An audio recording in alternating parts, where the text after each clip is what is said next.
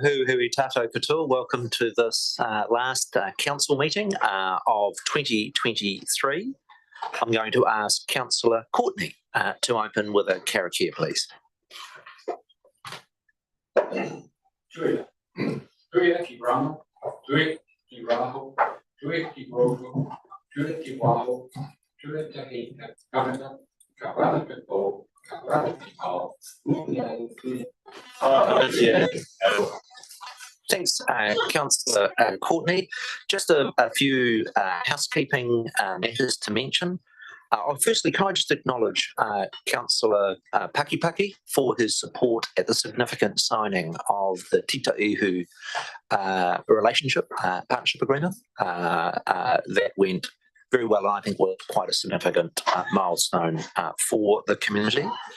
When we adjourn at 1 o'clock today, you need to indulge me a little. The Lionesses have very generously supported the campaign I was involved with Rod Dixon's Kids Marathon, and Rod Dixon will be joining us just for a brief draw of the raffle. We're going to break at 1. The intention is at 1:30 to have our Chief Executive's only session from 1:30 to 2 o'clock. The agenda is quite huge. It's my intention just to consult with council colleagues as to how late we go this evening and just seeing what progress we're making on the agenda. But I think there is quite a high probability that we will need to flow into tomorrow morning. I've also got the option, depending on what progress we make on work, of reconvening on Monday morning, and just want to informally liaise with colleagues depending on how progress is going, so that we prefer either this evening, tomorrow morning, or Monday morning relative to what other people's commitments are. But we'll make that assessment after we see what progress we're able to make. There are no apologies. There's no change in the order of business. There is one matter of interests that I do want to deal with. Councillor Anderson has, as part of the Mayor's report, moved an amendment around providing funding for investigatory exploratory work around support for the Nelson Pacifica Trust. I feel a little bit compromised, and just be very open with council what occurred. Councillor Anderson organised a very effective and enjoyable forum with our Pacifica community.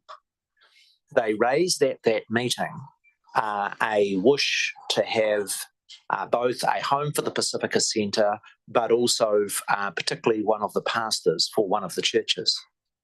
I informally mentioned to him afterwards that I owned a hall that was becoming vacant at the end of the month, and have now entered into a lease and a right to buy agreement on that hall. As a consequence, although there is a separation between the Samoan Church and the Pacifica Trust, I have a direct conflict with the Samoan Church, and they are intricately involved. As a consequence, I want that interest to be noted, and I'm going to ask the Deputy Mayor to chair that part of the Mayor's report, so that Councillor Anderson's amendment can be considered, and I will absent myself from that part of the council meeting. Councillor Sanson. Thanks, Mayor, through the chair. Yeah, just in terms of interests in relation to event funding, everybody's heard it from me before, but my partner and sister voluntarily organise a youth music weekend, which I think was successful in receiving community events funding. Maybe in the current financial year, it was in August, so it was a small amount, and it's not a pecuniary interest in that they don't receive any of it. But I just want to put that on the table.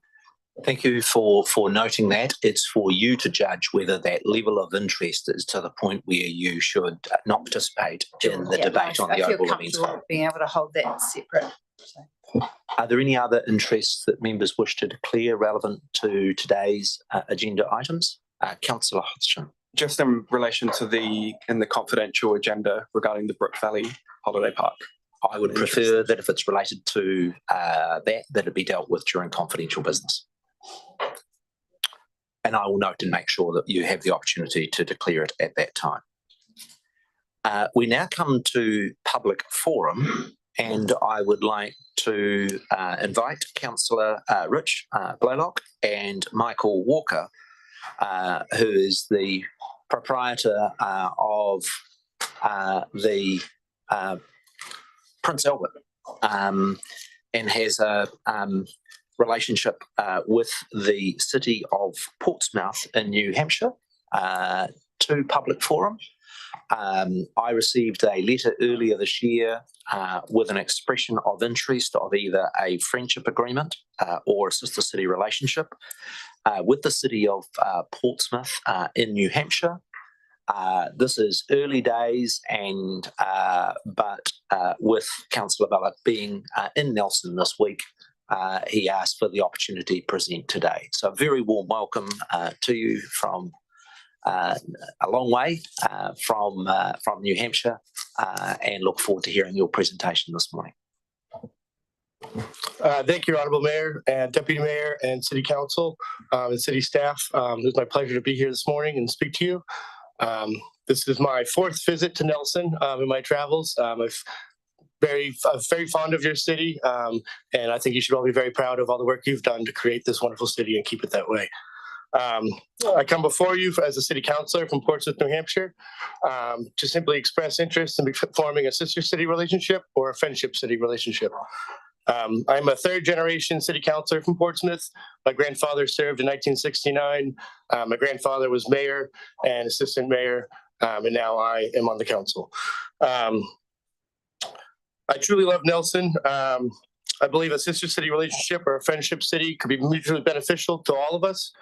I know we're very common. Portsmouth, we were established as a fishing community when the British settled in 400 years ago. We still celebrate our Native Americans as well, the Abenaki tribe. We have several sister cities. Portsmouth we have Nichinan, we have one in Estonia, Ireland, Morocco, Russia, and Ghana. And I know historically sister cities have been formed to prevent war from occurring. However, I'm not afraid of that with this community. But however, I think today, as we all battle climate change, we all battle pandemics and such like that, that we do have other enemies that are common. And I think that we could mutually work together on that front. I know that Nelson is a large fishing port and one of the largest in the Southern Hemisphere. And I know New Zealand has great control over the world's oceans, and it's very important to all of us as we mitigate climate change. Recently in Portsmouth, our Seacoast Rugby Club had won the New England Championship. So I think we could also relate on that. It was only founded in 1998, but that's something that we continue to grow and celebrate. And I know the rugby is very popular here as well.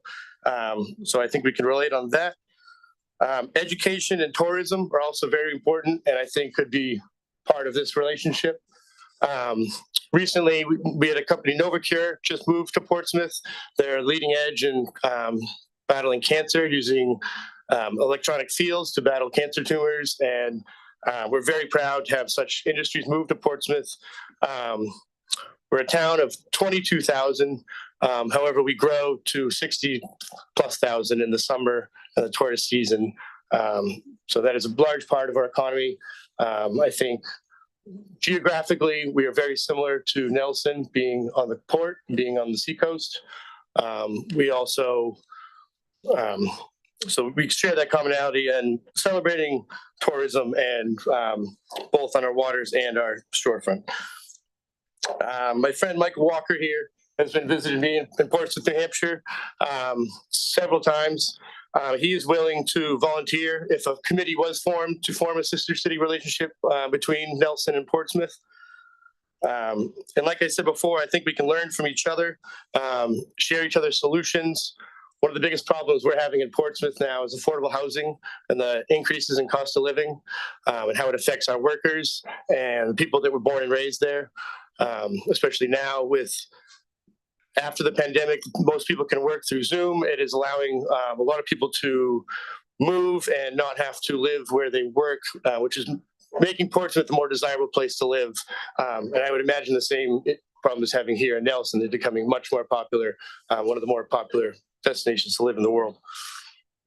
But as we mitigate those common problems, share solutions for creating more affordable housing, workforce housing, mitigating climate change and sea level rise, as well as broadening our education and just enriching each other's lives. I think a relationship would be truly beneficial. But like again, it said, this is just the beginning stages of exploring that opportunity. I have brought some gifts from the mayor's office in Portsmouth. We're the city of the open door, so we don't give keys to the city. We simply give a doorstop to keep the door open, because when you arrive, the door is already open, and we just ask that you keep it open for the next person coming behind you. I've also brought in a book and a shirt for the mayor and a city pin. But if there's any questions or anything, I'm happy to answer them. And thank you again for having me this morning. Thank you for your presentation, and I will generously accept your gift. There were many people that would like to put a wedge in my door, so that will be very popular. Are there any questions from my council colleagues? Councillor Skinner. Hey, thank you. Thank you very much for your kind gesture and coming forward. And you talk about the commonality between Nelson and Portsmouth. What triggered you to desire this friendship?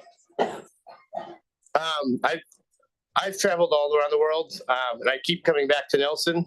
And I think there's a reason for that. I think it's the people of Nelson, the location of Nelson. Also the climate. I'm 15,000 kilometers, away, and every place I've been in between, I found that Nelson is almost the most similar to Portsmouth that I have encountered in my experience. Thank you. Councillor Courtney, then Councillor Brand. Thank you. Thank you, Mayor Nick, and welcome, Rich and Mike. And thank you for thinking of us in this way. I understand fully a sister city relationship, but I'm not familiar with a friendship city relationship. Can you explain that to us, please? Yeah, certainly. Recently, when my father was married, they formed a friendship city with Sartangello, Italy. Sorry if my pronunciation is off. Simply, it is just a lesser formal relationship. I believe the sister city relationship was formed by Dwight D. Eisenhower 50 years ago, and it was, like I said before, it was to prevent war. I've met with Mayor Nick Smith, and he's expressed that typically a sister city relationship would involve some sort of a small monetary contribution every 2 or 4 years.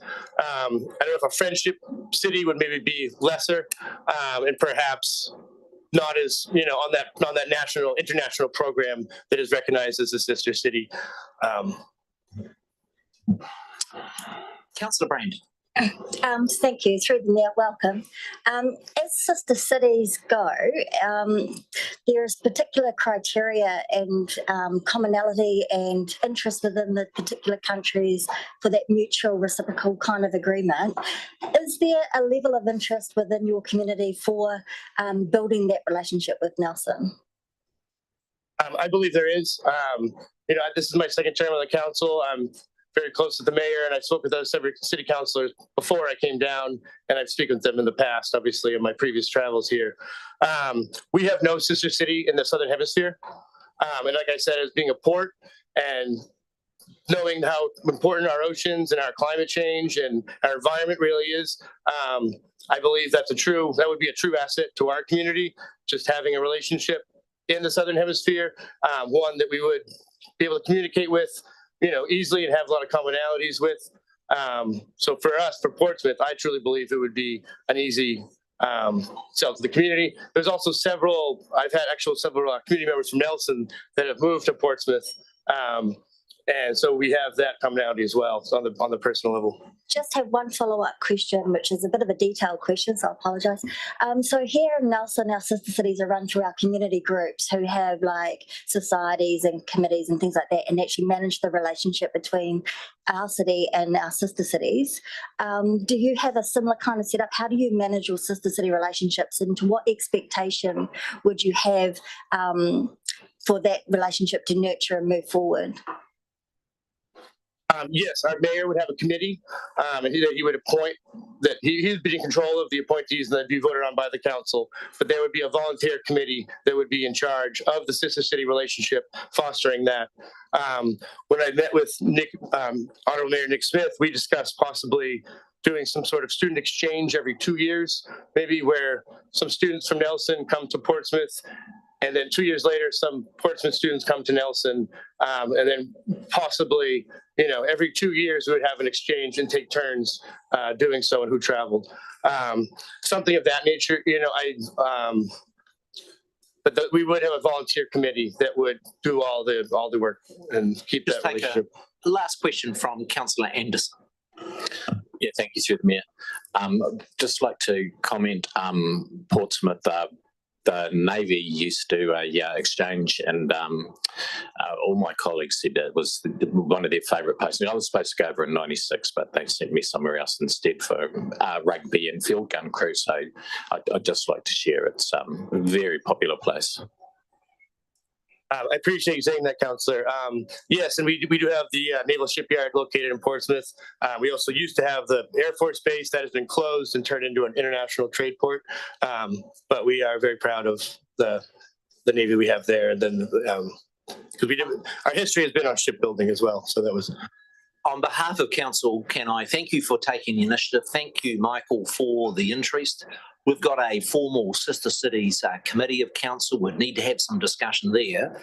To share with councillors my thoughts in this respect is that, as Councillor Brand is aware, the Eureka Sister City relationship with Northern California has been in abeyance. Having said that, I had a very positive Zoom call with the Mayor of Eureka and interest on their end in rejuvenating it. My thinking on a way forward was, with Michael's interest locally, having a public meeting of people that may be interested in either rejuvenating the Eureka relationship or exploring a relationship with Portsmouth in February next year, and then for us to work what the options might be from there. But it's very much the exploratory stage. We would want to extend the same warmth that you have shown this morning to Nelson, back to your colleagues around the council table at the City of Portsmouth. Pleased to receive your gift. I know that you run a restaurant. Nelson is famous for its shellfish. I have some pottery representing that shellfish, and you'll get brownie points if you have the wonderful greenlet mussels that come from our corner of the world on your restaurant as we explore whether we might take this concept further. Thank you very much again for visiting. Thank you.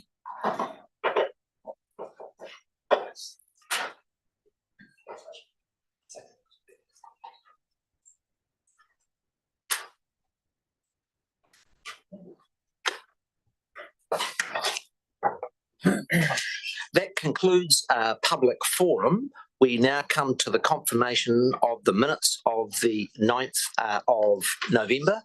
Is there a colleague that's prepared to move the adoption of those minutes? Thank you, Councillor Courtney, seconded by Councillor Sanson. Is there any discussion on those minutes? That being the case, I'll put their adoption. Those in favour, please say aye. Aye. To the contrary, say no. That is carried. We now come to the recommendations from committees. We have a report from the Nelson Regional Sewerage Business Unit on the 28th of November. Is either Councillor Skinner or Pakipaki prepared to move the adoption of that report from our business unit? Happy to move. Seconded, Tim. Any discussion? All those in favour, please say aye. Contrary, say no. We then come to the Nelson Tasman Regional Landfill Business Unit with Councillor Courtney and Stallard. Would Councillor Courtney be prepared to the adoption of the report from the Landfill Business Unit? Yes, I'll move that. Thank you. Councillor Stallard, are you happy to second? Any discussion? Councillor Sanson. Thank you, Mayor Nick, through the chair. I see that we've got our GM in the room here.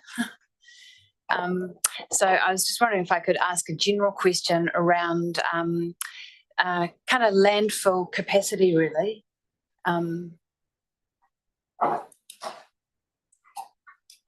We generally keep the issues on these reports reasonably tight, but happy to give a little bit of indulgence. Thanks. Thanks very much for the AMP for the next 10 years. Obviously, it's one of the most expensive parts of the landfill will be, you know, as it expands and gets filled up, you know, having to increase the capacity is significant expense. And I guess in the future, looking at where we start up another one, because of that, is it, I guess, important that council look for whatever opportunities we can to divert waste from landfill so that we can extend the life of the landfill as long as possible? Yeah, through the chair, I would always encourage diverting waste from the landfill. The less we put in it, the better off we are. The Nelson Tasman Regional Landfill is well placed for designated land for landfill into the future. But setting up a new landfill is a very expensive exercise now and a long-winded one. In this case, we are planning to apply for consent for a new landfill. We're looking in the back end of the AMP to have money to fund the construction of a new landfill. The current landfill runs out of its consent in 2034. So we, you know, even though essentially the capacity and the consent are reasonably aligned at the present time, but if we can do something to extend the life of that landfill, we could always apply for an extension to the, or, you know, a renewal of the consent to continue to run the current one until it was completely filled. Again, back to your question, we should always do everything we can to divert material, I believe. And in terms of establishing a new landfill and constructing it, is there any kind of ballpark figure that would be likely to cost? I'm assuming it would be millions. Yes, in the AMP, I think we have over in the back end of the AMP $42 million for that, I think. 42 million. So anything we can do to extend the life of the landfill obviously is going to push that out further. Yes, so well, the rules that we work under requires us to have 5 years worth of consented capacity at any time, and it also requires us to have 2 years of constructed capacity at any time. So if we are getting towards the end of the life of the landfill, we'd still need to have had a consented facility for a new landfill, and we'd also need to know that we could build sufficient capacity so to have always 2 years of capacity. So. I had Councillor Pakipaki, then Councillor Stella. Tēnā koe through the chair. Apologies, but this was like a phone call that I had last night where someone had asked. The proposed question comes from the commercial sector in regards to the volumes of material that are arriving, and there was a submission that was made from I think one of the contractors groups, one of their federations that made to the TDC with regard to landfill waste that was coming off, I guess, earthworks, commercial earthworks around the place that was heading for the landfill that didn't actually exceed any of the contamination levels that. So essentially, I think what they were getting at was that we're wasting space there in what limited resources that we have, filling it up with materials that don't even need to be there. So can you just and as I'm aware, it was going to be attended, and I think there was some level of report, and I know we don't speak for the TDC, but that nothing has resulted from that, and I'm sorry, I can't actually say when that was, but it was recently. Through the chair, I believe that I know what you're talking about. There's a lot of change been occurring in the HAIL, or the hazardous industrial list site waste, and similarly in other contaminated soil wastes, and in terms of the regulation in terms of the background levels that are considered acceptable to go into clean fill. There's other things that are going on. So the Nelson Tasman Regional Landfill business has been looking at the issue of saving space at the York Valley landfill for some time. We have money in the budget to create a small facility at the Eves Valley landfill to divert hail materials that we were receiving to that facility. It's become apparent very recently that issue could be a lot larger than we were ever aware of because of changing regulations, things like the National Policy Statement for Fresh Water, which is stopping some activities. So there's a bunch of other things going on, and we're not really sure of the size, the quantum of that. We are in a position that we will have to identify that. I believe there's another meeting at TDC tomorrow in regard to that. So I don't know the answer specifically to what that outcome will be, but there is definitely need for some further investigation of that area. Thank you. Councillor Stallard. Thanks, Mayor Nick. Just briefly, I'd just like to acknowledge and thank Officer Clark and the other officers and staff who make the landfill work. It's actually been interesting and enjoyable being on the committee with Councillor Courtney. And before being on the committee, I knew nothing at all about landfills. And so you have questions in your head. Ideally, I'd like to say we didn't have landfills because everything's recycled and reused or so on. But because we do have it, you'd like to think, it's well managed. We take care to manage all that, mitigate environmental risks and odor and so on. And I can tell you that there is a lot of care and dedication and passion, about how it's run, and all those problems that do arise, including, like stormwater runoff and emissions and so on. Systematically, Nathan and his team is looking at those and sort of solving them and coming to the best outcome possible. So I'm assured by what I've seen on the committee. Hopefully in the future we don't have landfills, but for now it's really managed with a lot of care and thought. Can I acknowledge both the work of yourself and Councillor Courtney on the committee with the landfill jointly with Tasman. It's been moved and seconded. All those in favour of the adoption of the report, please say aye. Aye. To the contrary, say no. We come to the Regional Pest Management Joint Committee that has Councillor Sanson and Benge. Would Councillor Sanson be prepared to move the adoption? Councillor Benge, the seconder. Are there any questions or comments on the Regional Pest Management Joint Committee? Councillor Stallard. Thank you, Mayor Nick. From being on that committee, I'll say there's two there. It's a revision to an existing plan. So there's some new pest species that have been introduced, and the way we approach some of them have been modified. Two big talking points that will come from it are that commercial forest plantation owners will be responsible for managing wilding pines within 200 metres of the boundary of their plantation. And there's a bit of thought and science assigned to that, and that'll be an interesting discussion point. And the other one is around cat control. We make a lot of efforts towards protecting our biodiversity, and if we don't address the fact that huge number of birds that cats kill and so on, then we really just make a lot of effort to go backwards.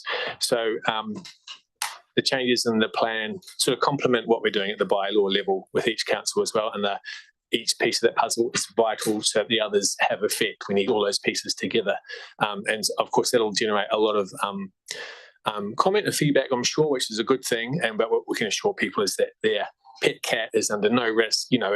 That's fine. We take that into account, but the measures we do have will enable us for people to enjoy their companion animals and also to protect our biodiversity. Thanks, Councillor Stallard. Councillor Benge. Thank you. Just to follow on from Councillor Stallard, the Pinus radiata being made a pest. It's not if it's a forest. And if it's under 1 hectare, it's not a forest. And there are some things that concern me about this. One is that a common shelter belt, which might be doing a very good job, will become a pest.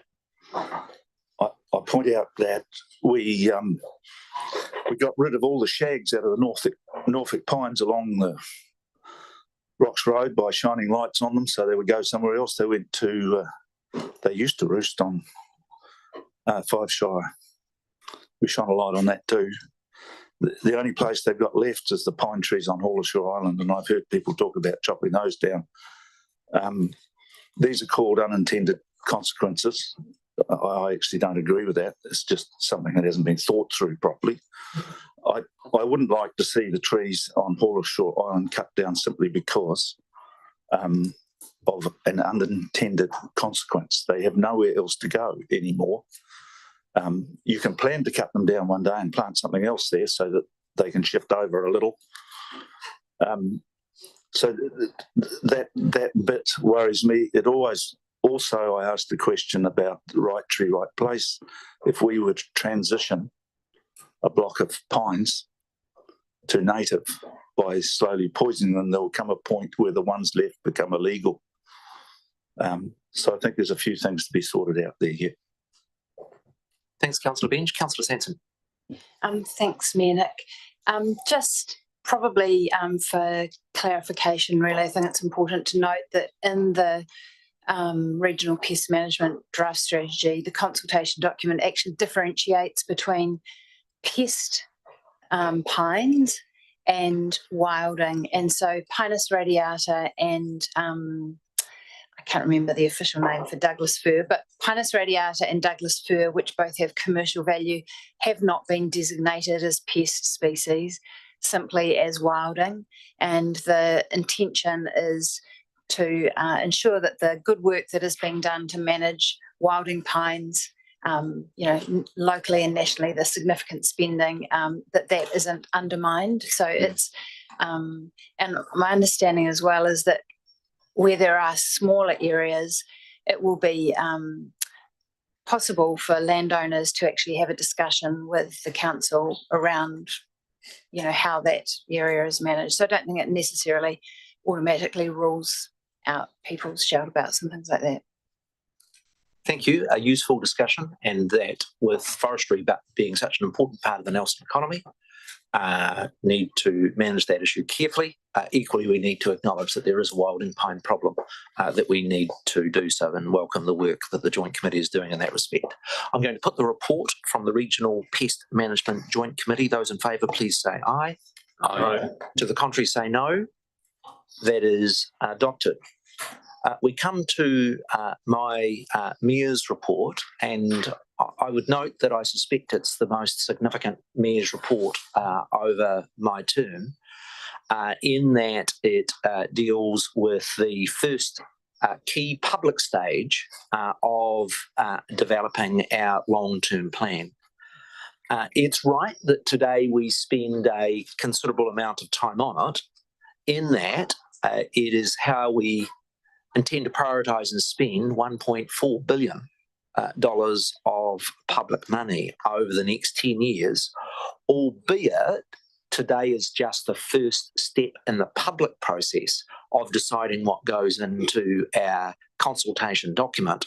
And we've got a huge amount of work to do between now and June when we make the final decisions. I do want to note the view that's been expressed by staff, and that is this is probably the toughest LTP that the Nelson City Council has been through, in the sense that we've almost got that perfect storm of nearly $60 million of net cost from the August storms. We've got $3.8 million of increased interest costs. Our insurance costs are up by $1.4 million. I confess to being a little bit grumpy about costs like the audit fees from central government that we have no choice about, that have gone up by 40%. And I hope we can engage with the new government around some of the things that they can do to take the pressure off our costs and our rates. I would like the Nelson community to be aware of how much work staff and elected members have put into the LTP today. There has literally been dozens of meetings, hundreds of hours of work. Can I particularly acknowledge the Chief Executive, who has worked incredibly hard to find areas of savings, because he, like me, is very aware of those levels of cost of living pressures in the community. So I formally want to acknowledge Nigel and the team for that. Can I also acknowledge councillors We come to this table with different views and different passions, and I've been really encouraged by the goodwill that council have shown each other while we have different priorities and sometimes different weighting of values.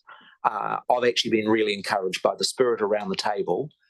And while there are some issues that we are debating today, which there are differences of views, my view that's healthy, and that is part of us doing our job in our community and contesting those. Now, I'm still uncomfortable that with the $330 levy plus the 8.2% rate increase, that's a bit much. But I also accept that these are really difficult trade-offs that we have to make as we begin this debate. In terms of format, here's how I intend to proceed. I intend to debate each of the 16 resolutions, and there is an amendment from Councillor Anderson that will be dealt with as a 17th issue. At the beginning of each item, I will seek the mover and seconder for those resolutions. There will then be the opportunity for questions. The questions are mainly to me in that I'm the author of the report. But I'm also going to allow the Chief Executive, where it's appropriate to have broader advice, to do that. We all have strong passions, and sometimes, and I've been around the political process long enough, you can have quite slanted questions that are really part of debate. I really invite the team to allow the debate to be debate and the questions to be quite narrowly focused on getting information that is going to help us all be well informed on those decisions that we make. I'm going to draw quite a clear delineation line between the period of questions and then the debate. I will invite the mover to then speak for 5 minutes. The seconder will have the opportunity to choose when they speak. Councillors will then have the opportunity to make their contributions of up to 5 minutes. I intend to be sometimes I've been a bit informal, but with the amount of business to get through today and the importance of those issues and trying to be as fair as possible, intend to be reasonably strict. I suspect the worst potential offender is yours truly, the Mayor, and I've instructed, as Nigel will know, the bell to apply equally to the Mayor as it does to others. Then it will be my intention to have the right of reply from the mover to the discussion that's occurred, but I would remind you of the standing orders that the right of reply is to address questions that have been raised in the course of the debate and to summarise, not to completely bring new material into the debate at the right of reply stage. It is my intention on every one of the resolutions to have a division. I've been notified by a number of councillors that the importance of the issues is such. And so from the chair, I'm simply going to ask the Chief Executive on each of the 17 issues to provide for a divisional vote. Now, I'm hoping, because it decides nothing, that the receipt of my report is the easiest of those. And so I will formally move resolution number 1, receives the Mayor's report, seek a seconder from the Deputy Mayor, and happy to take any questions on the report and the format that I've suggested before we get underway on the individual items. Councillor Stella. Thanks, Mayor Nick. Some of the issues before us are quite technical in nature, and I guess to make a decision we'd want to extract the information we need, given that the group managers are in the room. Can we ask questions of officers related to some of these items? I'll take those questions through the Chief Executive. The part that I think it's important is that we respect the neutrality of the staff. So where they are factual information, how much will it cost, those sorts of things, it's important the council's got accurate information. Do they think it's a good idea or a bad idea? My view is no, that's an issue for the governance unit.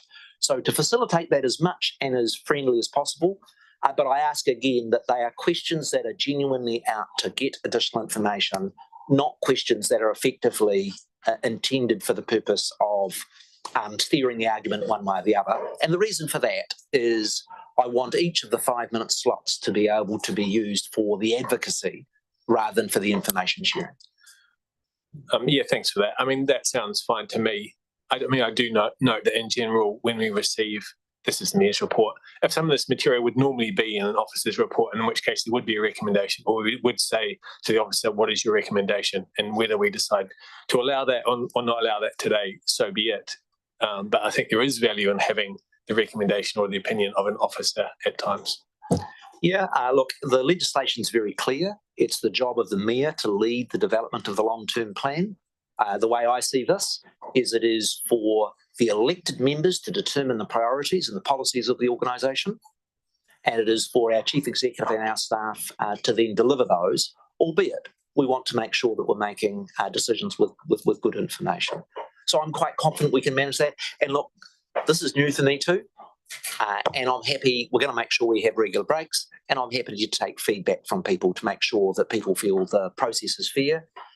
I think, Councillor Stallard, I can guarantee at the end of the day that I won't be 100% happy with the decisions. I think everybody will be like that. My hope is that everybody will feel free that we've had a good result and that the consultative document fairly reflects the mix of views. I would also say to you, Councillor Stallard, that I think through the workshop process, I can see the fingerprints of every single councillor flavouring this document, and I hope that is also true at the end of today. Chief Executive. Just to be clear, where it's appropriate, I will make appropriate comment, and and it is important that you can get the facts from the relevant people. So I will be inviting, if you ask a question of me, I will be inviting the relevant GM to give the detailed facts as you need them to make a decision. I'm going to I'm going to be strict. We're going to close questions. And is there any debate on resolution number 1? I'm then going to put it and ask the Chief Executive as a trial run to do the first division. I thought we were going to do it on the nod. We're not going to do it on the nod? I think we're going to have many trial runs today, Nick. I'm going to take the advice of the Chief Executive, put it on the voices. All those in favour, please say aye. Aye. Contrary, no. For efficiency, I think the Chief Executive is right. Don't put that in the minutes. We come to the first resolution, and we should not underestimate the significance of this. I intend to move the resolution. I understand Councillor Brand, as a member of the Storm Recovery Task Force, is prepared to second it. And I'm happy now to answer questions in with respect of the proposal for a $330 per rateable unit rate for the long-term paying period of 10 years for meeting the net costs of the recovery. And the floor is now open to questions.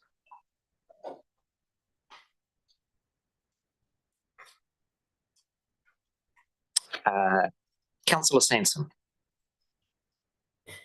Thank you, Mayor Nick, through the chair. I think my question can either for yourself or for the Chief Executive. I think what I'm curious about is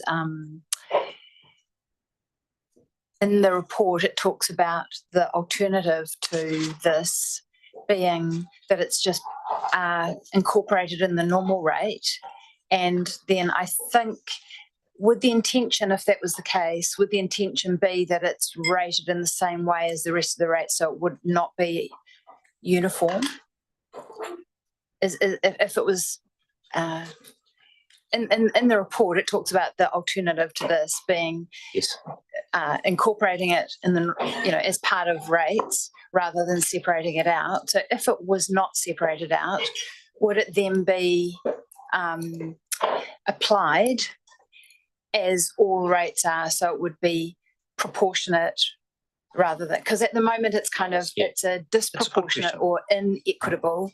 And I understand it's equal, but I guess for a home, somebody who has like a 1-bedroom bed sit and is on a really minimal income, the impact of $330 is quite different to somebody who, where disposable income is less of an issue. So I just want to understand in the report, the option is to actually just build it into the normal rates. Does that mean it would then be proportionate to the value of the land? It's such an important question. I'd like to answer it, but also have the Chief Executive as well. The first thing is council's got lots of different rating options. It could choose to meet that 60 million cost in the form of a land rate. It could do so in the way of a capital rate based on capital value. It could also do a targeted rate, and that is it could choose particular areas and to say that the rate applied to those. Now, all those options were considered as we've explored, and if I can be frank, this is the recommended option, in my view, is the best of a bad choice. They're all going to be really tough on the community. The reason I favour and are recommending the uniform rate is that this is quite specifically for a particular event, and I do not want that funding built into the rates forever. And so it's very plain that it's for the 10-year period. When that money is paid off, that is it. I don't want in 10 years' time, effectively, that built into the rates and us finding some other way to spend that increase. The second is I think it also helps communicate to the community where their money's going. That is that we have the 60 or $59.8 million cost. And I think to have that clearly identified on the rates bill as a very clear cost. The last point I'd like to make is with respect to Councillor Sanson's question about how it sits across the community. And I would just say to her quite openly, if you considered resolution number 2 on its own, I would be uncomfortable with yourself. But when you consider it with resolution number 3, where we are moving the flood protection from a uniform charge to a general rate, you need to look at the total picture, and the total picture has those with higher property owners effectively facing a greater increase than those on lowers. And so they are fair points, but my case would be if you look at the overall dilemma and package, I think it is optimum. Chief Executive. Nothing much more to add to that. There are many choices, many different ways to skin this cat. As the Mayor says, it's unfortunate we've got to do this at all. Nikki, is there anything specifically from a detail perspective you'd like to add? So through the chair, I mean, if there was a, because we've gone down this path of a separate rate, if you did want to reconsider it as part of the general rate, you would have to then consider whether it's on land value, as the Mayor said, or as a uniform charge within the general rate as well. So, because you've got the UAGC as a lever as well. I'll take a question from Councillor Stallard, then come back. If it's a sub? Yeah, let's take a sub. So, is it possible that it could be a land value rate but separated out so that it has that? I hear your point, Mayor Nick, around not wanting it just to be kind of absorbed and then, that becomes the quantum of the rate, indefinitely. But I'm thinking about kind of equitable outcomes. It could potentially be separated but still done at land value, which would have the same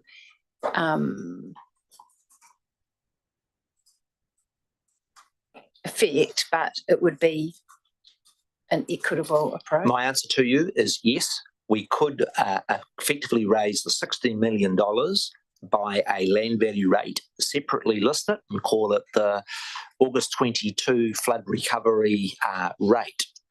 The only part that I think would be more difficult to communicate is that for some property owners, it might be $1,000, and for some property owners, $100. No two property owners will be the same. I don't think it will serve the same purpose of being really clear about that separation. My discussions with most ratepayers is that when you are striking those land and capital value rates at very small percentages, it gets lost in translation. And so I think the reason I don't favour it, it is certainly a viable alternative. The reason I don't favour it is I don't think it is able to be communicated as crisply to our ratepayers. Councillor Stella. Thanks, Mayor Nick. Just to follow up in the same vein, we did have an email from a concerned citizen during the week just pointing out the principle of, rates should be set according to the ability of ratepayers to pay the rate. And the uniform charge has that, obvious benefit that everyone's paying the same. It is clear, and there are benefits to the approach that's proposed here. But there are serious drawbacks as well around equity. And in this whole process, there are many moving parts. It's difficult to summarize where we're at in one figure, but I would ask that the next time we convene, I think it was late January, when we've gone through this process today, we'll be in a position. So my question is if Officer Harrison could provide a summary of the decision making today on the rates increase, as well as if it's rates plus this uniform charge. Let's convert the uniform charge to rates increase, so we can assess for different property values the rates increase and get a sense of fairness, and if there's an acceptable or unacceptable range of rate increases, and then whether we can tweak that using the uniform annual general charge, just so we come to an outcome that we're all happy with, because I think it's so complicated at the moment. In my mind, I cannot picture everything at once, but in January, if we could bring that summary, that would be really helpful so that we can put something through that we all know is fair. Nikki, I gave a little bit of leniency, but there was a little bit too short amount of question and a long amount of comment there. But I'm trying to be accommodating. Question, Nikki, my understanding at the workshop in January that we're planning is for council staff to take our resolutions today and produce that into a consultation document. The purpose of that workshop will then to be give feedback on how we communicate it. And I think Councillor Stallard is absolutely right. There's going to be a really important job for us to do there. We will not have the opportunity at that workshop to change from the resolution today, though. We have to make the decision today about our recommended approach to go out for consultation. Where that information will be valuable, Councillor Stallard, is that, of course, as we go through the public consultation process, we need to kick the tyres, and at that point we can explore other options after today. Any other questions? Oh, Nikki, did you want to add? So through the chair, my understanding from what Councillor Stallard is talking about is not necessarily changing the 330, but actually seeing, because we haven't actually considered the sample rate table with the current, all the decisions that we're making today in it, and just making sure that that makes sense. It'll form part of the consultation document, that sample rates table. But I think what Councillor Stallard is talking about is more looking at that UAGC as opposed to looking at the 330. Thank you. The Deputy Mayor. Yeah, just a question again on that same vein, Nikki, is just, and you'll forgive me for slightly jumping into the next point as well, but it's required, which would be if we were to take the decisions in Resolution 2 and Resolution 3, I'm just wondering, have we done the numbers to know what proportion of the rates relative to this current financial year would be on a fixed base or a fixed charge, so including UAGC, including our fixed charges for what's currently things like stormwater and flood protection. With those changes, have we looked at how that total percentage is shifting through these decisions? Nikki. So through the chair, I would have to recalculate it, but it wasn't increasing substantially. So it's still within, we've got a 30% cap of what we can charge on a fixed basis, and we were still well within that, sort of around that 16-17% mark. So, but I would, that would be part of what I'd bring back in January once we've actually landed on the whole, rating package.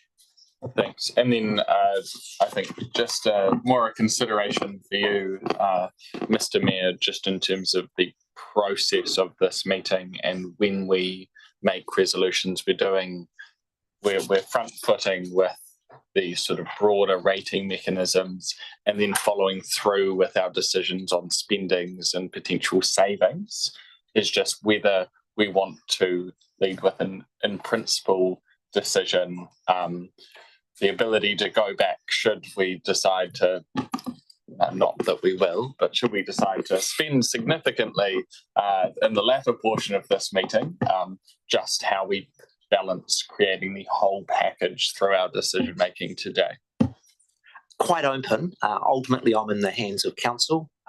My view is at the end of this process, and the Deputy Mayor is quite correct, these different pieces of the puzzle do interact on each other. And if there was a strong appetite around the council table to revisit some of the earlier decisions because of latter ones, I wouldn't be my preference, but we could do so. All right. Is there any further questions?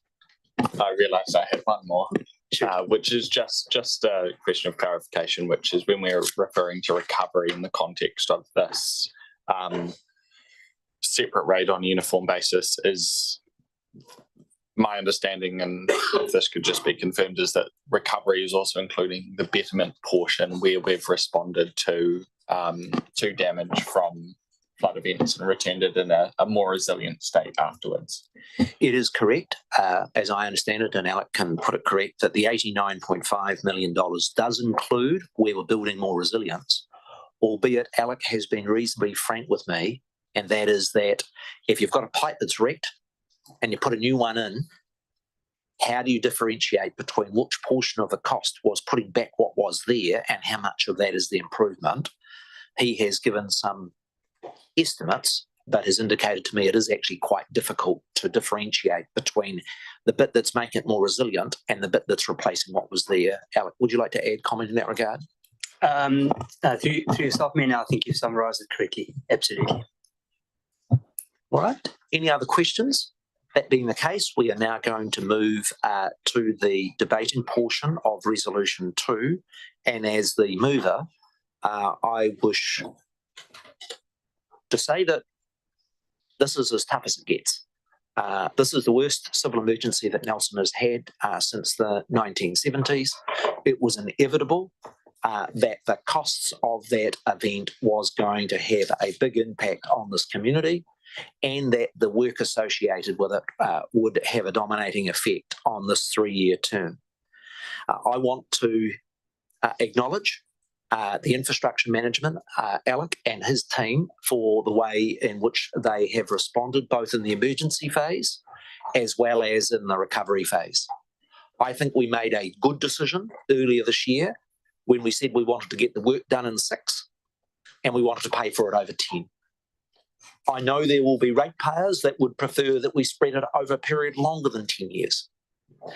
I don't support that view for 2 reasons. First is that we run the risk that before we pay off the September 22 event, Mother Nature delivers another natural disaster, and the double whammy would leave us financially vulnerable. If you also extend that period beyond 10 years, and with the higher interest rates, you're also meaning a greater share of that bill is to pay the interest on it. That is why I have recommended the $330 per rateable unit, including the GST. Deal with it now, take the hit, explain it to the community, do a good job of the recovery, put our hand on heart for future generations that we're building back more resiliently, and I think we are making the best of a bad situation. Trudy, would you like to exercise your seconder right now, or? Can I hold it at the end You if can. anybody else wants to speak? Councillor Skinner. Thank you, Mr. Mayor. This is a tough one, and I support what we've got here. It's obviously a huge part of our rates. $330 was for an average property at $3,000 rates. That's 11% increase in your bill, this rates bill. I also see the challenges we've got ahead of us and challenges we've had in the last year or so. And I've also been following the process of Marlborough have a similar situation on a bigger scale, possibly on a big area, and they've had to make a similar decision. And they've got areas where not just deciding whether to rate it, and they've gone to the public and said, would you take a $100, $500 or $1,000 per person payment, and or we don't service certain areas. And they've had to make that decision in parts of the Marlborough Sounds, areas where they will no longer provide roads, fix bridges or any other slips. And there's some really tough decisions, and some rural communities going to struggle. And they've gone out to the public and said, how about in those areas and targeted areas, we put a fixed amount per property, regardless of how big or small your property is. So their decision is quite tough. And their community have taken on board, and much of their community has gone with the fixed amount per property, certain areas. Nelson's a bit different in that you might think in one area you're in is not that hard hit. Why should I be paying? But for example, when you saw Attawai Drive closed, it affected everybody, whether you lived in Tahuna, Stoke, Brook, or Attawai. And as a community, I think we've got to rally around and get the job done. So in that sense, I support the means that we're going about this and this $330 rate, but I don't want it to be used as a way of disguising a plus 10% rates increase or an 18% rates increase, and I want us to be, as councillors and community representatives, to work even harder at cutting back our main rates bill to reflect that this fixed 330, that's 11%. That's 11% on an average property of $3,000. And we'll be looking at the rates for the rest of our decision. So I want us to be very tough, even if it hurts, to pull back our spending on other areas to accommodate this 330. But I think this is a good way of doing it. But once again, I don't want it to be seen as a way of disguising a bigger increase, that we take that in consideration on all our decisions for the rest of today, that 330 that we're imposing on every single property. Thank you. Thanks, Councillor Skinner. Deputy Mayor. Thank you, Mr. Mayor. And I'd be lying if I said this wasn't one of the ones that had me strolling the city yesterday evening, pondering what to do. I've been one who's definitely banged the reduction of the UAGC drum many times since I was elected to council, and it is my firm view that we need to be progressively over time reducing the total proportion of our rates that are done on fixed charges. That being said, I am going to support this today because we can't look at our rating system in isolation. We need to be looking at it across the full spectrum of what is there. And I think later on, the move to take flood protection activities and shifting them to land value is a positive step in the right direction. I'm really supportive of the spread of 10 years for the direct recovery costs. I think it is worth keeping up our sleeves the option for spreading the betterment proportion over a larger period, as it will benefit a larger group of people than simply the recovery costs, particularly recognising that year one is going to be a big hit, and keeping what we can up our sleeves for if we need it is going to be critical through this process. It's certainly not, and I acknowledge the Mayor's comments of, we're not in a great situation and having to make these kinds of decisions at all. And I also think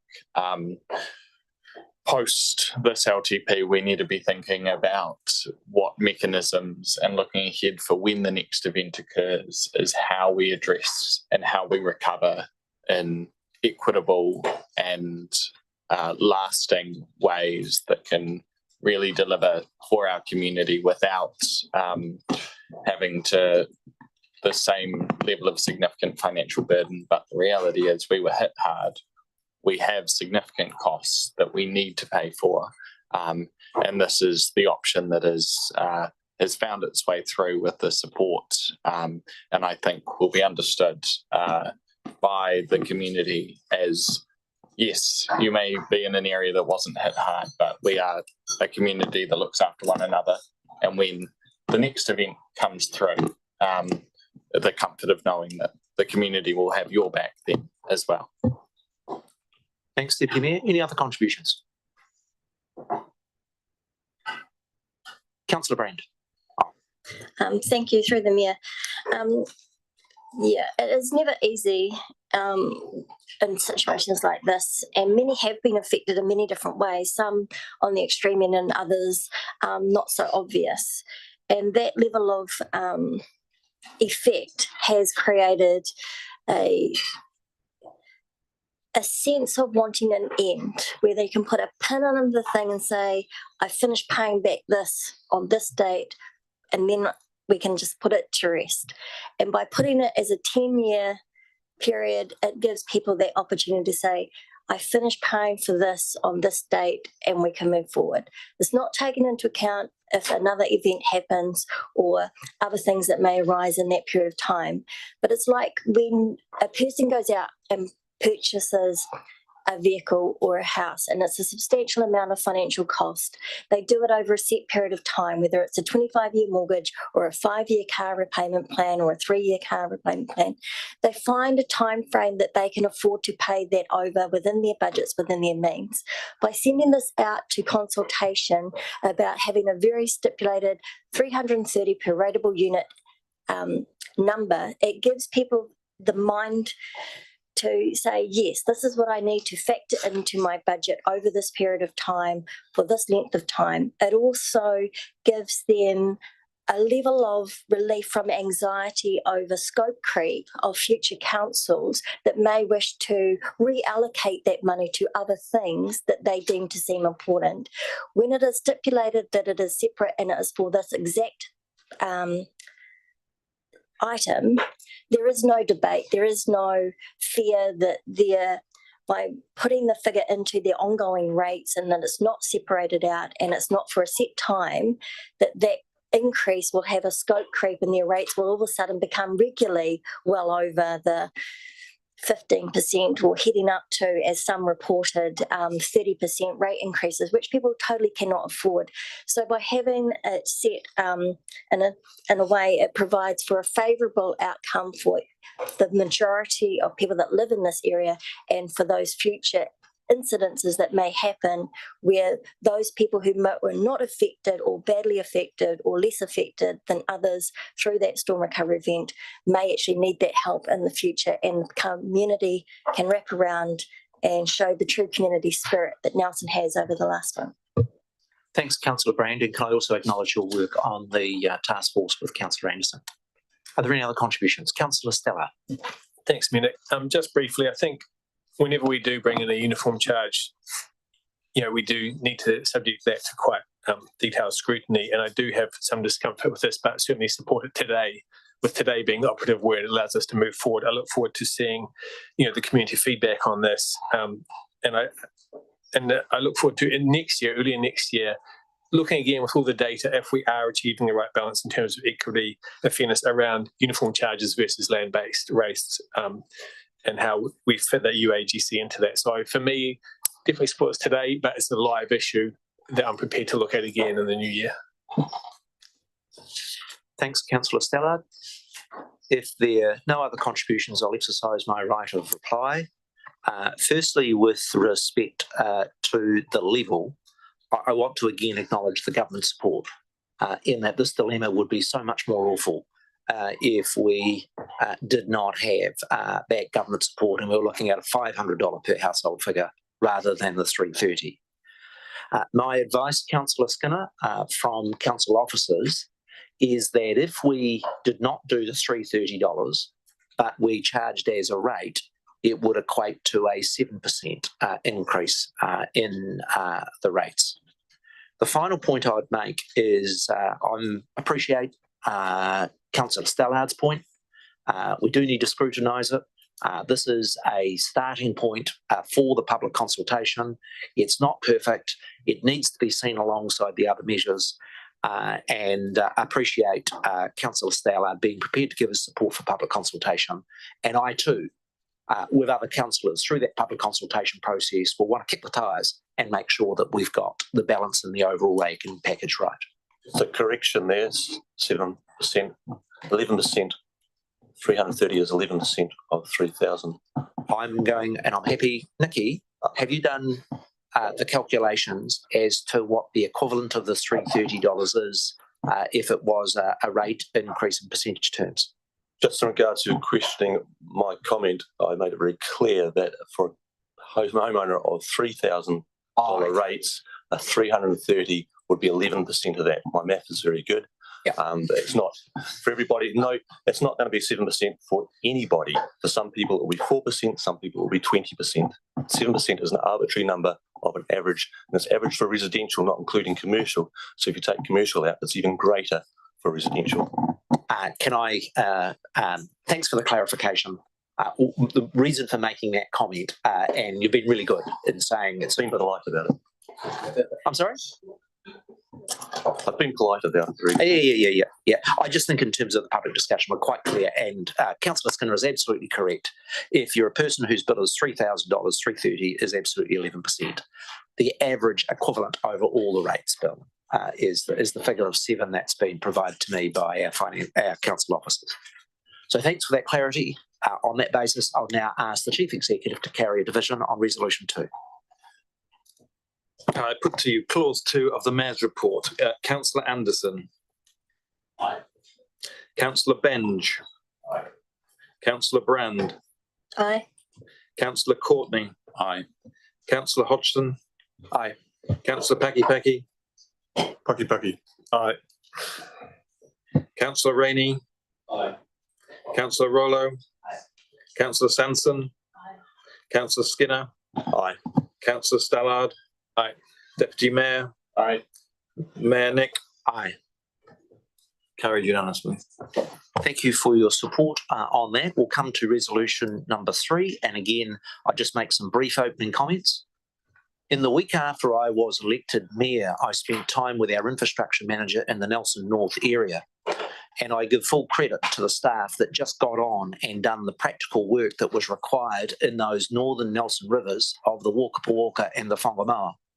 I was surprised to be advised that as a regional council, we actually struck no rate for the management of those rivers. I think that is a flaw. I think that needs to be addressed.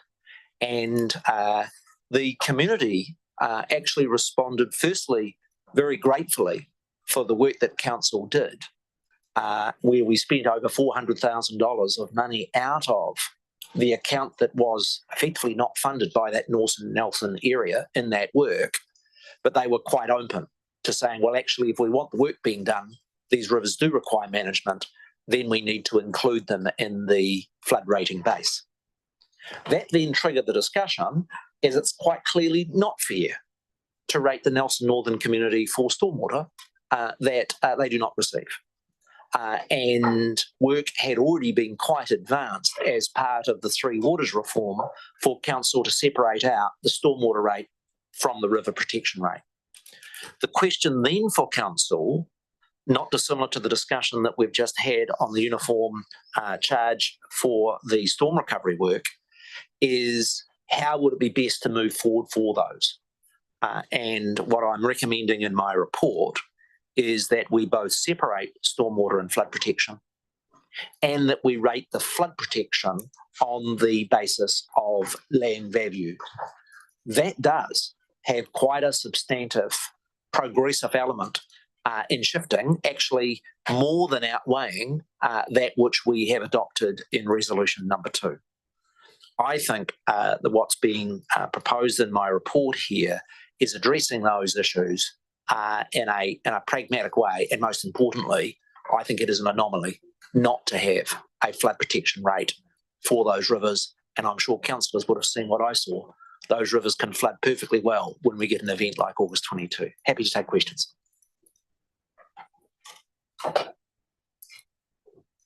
Councillor Sanson.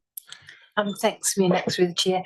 I think I'm just curious as to why we wouldn't also be doing the stormwater as a rate based on land value. I can see the point of separating them out so that you can have so that you can extend flood protection to Nelson North, but exclude stormwater for Nelson North or the rural zones. That totally makes sense to me. But why would we not also have stormwater as land value rate rather than a uniform general rate? To use the saying, you don't build Rome in a day. That is that how much change do you want to make in the rating system each year? Because when you make those changes, what you do is that you will exacerbate the scale of the rate increases being faced by individual ratepayers. So there is a legitimate argument that you could also move the stormwater rate to a land, or for that matter, capital value rate. The impact of it will be that you will end up with ratepayers who have very large rate increases, potentially over 30%. With the other things that we are doing, I have made the judgment in my recommendation that only so much change at a time. The combined package that's being recommended to you today does make it more progressive, but is less likely to cause those very extreme rate increases that I think would put people under too much pressure. Yeah, would you entertain the idea? I mean, yeah, I just was thinking as we're having the discussion around 2 and 3, would you entertain the thought of doing both as a land value rate, or not keen to do that? Because I think in response to the Deputy Mayor's question around what the UAGC is going to be, it looks like now it's going to be at around 16%, whereas we've been trying to get it down. I know not the actual UAGC, but the impact of having the fixed, from number 2, the fixed storm recovery, is that the uniform charges to ratepayers are actually going to have increased quite significantly. No? Your question is a fair one. It is my judgment that making the change to land value on the flood protection is necessary as part of the extension to Nelson North. There's a separate discussion that is appropriate for one day around stormwater. We may get submissions on it through the public consultation process, but I would like councillors to know that if you choose to move both to land value, you will have a significant number of ratepayers that are facing 30-40% rate increases. And I think in the current environment, that would be unwise. Deputy Mayor.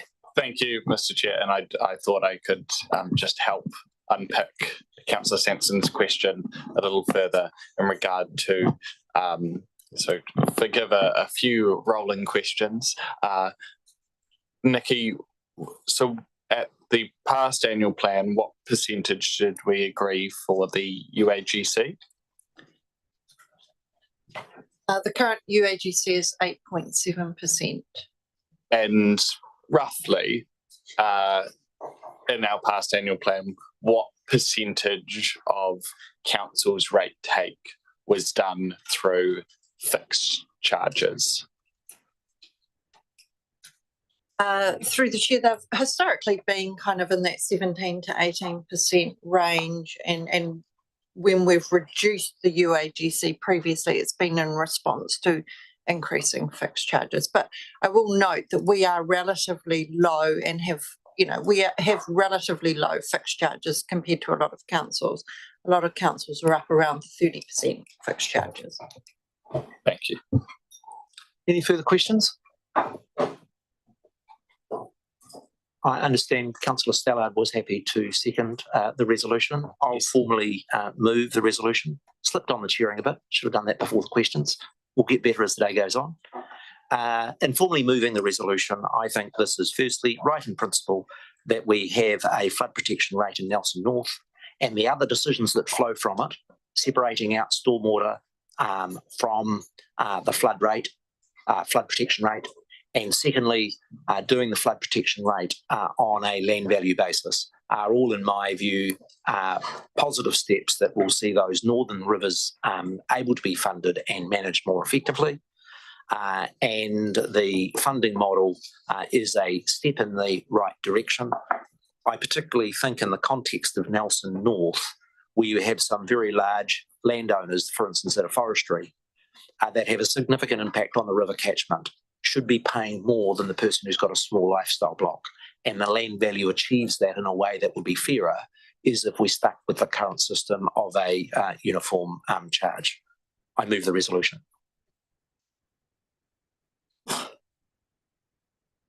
Any debate and contributions? Councillor Stallard, did you? Oh, sorry. Teeny tiny one, just to say I do agree with Councillor Sampson, as I've raised previously. It is my view that stormwater should also be shifted across to a land value charge. Very happy to support this in terms of consultation. I think this is one of a few issues where, as myself and the Mayor have discussed, I'm a sucker for an ideologically consistent approach, whilst he's a little more willing for the realpolitik of the situation. Councillor Stella.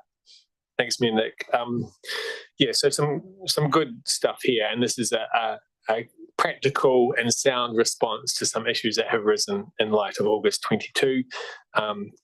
Councillor Sanson, good point. I think the package overall is good, makes a lot of sense short term and for enabling this package of changes and transition. Longer term, there are question marks over equity. And when we hear that some people might have a rate increase of 30% if we increase the amount of land rating generation as opposed to uniform charges, that's a concern. And that's hopefully we'll be able to assess that in the figures, the modelling figures we might have in January, so we can see that in black and white, the effect and the spread of rates and so on. So, quite a change in terms of how we rate land use in Nelson North, as the Mayor says, but I think in terms of taking responsibility for impact on the land, the environment and flooding and so on, a big step forward. Any further contributions? I'll exercise my right of reply and say that I don't know whether the Deputy Mayor's comments were a compliment or a criticism. But I think if we've got a combination of idealism from the deputies and a bit of pragmatism, then it can't be too bad a solution. And I'll now ask the Chief Executive to carry out a vote on resolution number 3. Clause 3 of the Mayor's report. Councillor Anderson. Aye. Councillor Benge. Councillor Brand. Aye. Councillor Courtney. Aye. Councillor Hodgson. Aye. Councillor Kahu. Aye. Held up. In the break, I'll get it right.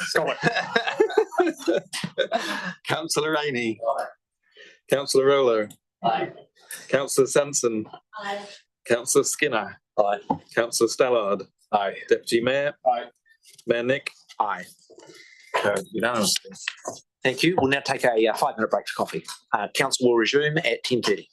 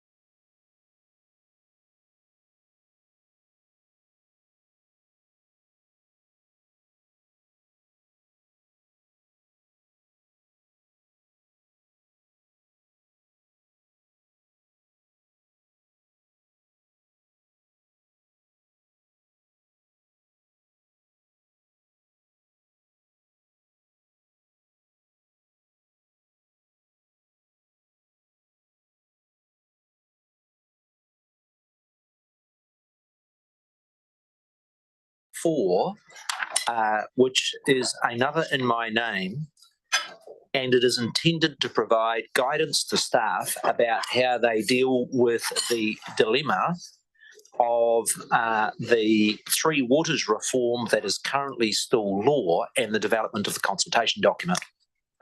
This has been quite a headache for council staff because it makes an enormous difference to the development of the long-term plan, with about a third of our expenditure associated with these water services. My understanding is that the Deputy Mayor would be happy to second this resolution. I met last Monday with the Minister of Local Government and made the point to him very strongly that councils were being put in a very difficult position that had substantive cost implications, and it would take literally hundreds of hours of council staff time to take all the Three Waters stuff out of the LTP, to have to rewrite all the finance policies and the rating policies only to have it out. Minister Simeon Brown was very sympathetic, and he has phoned me this morning advising that he will be making a public announcement this afternoon on this very issue, and he has assured me that he will have legislation on the issue of Three Waters clarified before our document goes out for public consultation. That is, the legislation will be passed in time for that March period when it goes out for consultation. And I think that should give councillors some reassurance in the request that I'm making of officers to prepare the consultation document on the basis that the Three Waters reform does not proceed, and that the Three Water, drinking water, wastewater and stormwater assets are continued to be included in the LTP. I'm happy to take questions.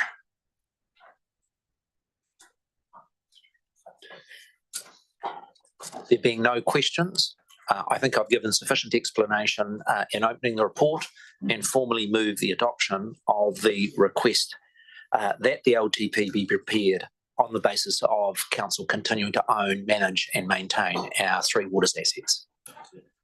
I have a seconder from the Deputy Mayor. Did he wish to comment? Just briefly, and really I'm just using this to leap off into, I think, a bit of the elephant in the room in this wider context of across the country, councils are facing significant rate increases, and whether you supported or opposed Three Waters reform in its previous iteration, I think what's clear is that the financial sustainability of local government in this country is under serious question and serious threat. And it's a conversation that was started, answers were put forward, they've been pulled away. I do wish sometimes that government could move as quickly in progressing things as they can and pulling things back, but such is the way of life. But I do think we need to really acknowledge the fact that the financial situation for the sector as a whole and for local government as an entity and as it exists currently is unsustainable in its current format, and significant change is needed. And that's, I think, going to be felt really clearly through our community when we go out with a significant rates increase, when neighbouring councils also go out with significant rates increase, when councils from the far north to the deep south almost all go out with rates increases looking into the double digits, if not pushing above 20% as well. And that is a situation that can't continue because our communities can't afford it. So I look forward to the government proposing some radical legislation to put dosh in our pockets to keep supporting our local communities. Any other comments from colleagues? Just an exercise in my right of reply would make 3 comments. The first, I think it is a huge disappointment and waste to have seen over $1 billion spent on consultants and the like, and not a single pipe or single water treatment plant anywhere in New Zealand improved. The second is that I think this community owes an incredible thank you to generations of engineering staff that mean that our water networks are some of the best in the country. And whether it be those forebears that sat around the table with you, Councillor Courtney, and build the Maitai Dam, or whether it's those that were involved in the Tandragee water treatment plant, this community is in good shape. Where I differ a little from the Deputy Mayor is that the proposal of Three Waters would have taken the pressure off rates, but people would be paying for it with a separate water bill. And in my view, whether it comes in the form of a water bill or it comes in the rates, that is still a cost pressure on households. The bit that I agree with the Deputy Mayor is that New Zealand continues to have a massive challenge around how we fund the quality of water infrastructure going into the future. And the big question for this council is how do we structure that in such a way that we get the best possible model going forward, and that will be an issue for future discussion. I'd ask the Chief Executive to put the resolution. Clause 4 of the Mayor's report. Councillor Anderson. Aye. Councillor Benge. Councillor Brand. Aye. Councillor Courtney. Aye. Councillor Hodgson. Aye. Councillor Pucky. Tēnā koe. Councillor Rainey. Aye. Councillor Rollo. Councillor Sanson. Councillor Skinner. Aye. Councillor Stallard. Aye. Deputy Mayor. Aye. Mayor Nick. Aye. Carried unanimously. We now come to resolution 5, which is probably the most nerdy, but potentially the most important of the items in my Mayor's report. I'm recommending 2 substantive changes, and that is that we move our long-term rates policy to be linked to the Consumer Price Index rather than the Local Government Cost Index. And secondly, then rather than having a plus 2.5 on top of either, that be reduced so that the long-term rates policy is that rates will not increase by more than the rate of inflation. In terms of the report, I do note that in the last decade, rates in Nelson went up 2.5 times the rate of inflation. And I have made plain that I don't think that is acceptable or affordable long term. And I think a big change is required to ensure that we better constrain the costs that we are imposing on communities. I've also have a greater level of confidence in the Consumer Price Index than the Local Government Cost Index. I've looked into how that local government context is developed. I find it quite a nonsense that in recent years it's been as low as 2 or 3% when I've been seeing the costs coming in to councils, and I frankly don't think it's very reliable. But the more important question is this: when setting rates, should our focus be what is affordable for the community, or an internal looking view of the view that the internal institution might have? And it is my view that the CPI that measures average inflation. There's a third point around the Local Government Cost Index, that is this: every council in New Zealand has a different mix. Our neighbours in Tasman spend miles more on roads than what we do because they've got a big rural district. And any index is inevitably going to have some degree of averaging in it because the basket of services that any particular council buys will vary from one to the other. Now, I'm a realist, and when you're wanting to make a substantive change of this sort, it is my view that you need to be realistic in shifting big organisations like the Nelson City Council over time. And that is why my recommendation has us phasing from year 1 of the existing policy through to year 5, the CPI plus growth. I do want to make some explanation of the issue of growth. I don't have difficulties where the rate increase in dollar terms over the whole city doesn't just include CPI, but also includes where we've got another 300 or 400 or 500 households that can occur. And so while the CPI plus growth gives the assurance to ratepayers that their rates will not go up by more than the rate of inflation, the total rates income for the council will increase by more than that if the number of ratepayers is also increasing. The last point I'd make in the big picture, and the reason for my recommendation, is that the cost of living and inflation is the biggest issue for New Zealand right now. And the danger is that everybody says it's someone else's problem. That someone else, whether it be business or the food sector in the supermarkets or government, has to solve it. The only way our country and community is going to get on top of the record high inflation is for every sector, local government, central government, business, food, right across the board, to be able to get that inflation number back that is so important for households, for businesses, and for the future of both our region and country. And what I'm seeking in this report and this recommendation is for council to be doing its fair share of that lifting. I'm happy to take questions on the recommendation. Councillor Page. Thank you, Mayor Nick. My understanding of what you're saying is that you want to move to CPI because you think that LGCI is out of step with reality, is the basis of this. In your opinion, could that then change or even reverse the way it is, or is that unlikely? The reason I favour CPI over the local government cost index is that the consumer price index is a very well researched, very broadly collected data, standard international measure for measuring inflation. It's very robust. And when we're preparing a long-term plan, we also have three different economic agencies, the Reserve Bank, the Treasury, as well as independent agencies like Infometrics that give us estimates. When it comes to the local government cost index, it's, in my view, more volatile. It's more difficult to work out how it's calculated. And in my view, it is less reliable. And that is the reasons why I would like, and it's our choice, as to what we put into our long-term plan as to what index we use.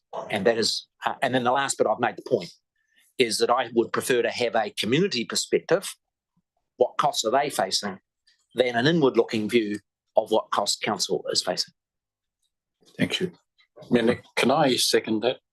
Yes, I'm very happy to take your seconder. I should have done that at the beginning. The resolution will be moved by myself, seconded by Councillor Courtney, and we're at the questions phase. Thank you for that, Councillor Courtney. Questions, Councillor Hodgson, then Sanson. It's probably a question through the Chief Executive, probably for Officer Harrison. Section 4.8 of our report outlines the kind of proposed rates increases over the 10 years as they stand at the moment. Do you know roughly whether that fits within this policy at this stage? Thank you. Through the chair, no. I mean, the rates increases that you're seeing would be above those levels, particularly in the year 5 to 10 period, because effectively the 2.5 has been stripped out. So I think a rough estimate would be that 85 million of costs would need to come out of rating, the rating base to achieve those targets. Just a follow-up question, if that's okay. What in a given year, sort of as we go to, for example, prepare an annual plan, what's the, if we were to decide to take on extra activity that would push us outside of our rating policy, what's that process like? Can we do that if we set this rates cap? How do we step outside of it if we need to? So through the chair, if you are wanting to step outside your rating policy, I mean, you can breach your rates cap with reasons for that. But your ability to add extra levels of service is quite constrained, particularly when you're trading off the fact that infrastructure costs are going up by more than CPI. Question next was Councillor Sanson. Thanks, Mayor Nick, through the chair. I think my question's been asked and answered really. It was really just around what the material impact of this change is. And I think just to clarify, or maybe the Chief Executive could just speak to what it is. I think I heard $85,000, but could 85 million. Oh, so, yeah. 85 million. Thank you. Maybe the Chief Executive could just clarify. Thank you, and to the chair. Look, I completely support what Mayor Nick is trying to do with this over time, looking at constraining costs of what we do. But I want to be really clear that this has a significant impact on this LPP. This will be extremely difficult for staff to deliver. We're having, as Rowan said at the beginning, sorry, as Deputy Mayor said at the beginning, we're having this discussion here, and then we're going to talk about things that you want to add in. We won't, if you adopt this. I'm not so phased about the CPI stroke LGCI. I'm more phased about the plus 2.5% and that coming out down to 2, over the next few. That will have a significant impact on what you collectively can approve and deliver. So you won't be able to approve more stuff. We'll have to look, and we will. And as I say, I agree with the stance of trying to constrain our costs where we can, but we need to come up with a plan. And if we don't come up with a plan, it will affect our credit rating. And that's a worry for me as Chief Executive. So look, Nick and I have discussed this. It's right that Nick is trying to bring the rates down. I've got to run this business. It will be difficult for me to do this, but we will, of course, if that's what you decide, we will look to do that. Thanks, Nigel. Any other questions? Councillor Skinner.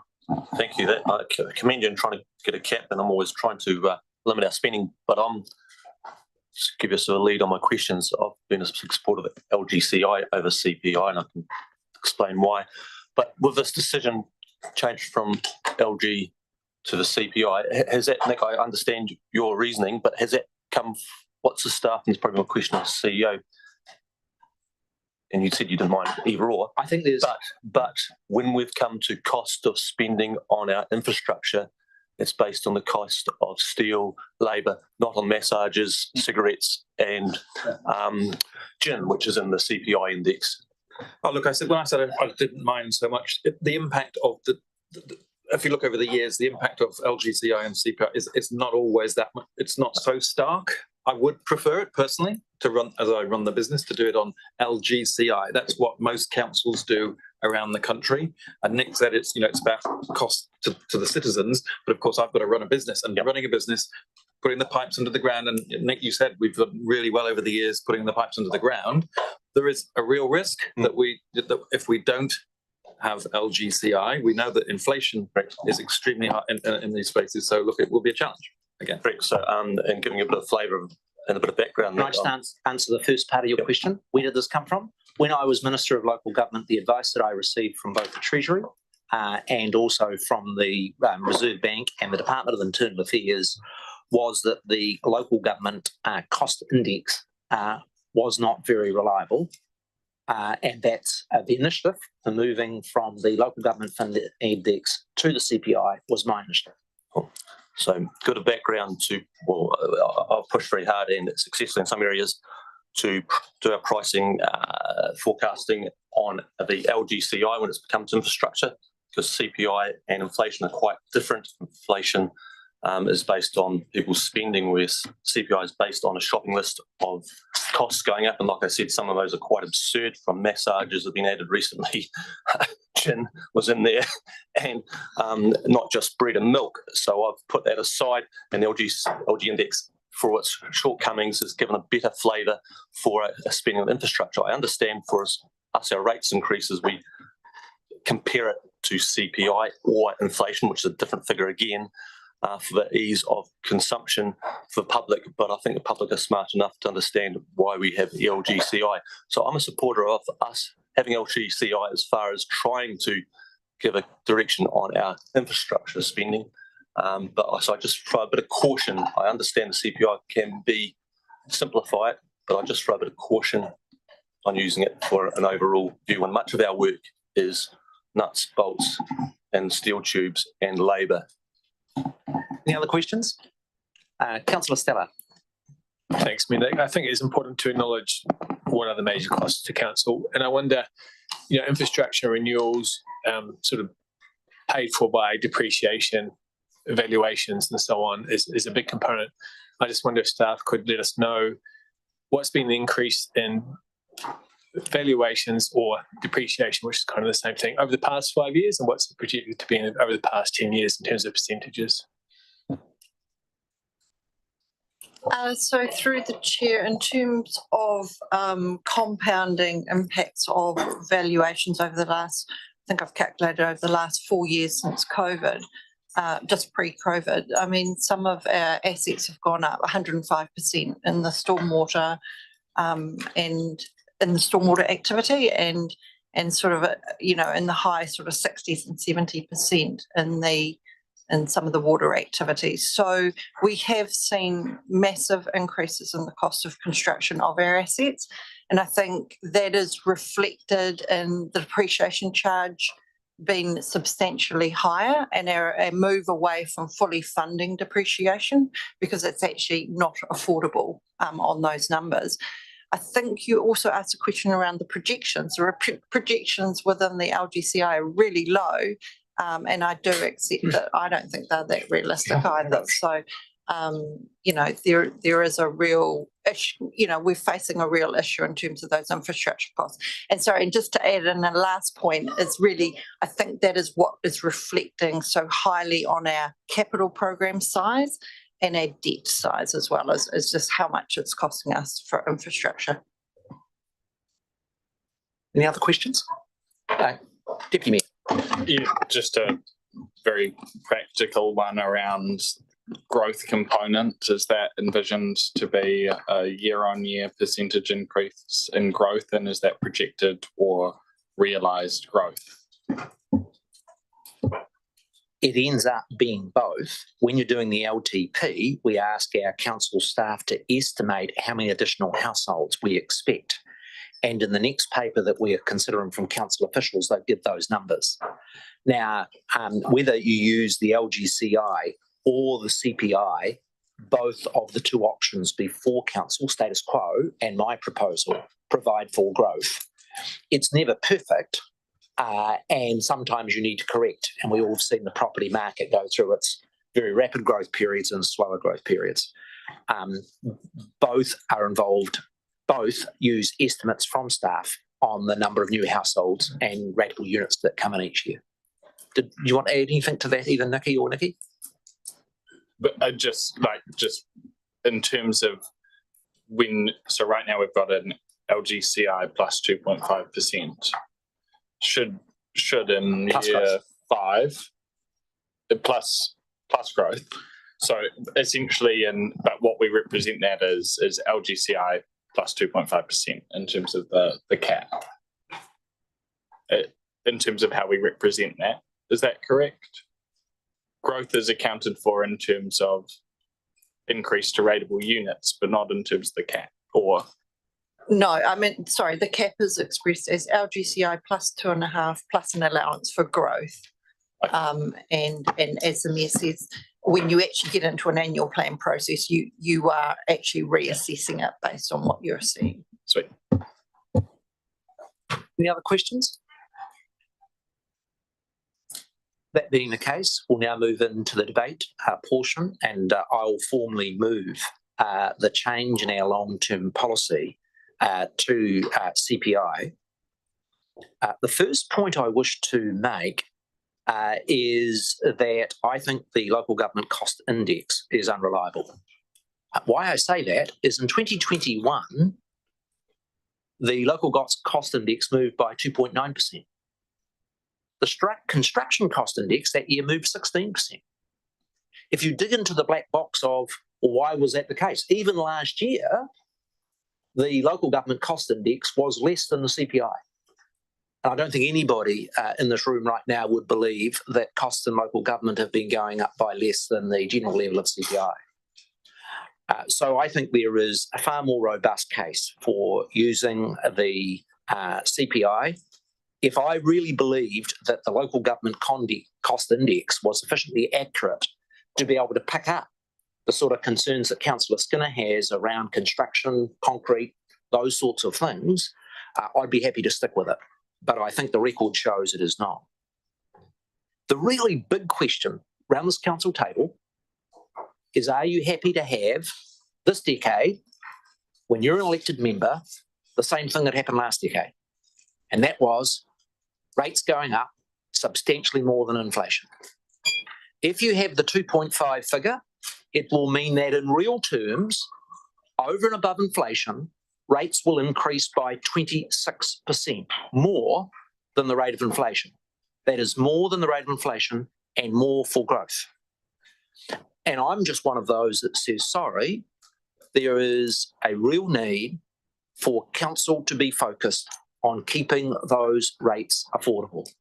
And whether it's the pensioner, whether it's the business, whether it's the average family of a couple of kids, when we send them a rates bill and that rates bill goes up by more than the cost of living, we are adversely affecting both their social and their economic well-being. Now, of course, and I acknowledge the chief executive's view that it's hard. My argument is it's hard for business right now. It's hard for families right now. And it is only fair that local government has to do its share of the heavy lifting in getting costs under control. I'm not at all unnerved by the $85 million figure over 10 years. It amounts to 6% of the $1.4 billion expenditure that we have over the next 10 years planned by this council. And in today's report, there are a number of items that I will be promoting so that we can in fact deliver on that new policy. My last point is that when we set these long-term policies around things like rates, of course we have the flexibility each year to be able to take the circumstances of that year into account. But this is about setting long-term policy and direction of this council, and us as elected members recognising the cost of living pressures on households and changing the direction of this organisation so that it lives within its means. I move the resolution. Councillor Skinner. Thank you. I commend the reasoning for putting that in. I've already outlined the reason why I favour local government index over CPI. But I think regardless of how we set a formula to cap or direct our spending, we have got to have the stomach to make the tough decisions. I mean, at this time, it's really we need to save till it hurts. We've come into sort of a generation or a decade where we think, oh no, we'll borrow and we'll worry about it later. Sometimes it's best to worry about it now and make life much more options down the track. And this is where the situation we are in now, when we've had an instance with the increase in costs of borrowing, inflation and storm recovery has compounded where we're not in a position to fund without asking for more money. So I think it really comes down to our prudence, regardless, in that sense, regardless of what numbers we have up there, each year we should be making a decision based on the affordability of our public. And give an example, for my rates 20 years ago were $600. We've incrementally added 2, 3, 4, 5% per year. It's been unsustainable. It's compounded to a 500%. My rates are now over $3,000, which is, fivefold or 500% increase. And you might think, okay, we can afford that, but you imagine adding another 500% the next 20 years or 10 years. It just can't be sustained at the end of the day. And you're quite right, Nick. It comes down to charging what our community can pay. And I understand you're trying to get an idea of trying to gauge that. But regardless of those numbers, when we're borrowing at 2%, and maybe the forecast, the economists or the CPI inflation was low, so there was no reason to think it was going up. But we around the table knew exactly that borrowing, the public knew exactly borrowing will become a lot more expensive in years to come. And here we are, it's fourfold. So in that sense, I think those decisions, regardless of what's decided today, it comes down to us on a day-by-day, being in touch with the community, understanding what's in their pocket and what they can afford. And that comes back to making those tough decisions. In my grandfather's time, it was you saved and saved till it hurt. And you benefited from giving you that comfort and safety net in the future, rather than living under a bridge in the future. But thank you. That's my 2 pence. Thank you. Other speakers? Councillor Sanson. Thanks, Mayor Nick, through the chair. So I also commend the Mayor's focus on trying to keep rate increases low, but unfortunately I'm not going to support this. I am concerned that there is a widely acknowledged historic underinvestment of civic infrastructure. Through working through this LTP, where we're facing the challenges of increased costs due to the weather event, councils had to significantly reduce levels of service in some areas and even wholly remove them. And through this process, it's, staff and the chief executive have told us how difficult this has been. And to think that we would put that kind of pressure on the organisation and on staff for the decade ahead just doesn't sit well with me. And I also think that there are areas of investment. I think, like the weed management program that Councillor Skinner and others fought to retain in the LTP, which I think has been removed for year one. There's some really important areas like that are not just about the amenity of our reserves.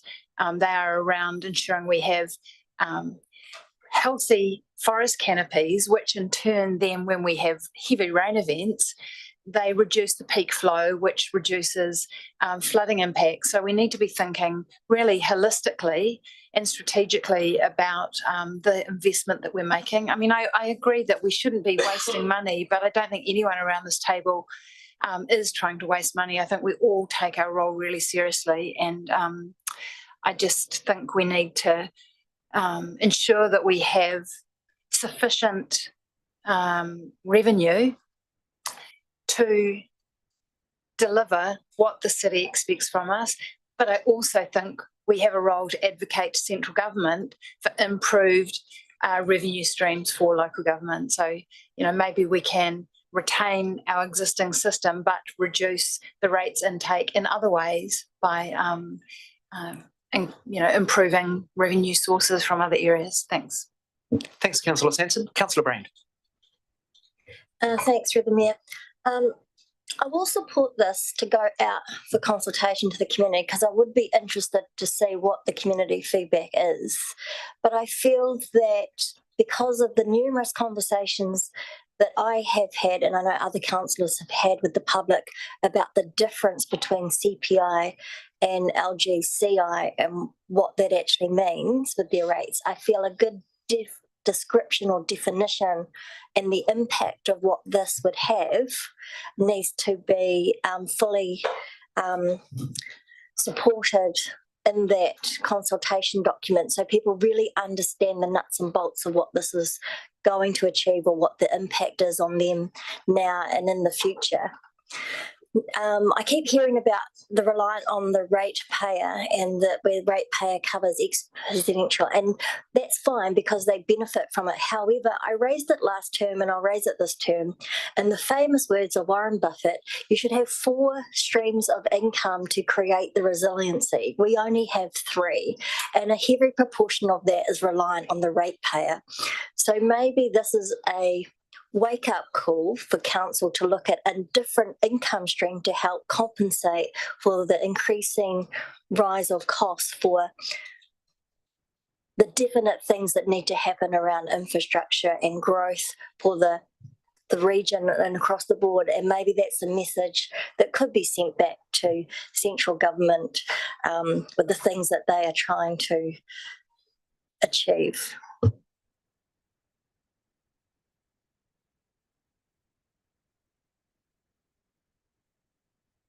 Councillor Hodgson. Thanks, Mayor. At this stage, I can't support this. I think I support the intent. It just doesn't make sense to me as a policy.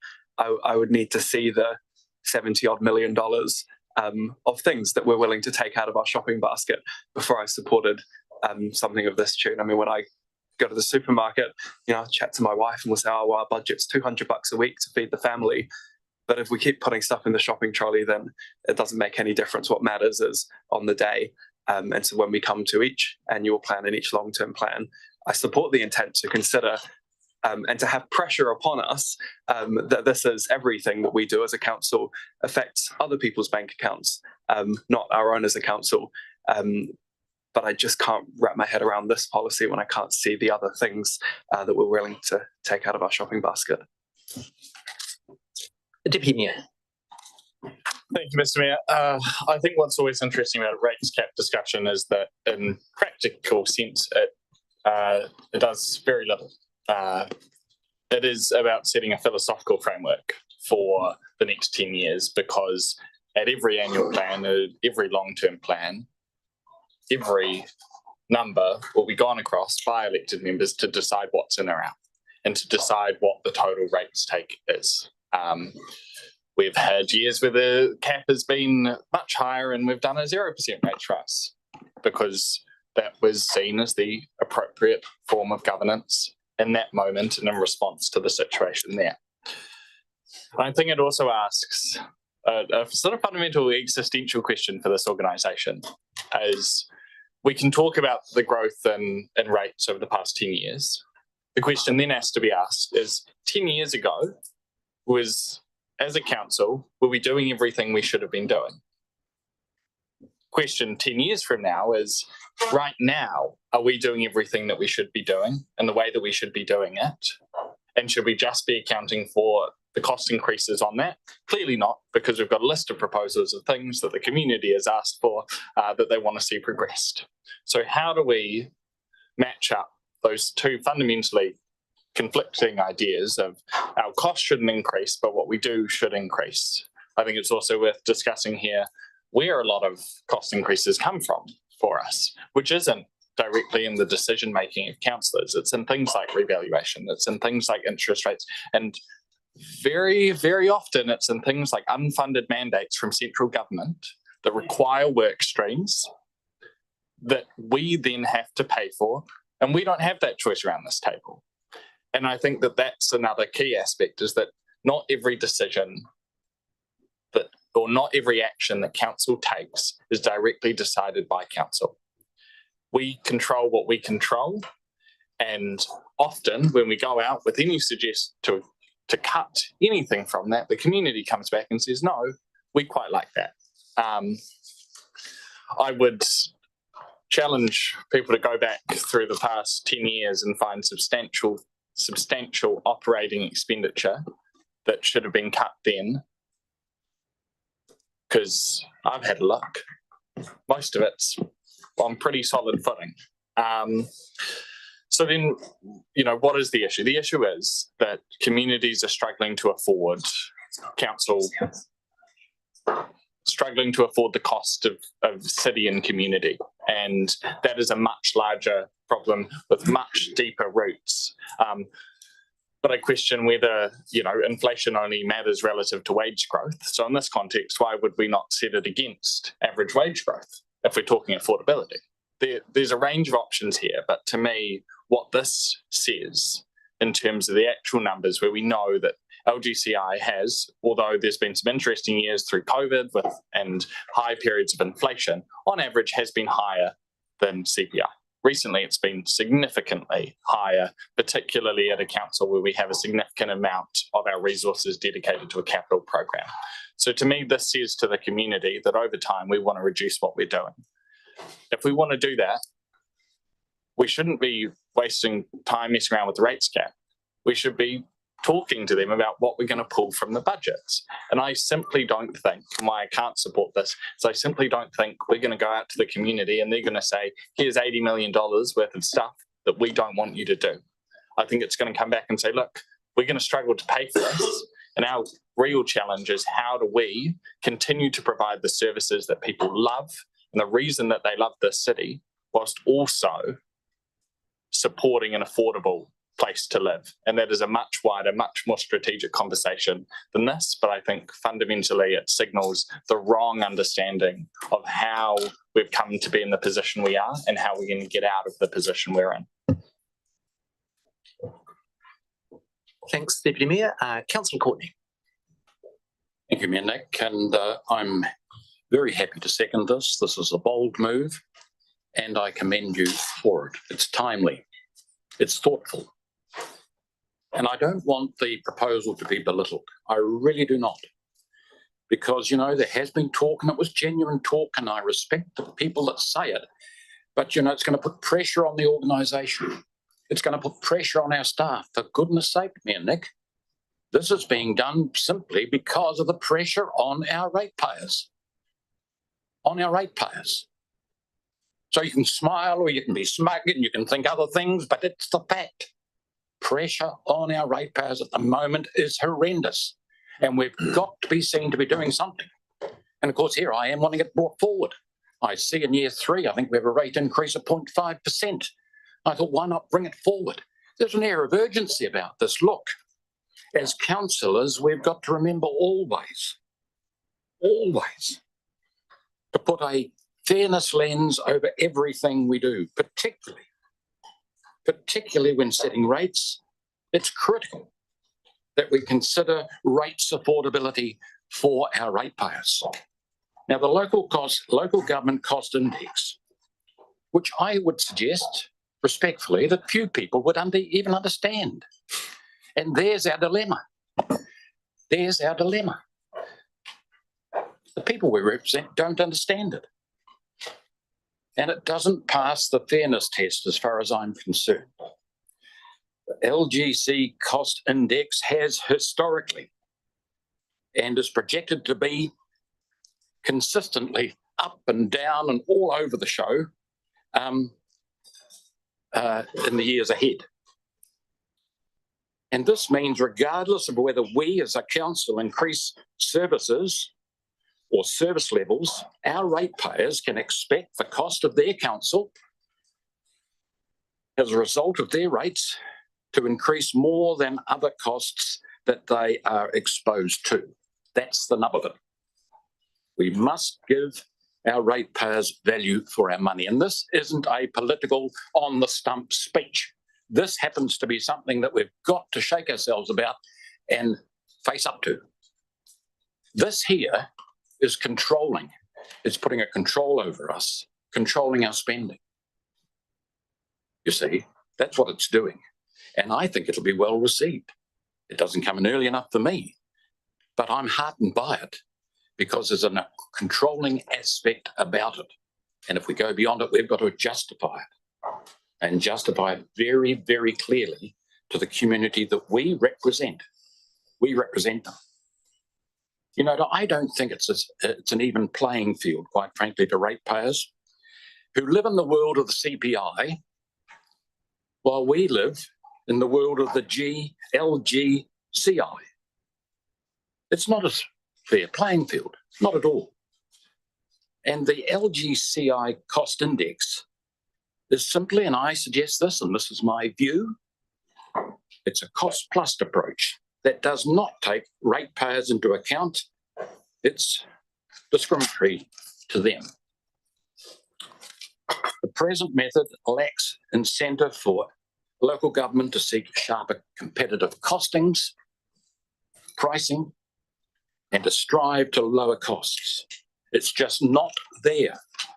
So look, if we wish to win the hearts and the minds of our ratepayers, we must promote fairness, openness, and show we are in this with them. To show that we are in this with them and on terms they understand.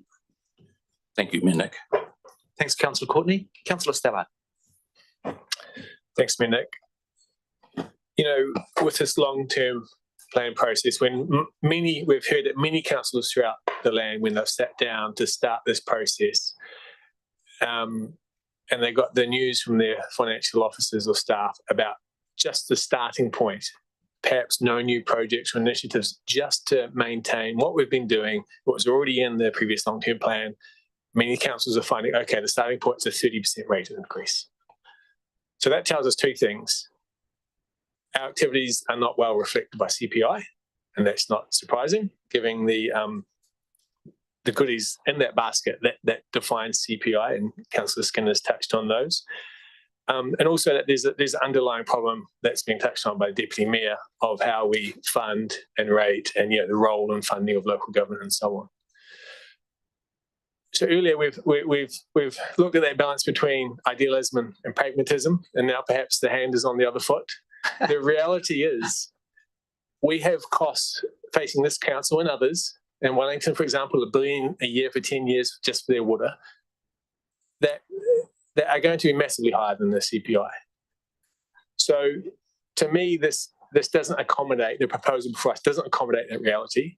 Even the LCGI plus 2% doesn't fully accommodate it, but it's closer to it. So I'll go for that. So I won't support this proposal. But again, we need to dig deeper, look deeper at how we are going to fund depreciation costs and so on into the future.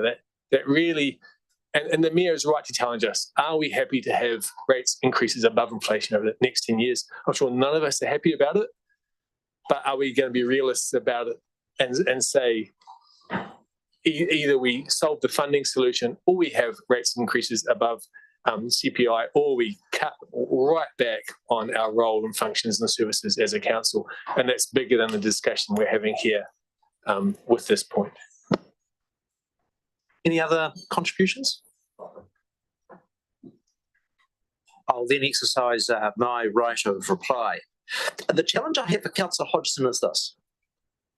You say that if you adopt this policy, you could potentially underspend by $85 million in savings that you would need to have, and you haven't identified those. Here's my challenge back for you. If we adopt the existing policy of LGCI plus 2.5 plus growth, that gives room for council to spend another $150 million over the 10-year plan. Where's the details on that $150 million you want to spend? You can't apply the rule to the savings if you don't equally apply it to the spending. When central government sets a long-term treasury policy, as they're required to do, to limit taxation to 30% of GDP, they don't decide how much they're going to micro-spend on education or the like. It's about setting long-term fiscal policy. I am motivated by a very simple responsibility, but a really important one we have around this table, and it's this. We exercise a power to take people's money off them without their choice. You go to the grocery store or somewhere else, it's a power that must be exercised with caution and with constraint. It's very easy to spend other people's money. We are here to fund those services that are best delivered at a community level, and we should be accepting a constraint and a fiscal discipline associated with that right to strike a rate. Now, on the question of the local government versus the consumer price index, there's a real flaw with the local government cost index. If local government is inefficient and sloppy right across the country, there's almost a reward for it because your costs go up higher than others. It is my view that we want local government being at least as efficient as those that are in the business and the private sector and with others. So I welcome the contributions that have been around the table. This is not about, and I disagree with the Deputy Mayor, reducing what council does. Quite the opposite. It allows council to increase its expenditure by the rate of CPI.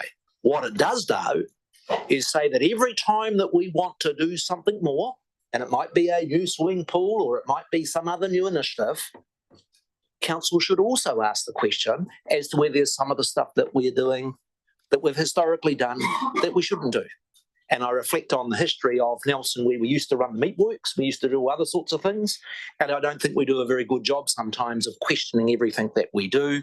I think it would be a really healthy response to the current times for us to take out to public consultation that we hear you, but we understand the cost of living pressure, and we're prepared to take on the challenge that this council needs to take, the nation needs to take, and that is to get our costs matching up with inflation and under control. I ask the Chief Executive to put the vote. Thank you, Mr. Mayor. Clause 5 of the Mayor's report. Councillor Anderson. Aye. Councillor Benge. Councillor Brand. Aye. Councillor Courtney. Aye. Councillor Hodgson. No. Councillor Piki. Aye. Councillor Rainey. No. Councillor Rollo. Aye. Councillor Sanson. No. Councillor Skinner. No. Councillor Stallard. No. Deputy Mayor. No. Mayor Nick. Yes.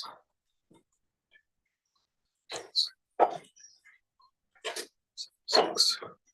Carried 7-6.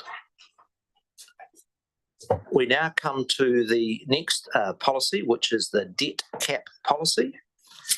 And again, I would open it to questions. This new policy of increasing the debt cap from 175% of revenue to 200% of revenue is being largely driven by the financial modelling that has been done by our finance team in relation to the draft plan.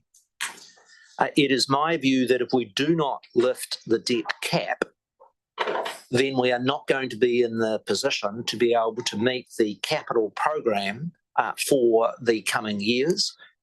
I have, since becoming mayor, consistently expressed the view that actually our council is in very robust position from a balance sheet perspective, having over $2.4 billion worth of assets and debt currently at about 120 million, and that the bigger pressure is actually on the level of rates that we are charging the community. It is my view that in adopting the 200% policy, we will be able to retain the very good credit rating that the Nelson City Council has. I note that the Local Government Funding Authority allows councils to go as high as 280%. I would not recommend that we go higher than 200% because we all know that we are playing a game of Russian roulette with Mother Nature every year, and we need to leave the council with sufficient headroom that in the event something unfortunate as those comes along, that we have the space. So my recommendation is that we do move that debt cap up to 200%. Happy to take questions, and if they're difficult, I'm going to give them to Nikki.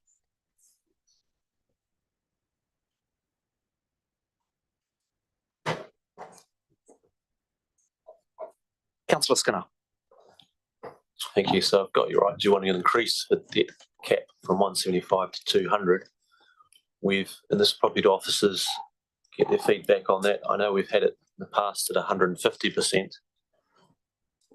And when it comes to us setting the rates, would I not be right at times we end up ignoring it? Or is there a problem if we do? I mean, obviously there's a problem, you're spending more than you want, but what's the penalty if we go over the 175? So if we ended up in a situation in the future where we had to spend 180% of our income on debt. It's just an arbitrary figure. Why not 180? Effectively, Nikki, I think is the guts of. Well, the guts of it is you set a number, which is great. You've got to set a number so you sail the ship, and this is what you tell yourself, this is what you try to stay under. But there are times we've gone over set numbers we've set. What I'm saying is, why have that? If that's the case, or is there a penalty? I'll start and Nikki can give the detail, but as per the last conversation, we need to set the direction of this council. Right. So we need to understand what are we operating under. And we've been struggling to get that, as we're working over the LTP, to bring that anywhere close to the 200. So, we've got to take stuff out. Yeah. So, you're going to have to be disciplined. As with the last vote you've just taken, you're going to have to be disciplined in now identifying what we take out of the plan.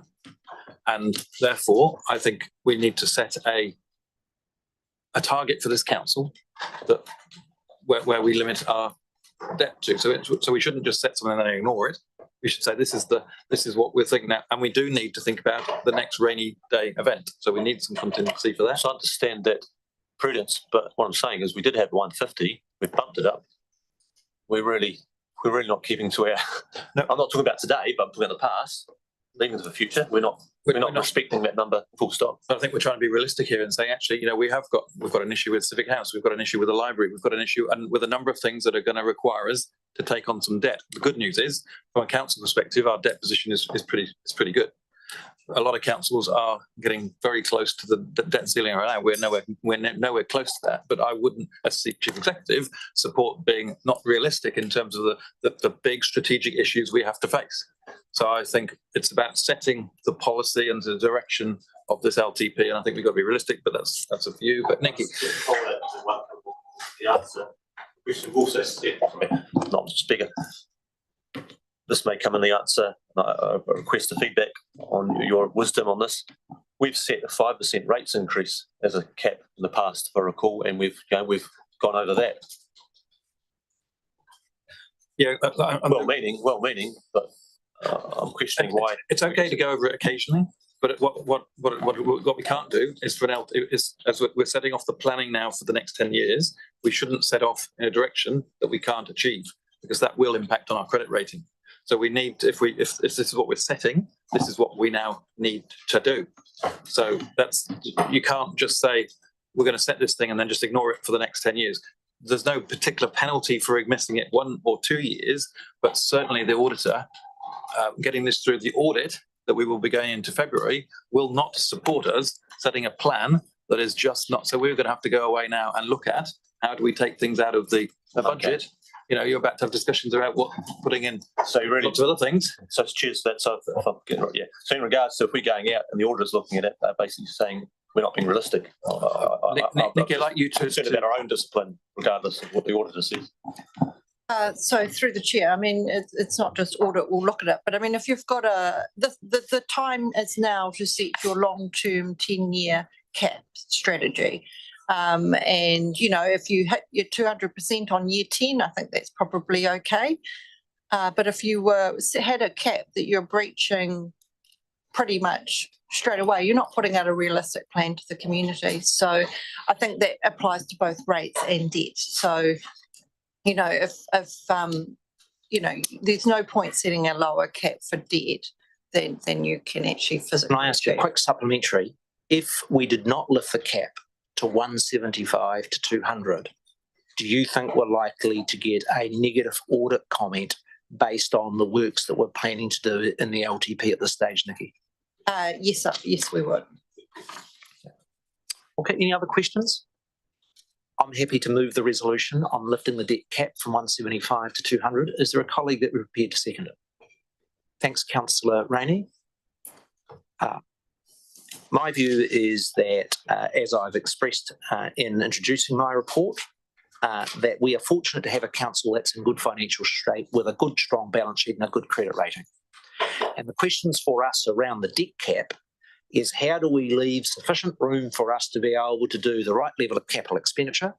And I want to remind the council and the community that we are going to be borrowing funds to meet the flood recovery work in the short term so that we can spread that cost out over the 10 years.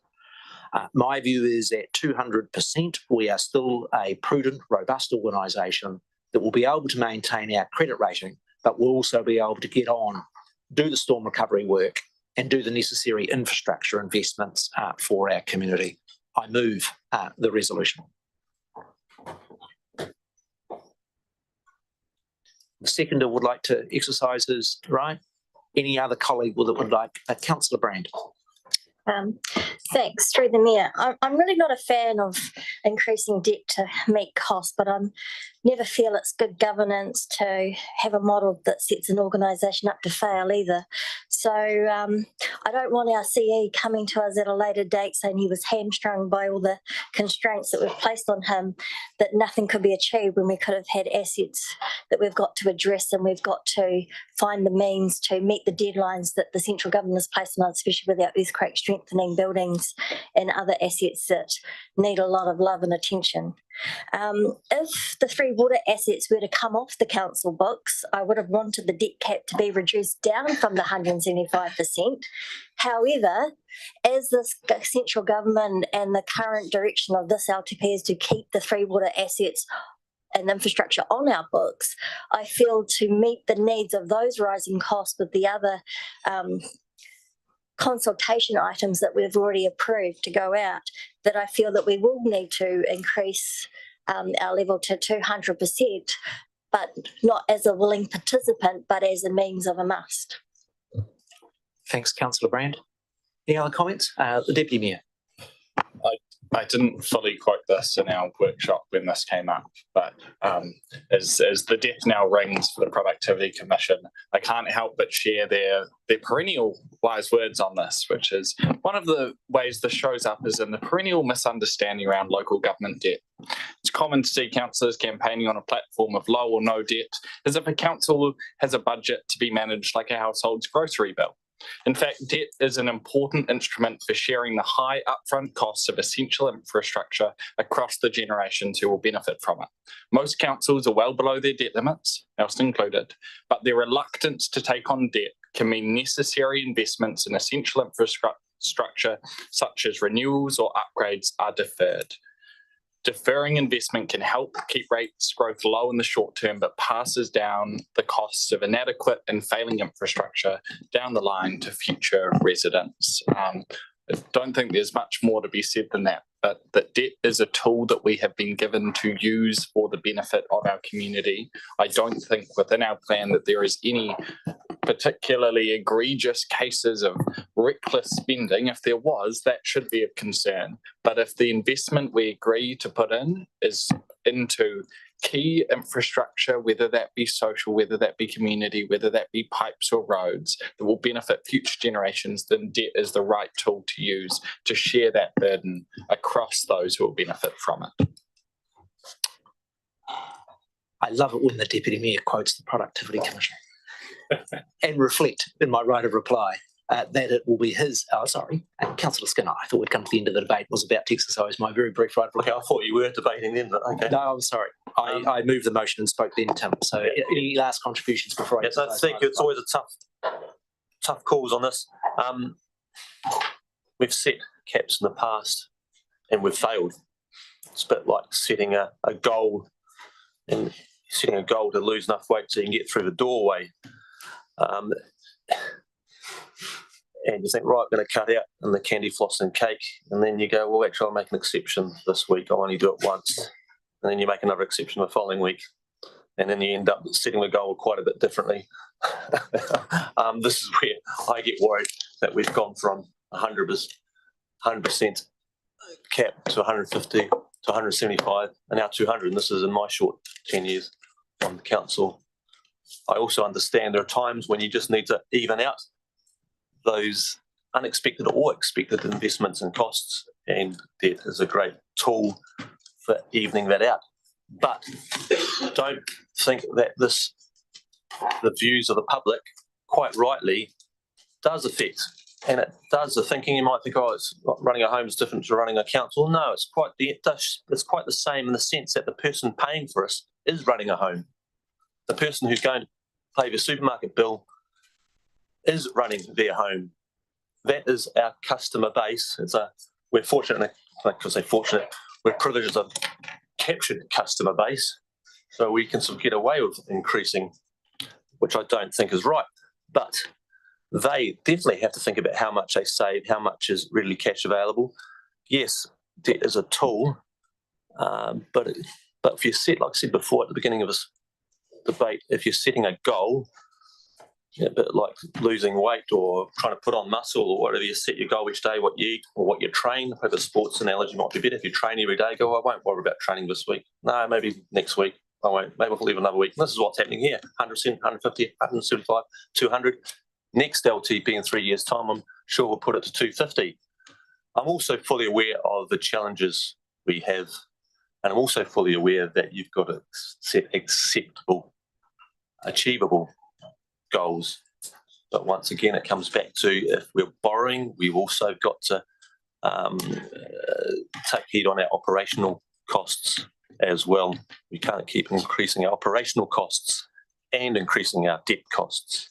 They're really a seesaw, a leverage of one another. And that's what we've done. I'd love to see, and ideally, if we keep increasing debt, we should be offsetting our operational costs to help afford that, but also see the challenges ahead for staff. So I'm going to support this. But not without concern.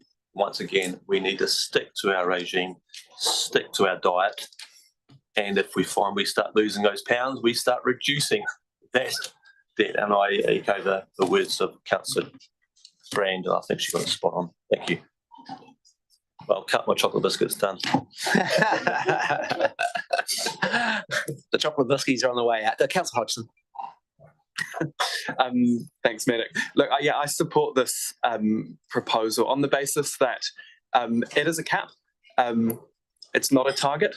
it gives us some wiggle room. But discipline happens on a day-to-day basis, which is something that my waistline at the moment has been suffering from. But we don't necessarily need to identify every project similar to the rates cap that might help us to meet this target. We need to be disciplined on a day-to-day basis. But I think that this increase makes sense given the projects that we look to have in the pipeline. But we still need to consider each of those with close detail. Thanks, Councillor Hodgson. Any other contributions? Can I just sum up? And I thought the contribution from all of you have been very thoughtful on this big question. It is the younger generation of the Deputy Mayor and others that end up paying the bills, including the interest, when we raise finance.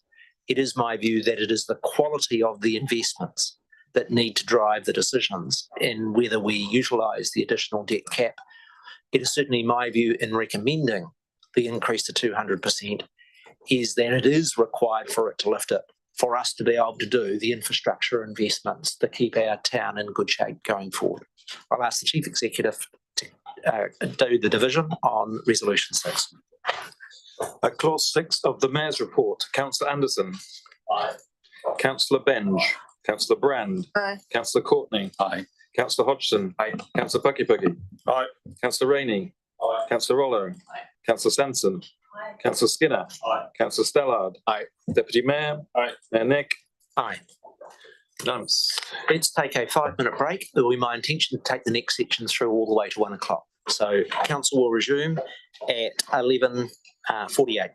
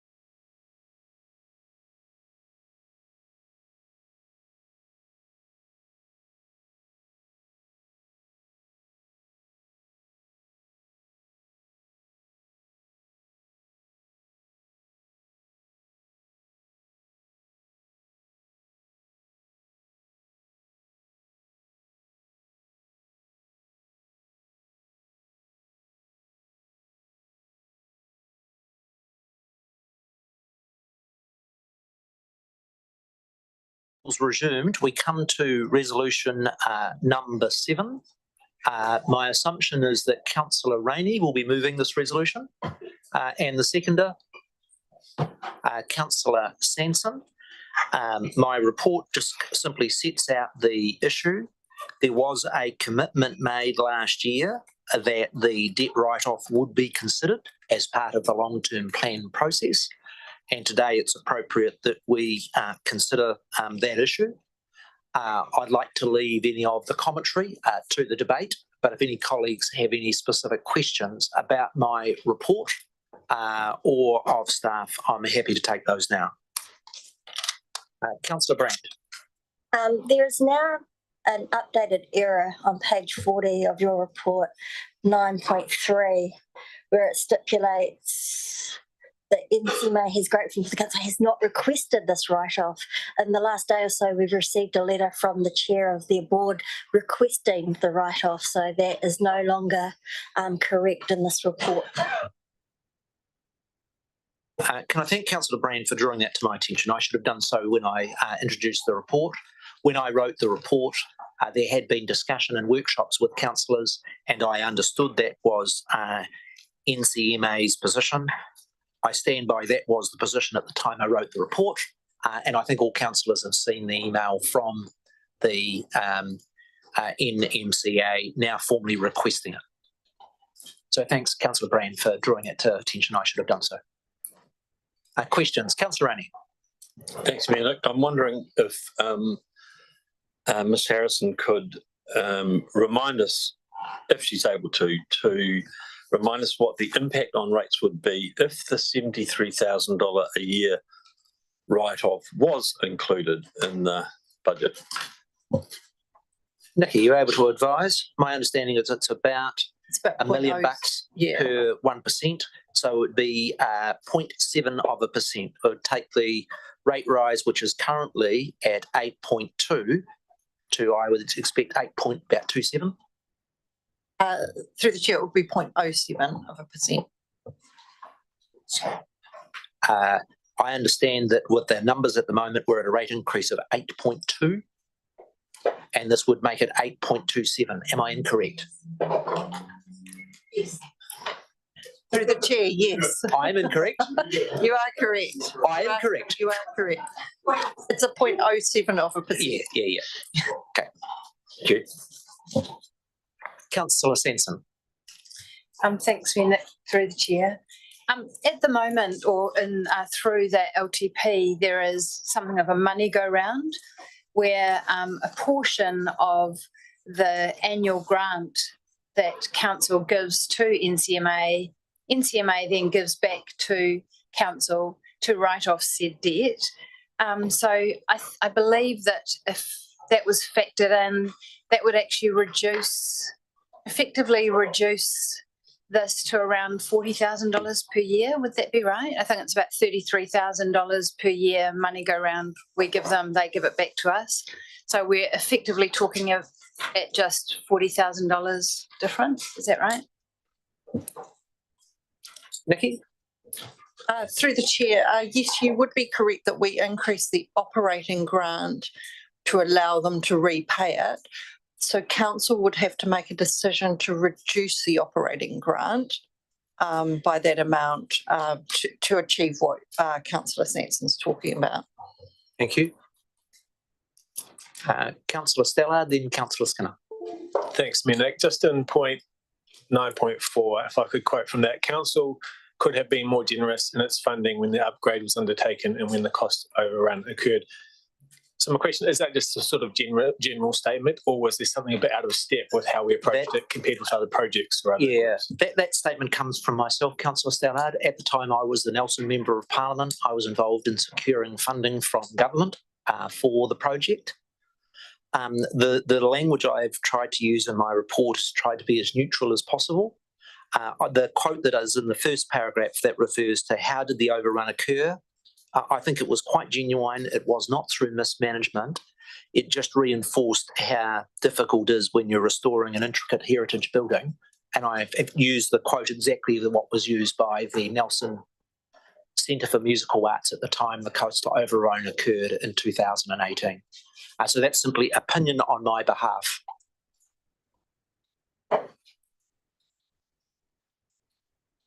Councillor Skinner. Thank you for that. Yes, we've been very generous, I believe, in support, and the public have been very generous, and I understand the challenges they've had, and I've also been incredibly impressed with the current NCMA board and the previous board in the managing the accounts. But to tag on to, as Councillor Sanson quite rightly raised, $35,000 we pay is to pay them to be able to pay us for the debt loan. So I'm just asking, with whichever way this goes, what we've got up there is the intention to consider that. So if we're saying, right, we're writing it off, should we not also say, well, that portion of that money we're paying you to support you paying your debt should be taken off? But that's not worded in this. So it'd be an unusual situation if we went with this and we're still giving them money to pay for a debt that no longer exists. Can I just check with the finance the wording there in response to Councillor Skinner's question?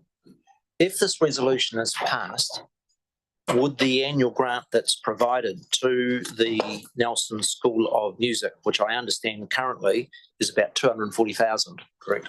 Would it, in the LTP draft that goes out for consultation, if the resolution is passed in the form that it is, would they continue to receive that 240, including the amount that was in their grant intended for debt repayment? Through the chair, yes, it wouldn't. I mean, the way that's worded at the moment, their grant wouldn't reduce. It would be as it's stated in the current form. And that here's my concern with what we've got here and what the intent of that is, because it seems to be a double game. Councillor Sanson. I just had a suggestion, if I may. I just wonder if there is some opportunity to amend that resolution to incorporate the intention, which would not be to kind of waive the debt and also give them money to repay a debt that's been waived. So it's $33,000 per annum. Yeah, I'm very much in the hands of the mover and seconder. I've included this in my mayor's report to facilitate a debate, and so I'm happy for the wording to be amended in any way that the mover and seconder would wish, as long as it's reasonably within the intent. Now, can I just ask to help the debate, Nikki, when the School of Music received the increase in its annual grant, how much of that was intended for repayment of the loan to council? Do we know? Through the chair, there were a combination of other things happening at the same time, but there was definitely the 33,000. 33. So you could, if mover and the seconder wished, have a resolution at the end of it, and that the annual grant for the Nelson Centre for Musical Arts be reduced by 33,000 per year. But I'm entirely in the hands of, I would only allow the amendment in the event that both the mover and the seconder wish to have it or not. Maybe a 2-second adjournment just so I can talk and ask Councillor Rainey, just so we're not talking. Yeah, no, keep it informal. I'm very happy. I'm just trying to find a way through.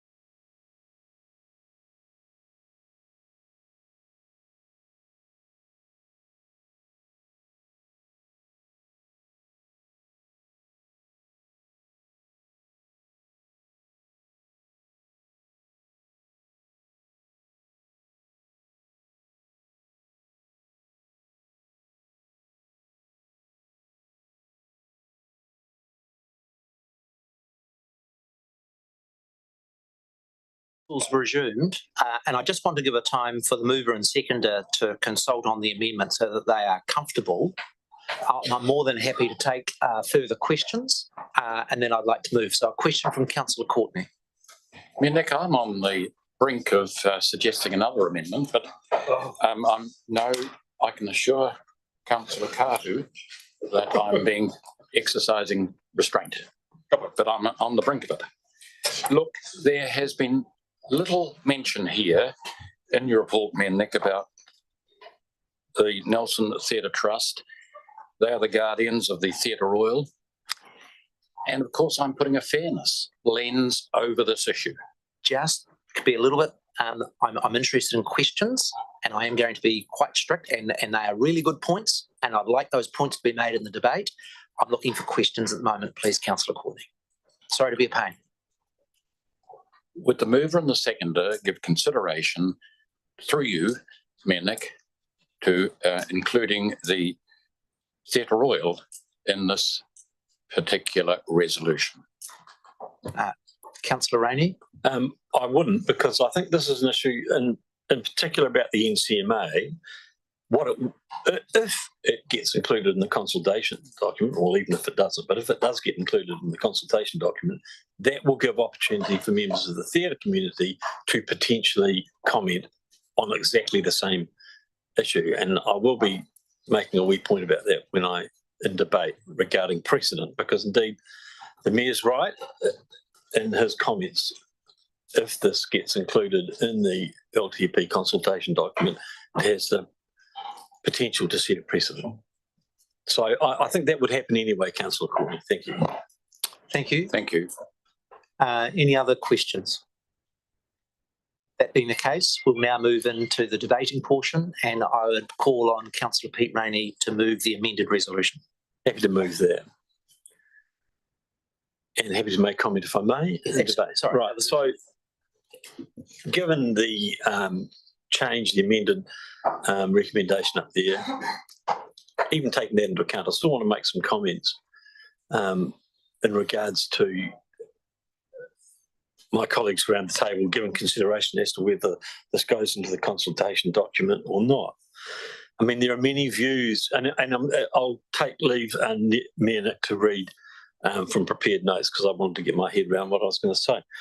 There are many views about what this issue means for council and our community. I would like to suggest that it's about addressing systemic and continued inequity in the provisioning and support of recreational infrastructure for Nelson. It's also, and this pertains to other items on this morning's agenda, it's also about addressing the fundamental lack of policy in regards to setting the level of council's contribution towards the city's recreation and cultural facilities.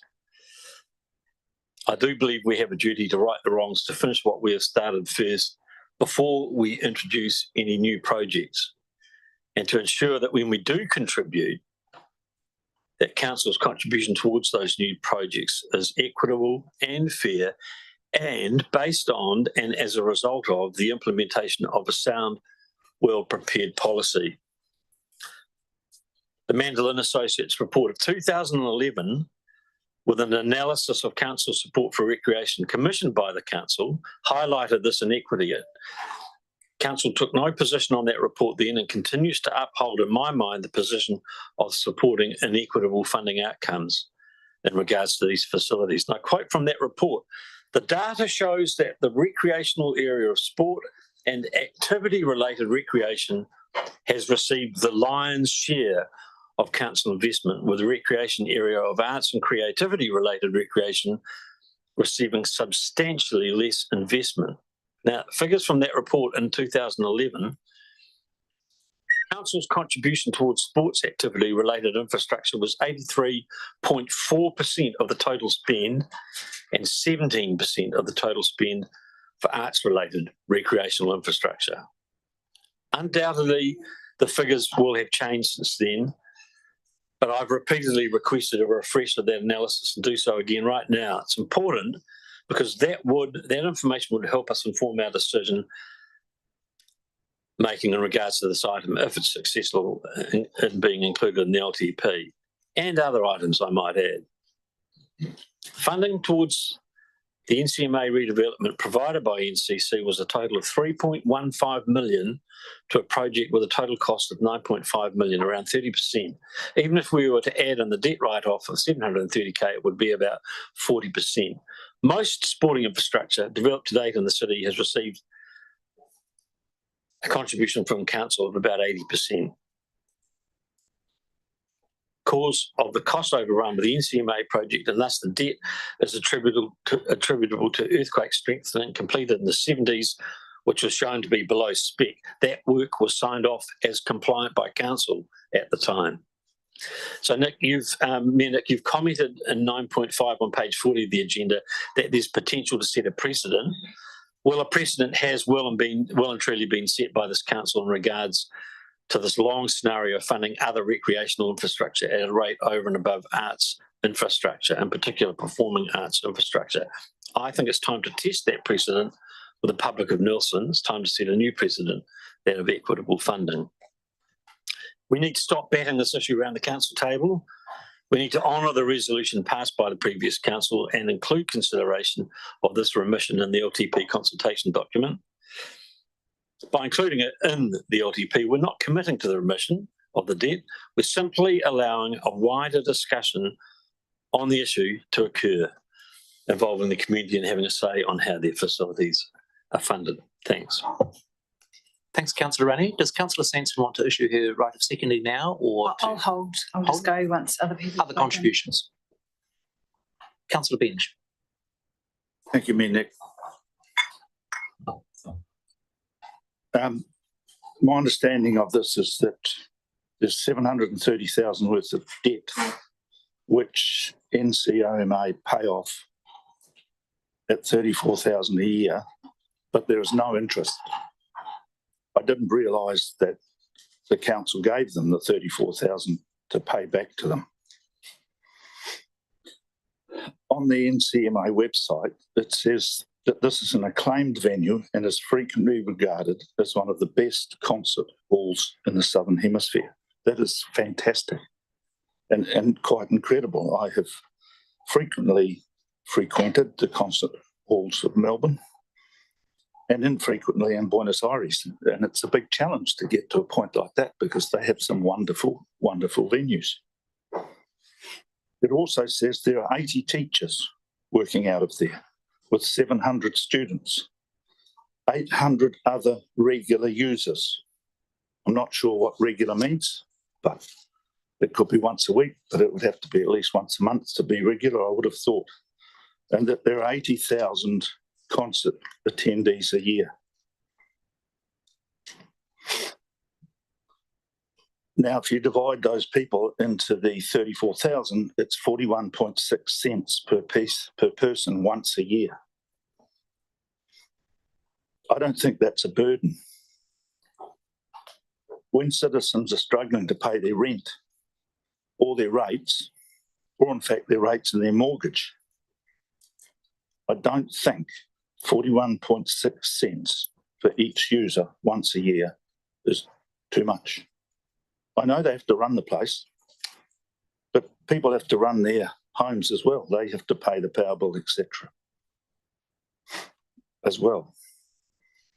And I don't think that anyone's going to stay awake at night worrying about the fact that they have to pay 41 cents a year to keep this place ticking over. I don't think this is the right time to be asking citizens to forgive a debt of that size. Even if there was a right time to ask, I don't believe it's now. So I don't support this. Thanks, Councillor. Thanks, Councillor Bench. Other contributions? Councillor Brand. Thank you, through the Mayor. I am fine, as most members of the public, to contribute to organisations that help provide and contribute to the social infrastructure, health and wellbeing of our community. I also appreciate the efforts, expertise and skills that the NCMA board have and the strategic direction that they are setting to go forward for future sustainability. However, I also reflect on the words from one of their previous board members last term when they said under the renovations or the earthquake strengthening that were doing at the time, that the words were they took the foot off the pedal to continue with the fundraising at that time, and now they regret it. So the fact that they recognise in their own ability that they took the foot off the pedal to continue with their own fundraising when council came in to help them with the overruns and everything else sits in my mind and stays there. My next words may not land with some people around the table. However, my concern is that this will set a precedent to organisations that Nelson City Council does not own. And Nelson City Council is a bank where debt is not required to be paid back. And the burden that this does put on the ratepayers when they also have debt, but they are charged interest and they are required to pay back. Therefore, we also have organisations that Nelson City Council do own that have debt, and we also have assets and infrastructure that require to be invested in or decommissioned or whatever, with earthquake strengthening and deadlines fast approaching.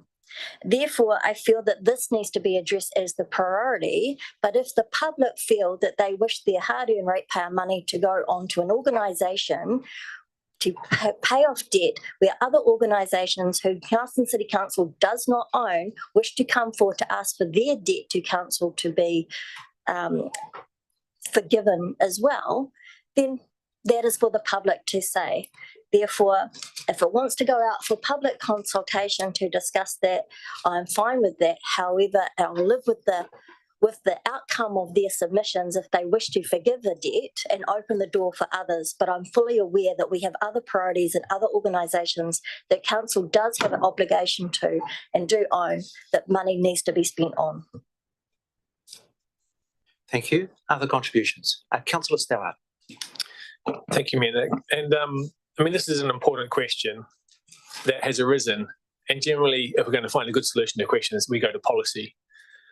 And as Councillor Rainey has pointed out, we don't actually have a coherent policy for how we fund various community groups and activities and infrastructure and so on. So it's a bit case by case. So, and in the absence of a policy, we do have to say, well, how do we handle this for different other community groups and so on? And that report does indeed clearly appear to show there's this big inequity.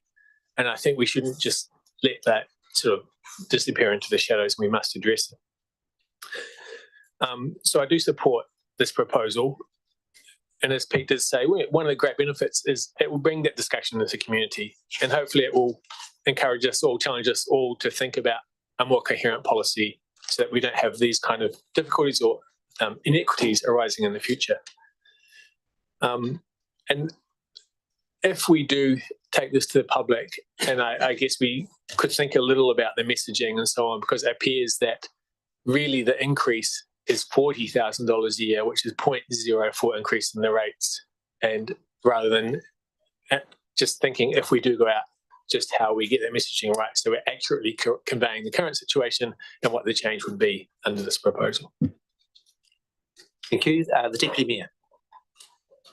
Thanks. Yeah, I think there's been some really useful contributions on this item, and I'm supportive of this as the start of a conversation, acknowledging that it does need to be a wider conversation. I think the question that we need to be asking ourselves consistently through this planning process is, where do we want to be in 10 years?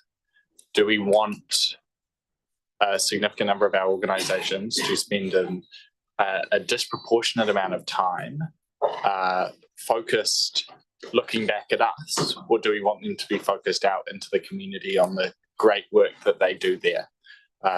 If we're talking the financials of this, it's our debt in terms of how we look at it. We've borrowed this money, we're paying back the interest on it. Question is, do we keep paying an organisation for us to then pay down the principal? It's a money go round that I don't see as serving anyone particularly well, other than ultimately limiting external organisations' ability to keep up with their wider remit and to support their funding and focus to be where it needs to be, which is on people. We are lucky. And no, we're not lucky. We are privileged to be in a community that has exemplary arts institutions like NCMA, like the Theatre Royal, like the Suter Art Gallery. We're privileged because of the hard work that people have put in over many, many years through fundraising, through the actual construction, through dedicated time, often volunteers, voluntary governance, and a whole range of other ways that ensure that these assets are truly community owned.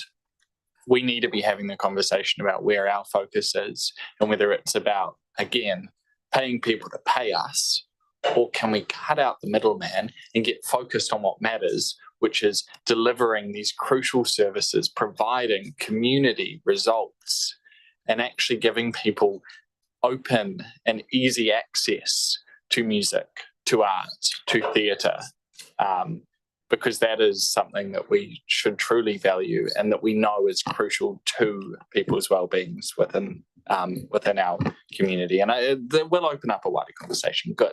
That's why we're consulting on it. Let's have the conversation for once.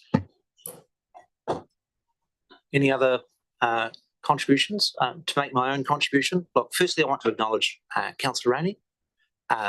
He's, for me, a Richie McCaw of the arts community, and his advocacy for the arts, not just in Nelson, but in New Zealand, is a huge asset for us.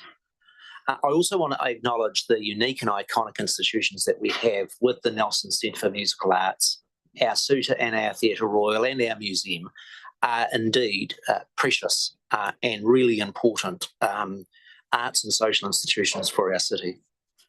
The reason for my caution against supporting this resolution are fourfold. The first is I think it would be tone deaf to the scale of the very large rate increases that we are imposing as a consequence of circumstance at this time. And because it is write-off, it is not like capital expenditure. It is expenditure that has to go onto the rates, albeit I acknowledge the modified amendment moves that down from 0.7 to 0.4 on the 0.07 to 0.04 on the rates. The second is I do think it sets a precedent.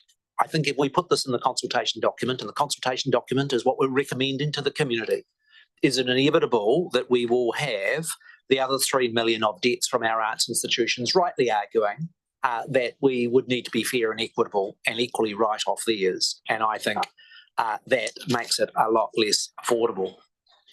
My greatest concern is about us as a council setting the right incentives for these community projects. And whether it is the all-weather turf or whether it's the the surf club centre, we often partner with community organisations on projects. And where they have cost overruns, I don't want us creating a culture that says, hey, we give you a loan, you get to finish it, then we make it interest-free, and then we write it off. And so my biggest concern is whether it be sports, arts, or anybody else, that we're setting up an incentive structure that, my view, undermines our position. And my final point is that this council has moved to give the NCMA a 2-year holiday. It has been hell for that arts sector through COVID, where facilities like the Centre for Musical Arts has not been able to get income. Actually providing interest-free and that 2-year holiday from repayment, I think, has been a fair and appropriate response. And so, in my view, what we take out to the community needs to be our recommended position, and I don't think we should be recommending the write-off of this debt. Are there any further contributions? Councillor Sanson, and then I'll give Councillor Rainey the right to reply. Councillor Sanson. Thanks, Mayor Nick, through the chair. So I think, first of all, well, obviously I'm speaking in support of this recommendation. I think it's really important that we do go out to the community. This is a consultation. We need to hear from the wider community their views on this. I think it's appropriate that we ask that. We've heard a number of times from Councillor Rainey that Nelson is an anomaly in the country in not owning our critical arts infrastructure. Not only that, we've heard today in reference to the 2011 report that council has in fact set a precedent in this space by significantly overfunding some kinds of recreation, sports in particular, to the detriment of the arts. I think 80% versus 20%. So we have already set a precedent, and I think we would merely be looking to right a historical wrong. In terms of the refurbishment, my understanding is that council had initially offered to cover 50% of the refurbishment cost. The NCMA had accepted this, and then council walked that back. And so in terms of the NCMA having to take its foot off the pedal to continue with their fundraising, they were in an unenviable position of no longer having a 50% commitment from council to do that refurbishment. So they had to scramble to try to find the funding to make up the difference.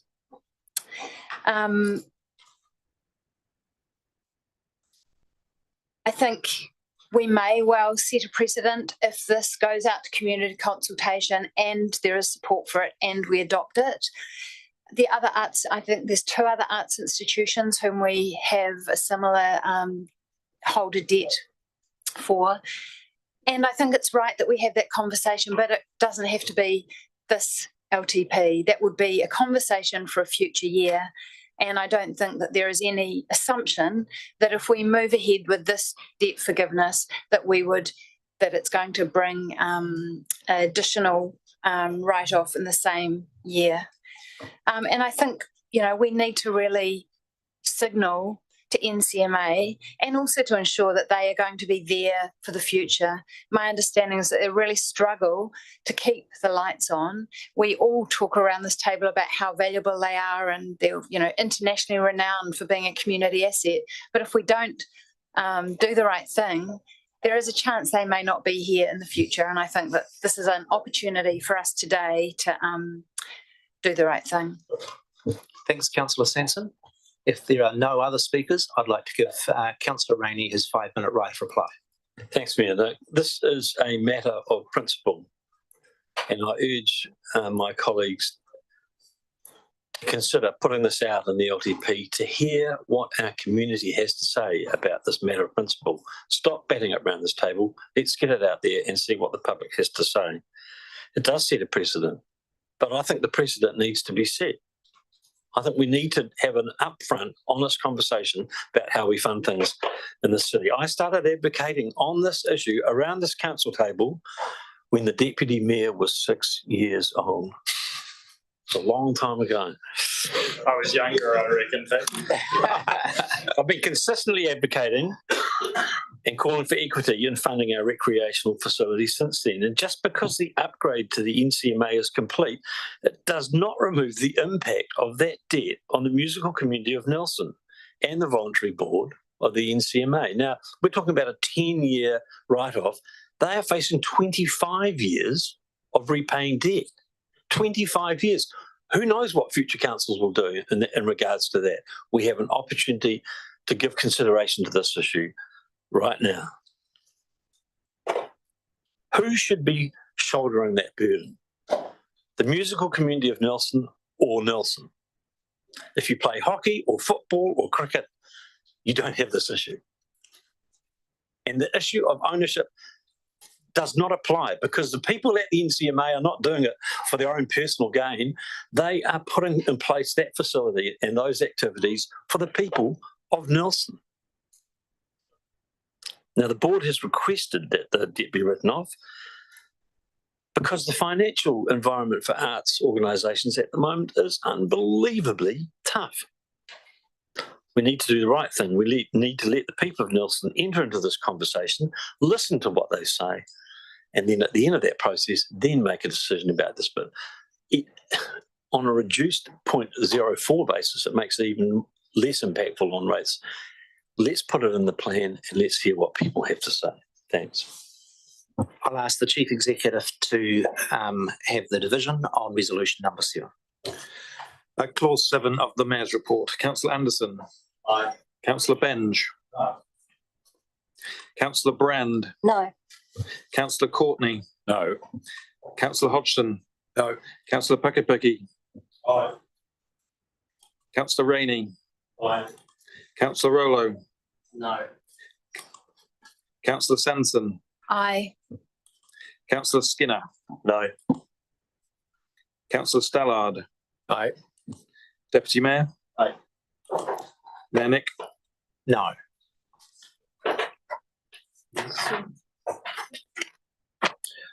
No by 7-6. The resolution is lost. We move to item resolution 8 with respect to the Te Hurnanui Beach. The context I would give for my mayor's report with respect to Te Hurnanui Beach is I don't think there's a person around this council table in the community that doesn't rate Te Hurnanui Beach as one of the very precious places in this city. It's been summed up as having the best beach with the worst facilities. The issues with the surf club and having the equipment in 4 different places does seriously compromise their capacity to be able to provide the free public service of our lifeguards for not just locals but visitors that come to our beach in the coming summer season. I also think the Surf Living Club nationally and locally are some of the best of our youth development programs in giving a constructive activity for people to do. Council sought an independent report by Breeze Consulting Limited. It has come back and highlighted the deficit in the levels of service. It says that there's a compelling case. It says it's one of the most urgent needs. Effectively, what I'm recommending in my report is that we get on with level stage 1 and 2 of the upgrade. I think the report highlights, and everybody that's been down there would see that the changing rooms on the playing field side at Te Hurnanui are substandard, and particularly with growing women's sport, are not up to grade.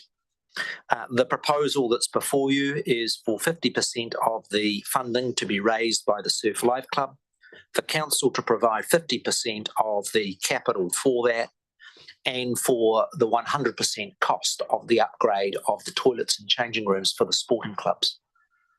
I do note that the report recommends as stage 4 the development of a new sports hub at Te Hurnanui, but I also note the important work around developing a new Te Hurnanui beach management plan.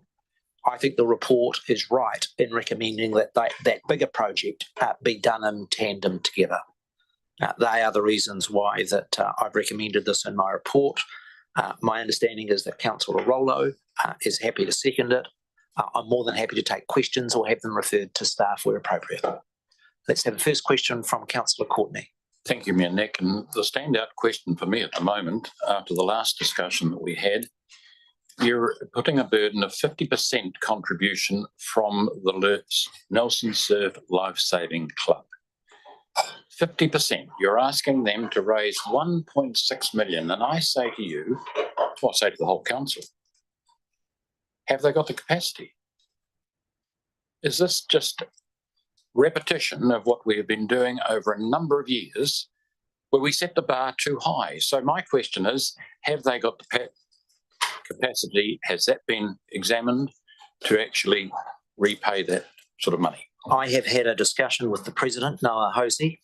He actually asked to present today in public forum, but I took a consistent approach to community organisations that wanted to present that it was not appropriate.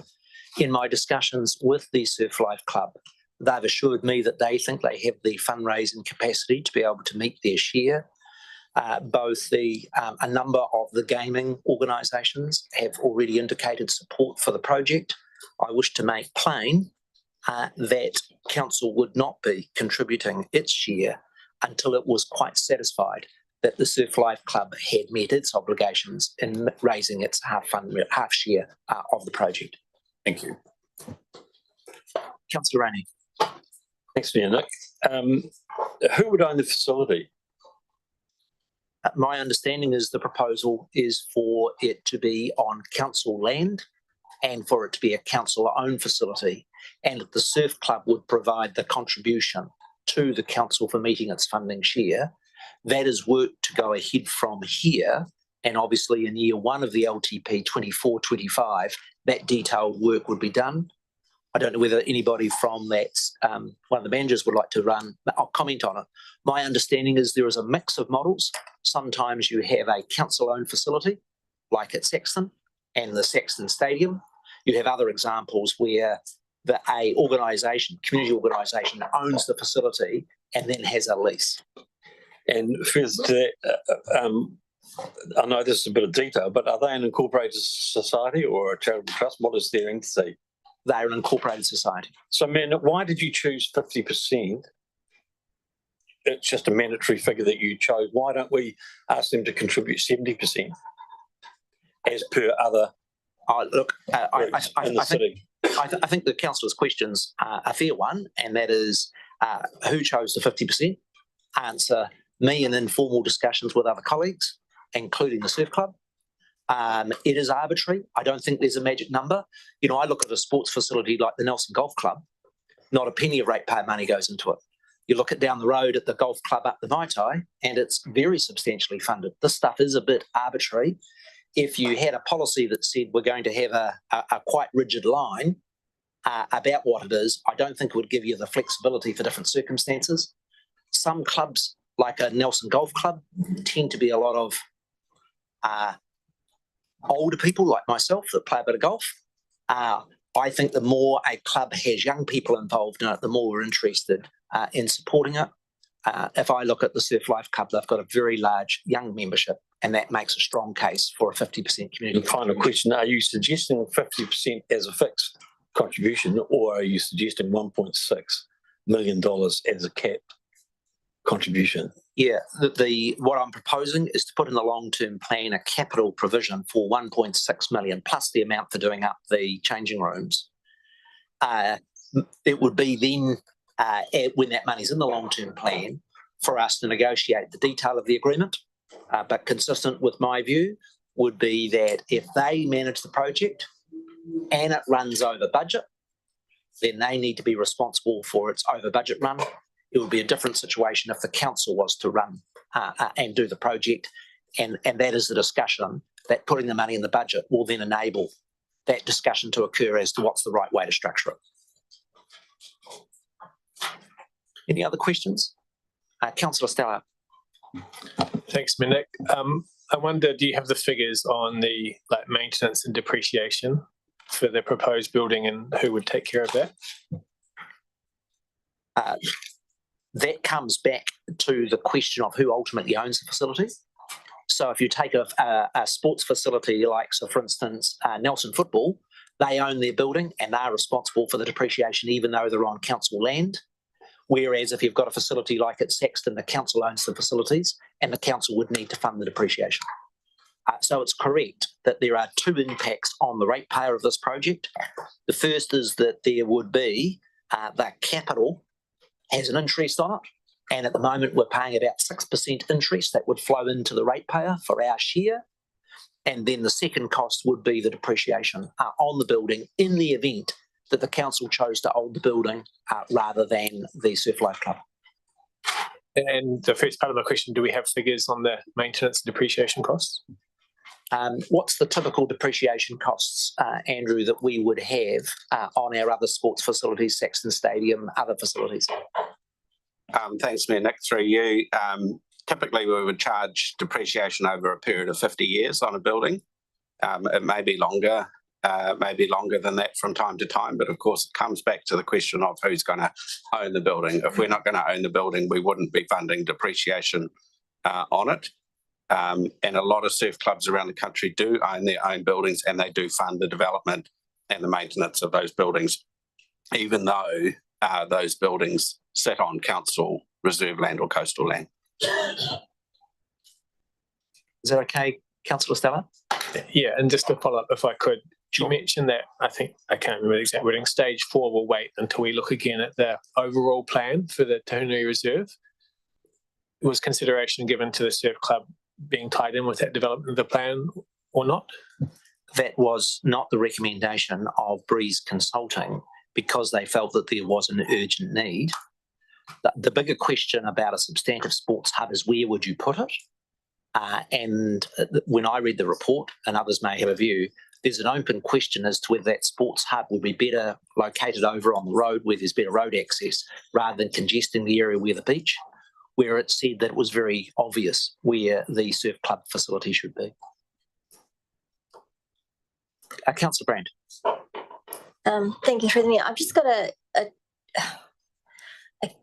I just want to clarify that we're not heading into the same path as we did with Sports Tasman out at Saxton about the building, when it became confusing over who owned the building, who was responsible for the repayment of what, the debt, the depreciation, everything else. And then we unpicked it all last term and got it sorted out after much headache. So with the fact that you said we haven't confirmed who's going to own the building or who's going to have what, whereabouts in this process does that get firmed up? Because I don't want to end up in the same place as we did with Sports Tasman last term. I understand that concern. I was the chair of the trust for the Saxton Stadium, so I understand your point. The process that I would understand it, I would welcome Andrew's input, would be that if this goes into the consultation document and the community supports it and it goes into the long-term plan, there would then be a discussion and advice from our staff as to what's the right model. And both those models exist on council land where they own the facility and lease the land, or whether the council owns the facility with the downside we get the depreciation. I would welcome Andrew's thoughts as to what would be the process to making sure that that was clear at the front end. Certainly my expectations as mayor would be before you pushed any go button, you were very clear about what those responsibilities and things would be in the subsequent agreement that would exist between the Surf Life Club and the council. But of course, nobody's going to either spend the money on the design or doing that work unless there's some idea as to how the thing would be funded, which is the key question today. Andrew, what would you add? Thanks through you, Mayor Nick. I talk on pretty much what you said there. We're pretty early days with this project, and there would be a lot of work to do to develop up the model. What is the best model for the delivery of this project?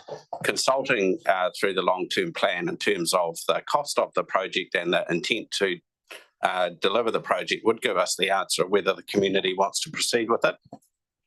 From that point, we would then work through what is the detail of the model and how it would be implemented over the life of the facility. I don't have the answer about what that would look like at this point. Any further question, Councillor Brand? I sort of do, but I don't quite know how to word it. Any further questions before I move into the debating section on Resolution 8? Sorry, Councillor Sanson and then the Deputy Mayor. Thanks, Mayor Nick. I'm just wondering if maybe somebody, staff or someone, could tell me how many members the Surf Life Club has.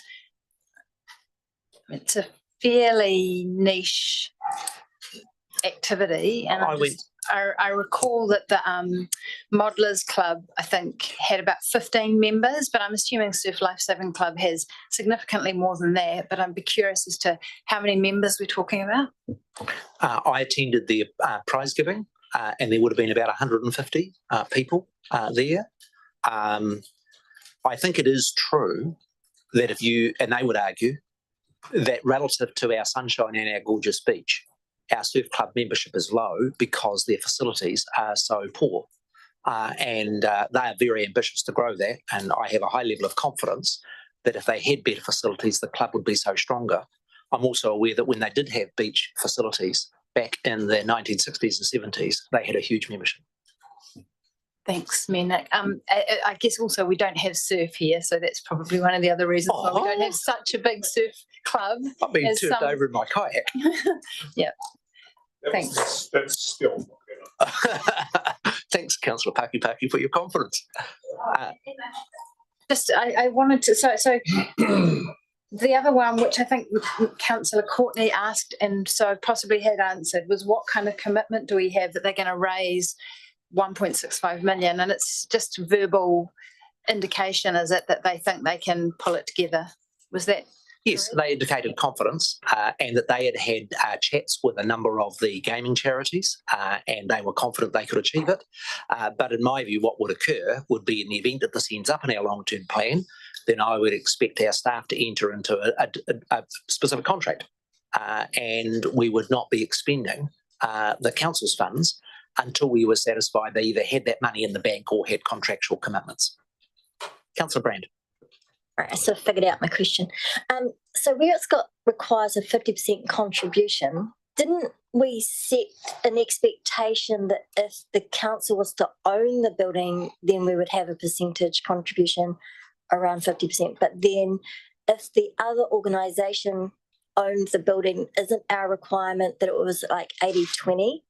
I'm pretty sure we went through a percentage contribution last term to ensure that we didn't end up completely down the same rabbit hole that we've been down many times before, to ensure that who owns the building contributes the most.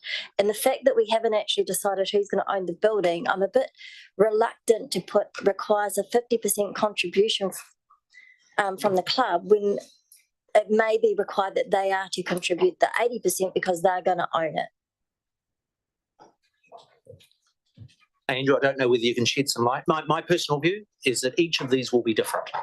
In the current long-term plan, we have provision for a contribution to the Nelson Football Club for the development of their facilities down on Guppy Park. We have different contributions that we made to a range of the facilities at Saxton Stadium, the hockey and all those other facilities. And there is an element of judgment in it. If you ask me where that balance is I think that if organisations are required to raise funds for it, they've got more skin in the game, and that's a good thing, shows you how much they want it. But I accept the 50% is arbitrary. Yeah, I appreciate that, Mayor Nick, but I really want to know what the Nelson City Council said last term regarding around the building ownership and the rabbit hole that we don't want to go down. Andrew, do you want to shed any further light on the question? Yeah, through you, Mayor Nick, I think that was probably before my time, Councillor Brand. I don't think we developed any policy around that during my time. But I would say that actually we are quite variable in terms of the percentages that we do. And this council has typically funded to quite a high level compared to other councils that I've worked in around the development of these sorts of community facilities. So, for example, in my previous council, the two new surf facilities that were developed in Gisborne were both 100% funded through the surf clubs themselves. They own those facilities. The only contribution that the council made was in providing the land, the contribution to the contracting and that sort of thing, and supporting the club around that.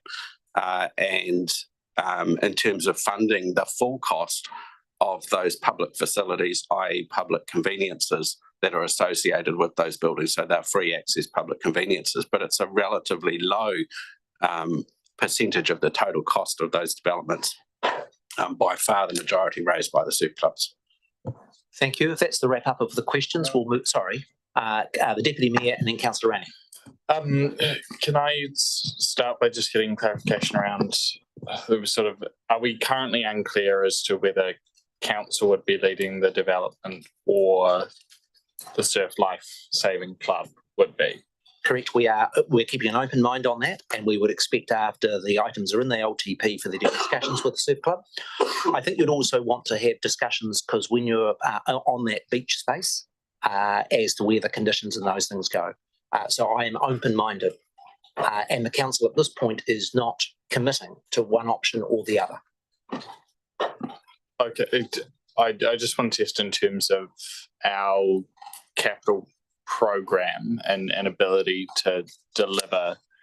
A question for Alec really is within this, we've got a 2-year lead in, is whether this within our wider, if it was to land on council to deliver it, is whether we actually could.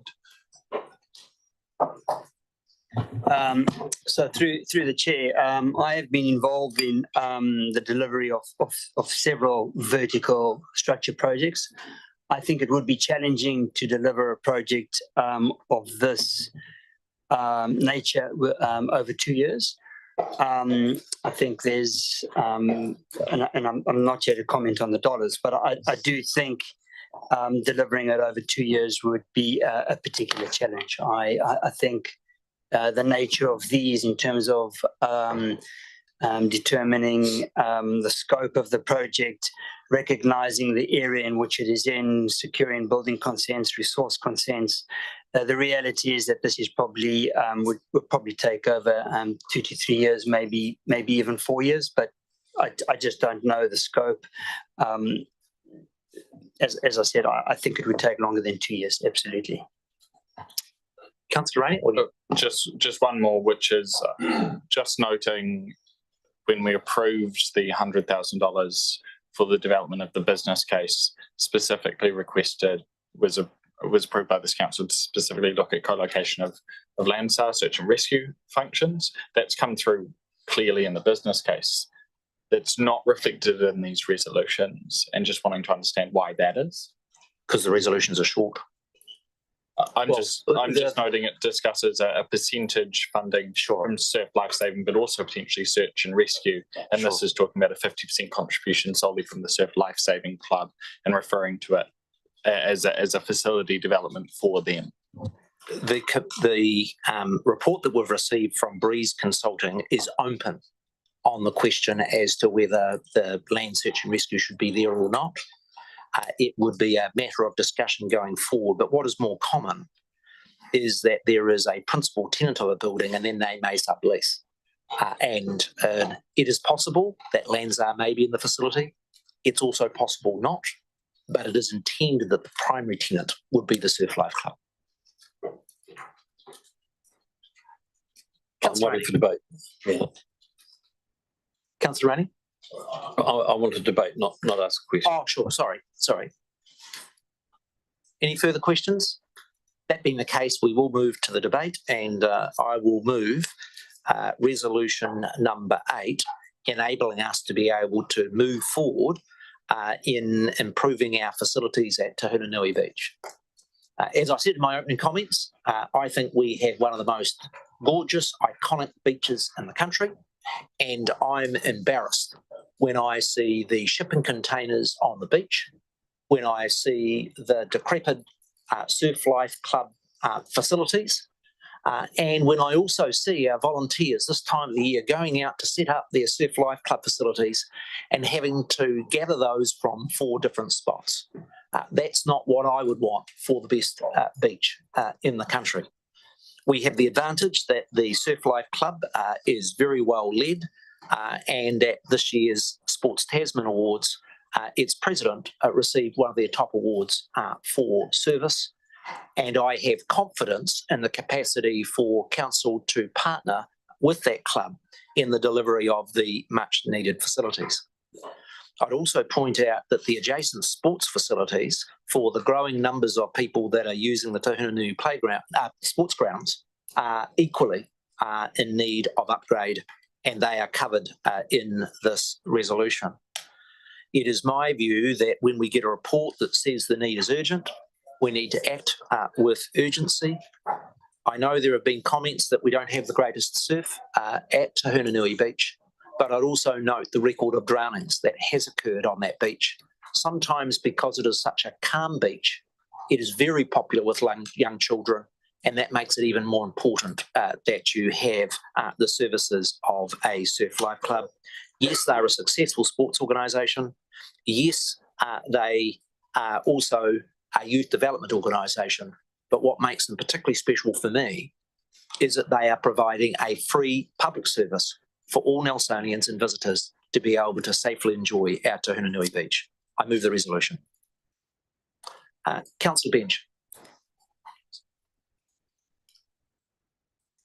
Thank you, Mayor Nick. I think it's a great thing to aspire to. It's about saving lives, and it will also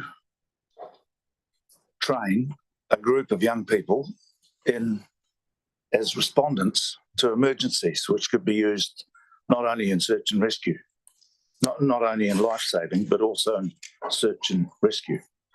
But there's one issue that really concerns me. It's a big red flag, and that is about the search and rescue.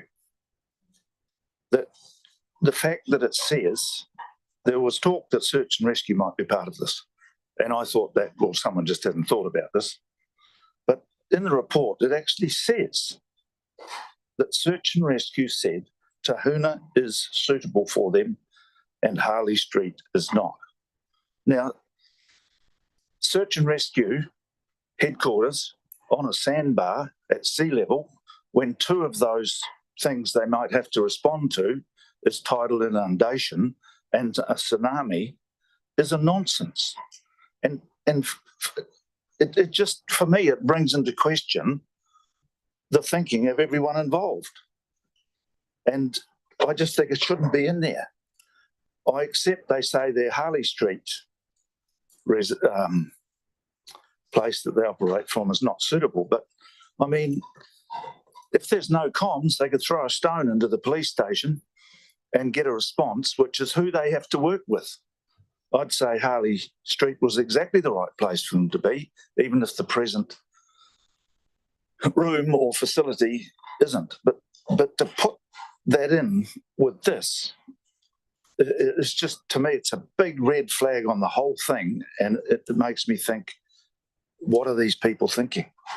It doesn't, you can't put search and rescue headquarters on a sandbar at sea level. Thanks, Councillor Bench. Councillor Rainey?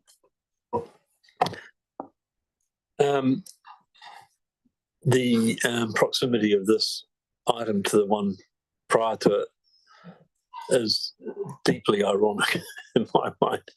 And I find the level of commentary on regards to this item profoundly hypocritical. I'm sorry, I just do. There is no urgency over this. I think we need to get it right. I support the notion of better facilities at Tahunanui Beach, and also have been advocating for this for a very long period of time.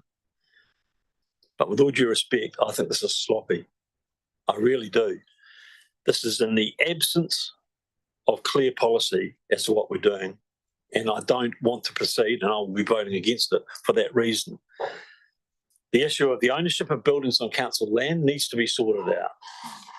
The issue of the percentage of council contribution towards these projects needs to be sorted out. The issue of whether it's a cap of a percentage or a cap of a figure needs to be sorted out.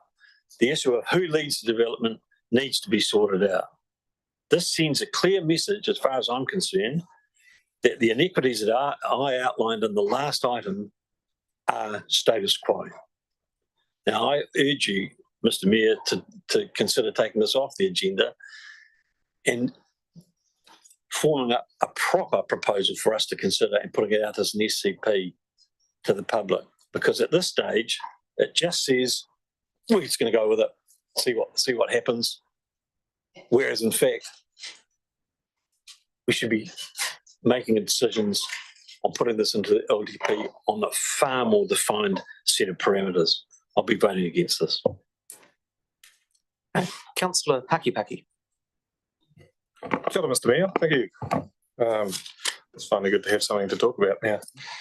I've been reasonably vocal on this particular point, and I would like to, for the record, and in my recollection, this is the first time that I've been involved in a meeting at council talking about this particular topic, that it has been explicitly said that it is a surf club. It has been essentially slipped under the door under the guise of a sports hub in the initial conversations that we had about this, and that included the entire area of the Tahunanui sports area, the fields, the tennis clubs, and all of the other spaces out there. It's really disappointing that we do actually have clubs that are operating with really high numbers of participation there that are also operating out of shipping containers. And I mean, even I'm not even sure what the summer touch groups are doing, but you go down there any nights of the week and there's so many people down there. I think this here directs our attention away from where, what that space actually needs, and the idea of a sports hub, a collective hub, really rings a strong bell for me. That's my that would really tick the boxes for me. And I see that a surf club is I had friends in that. I was involved in the Nippers down here with a friend of mine. His dad used to run it. It was a really neat part of what we were doing growing up. We learned some really good skills down there. I will say though that the idea of that is it is a crucial safety requirement that we need for that space. It's a bit of a moot point because just looking at some of the statistics of the last drowning, the drowning fatalities that we've had along that space, and there have been at times 1 a.m., 8 a.m., 2:35 a.m. times when the surf club and the surf volunteers are not even going to be there.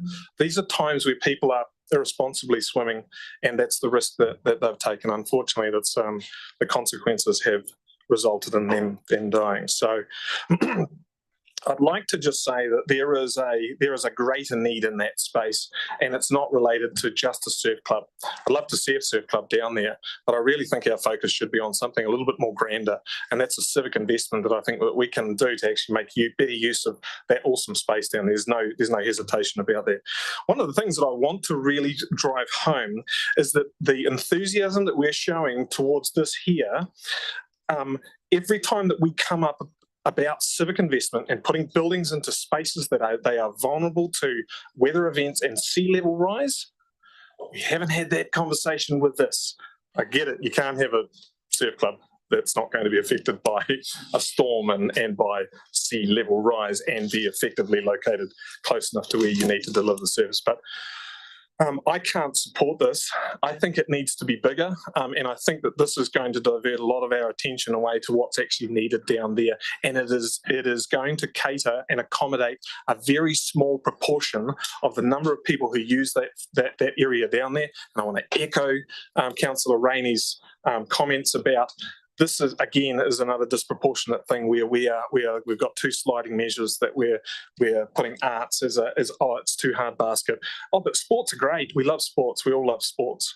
I've got a foot in both camps, and I would like to see that both of them have a level of equality in terms of what outcome and stuff that we can provide for our communities. So I can't support this with keeping in mind I want something bigger, better. So. Thanks for that contribution. I'm going to adjourn for lunch at 1. There are a number of people that are still indicating contributions. And so we'll resume this debate at 2 o'clock. I'll just need Robin to provide me with a list of those that have spoken, so I make sure that those who haven't spoken get a fair opportunity. So we'll invite, council is adjourned. And we'll just do the raffle. Just for a reminder for councillors, lunch served in my Marama room, CEO's only session at 1:30, council resumed at 2. Council adjourned.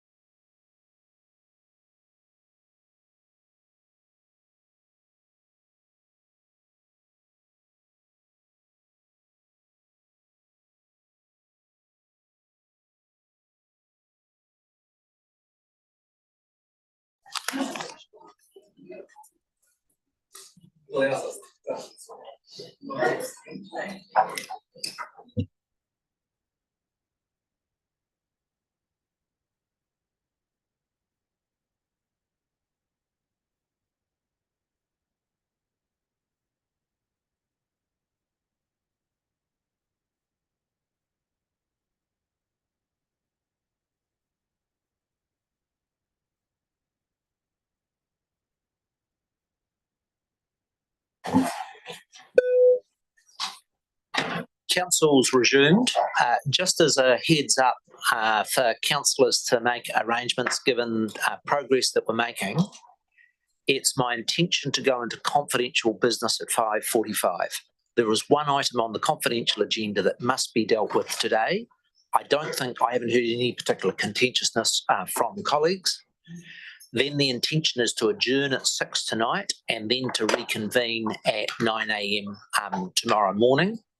It's my intention to take the next break at 3:30, and given the length of time we worked, I'm going to put a special coffee order in and get my EA to drop one in if the coffees are on the personal expenses of the mayor, and if anybody else would like a flat white or something of the sort. Division on the coffees. Councillor Anderson? So we'll do that at 3:30 and then work through the other items. We're dealing with item 8. Are there any other speakers that would like? Have you spoken, Councillor Brandt? I'm sorry. Councillor Brandt and then Councillor Sanson. Thank you, through the mayor. So I appreciate the amenity of the area and the need for better facilities of all the users down there, not just around the life surface. I appreciate the storages all over the place for the life. I can't even say that. That's what happens with the break. And I appreciate that water safety and drownings is a very high risk in New Zealand waters, and a lot of time and attention is going into that. However, the resolution doesn't make it clear to me if we're asked what we're asking the public, and if we are asking them if they want Nelson City Council to own the building and lead the project, or if they would like the Surf Lifesaving Club to do that on a very isolated particular facility instead of the all users facility that has been discussed previously. Therefore, I won't be supporting this recommendation until the recommendation is clearly stated of what the intent and expectations are. Thanks, Councillor Brand. I think Councillor Sanson was next.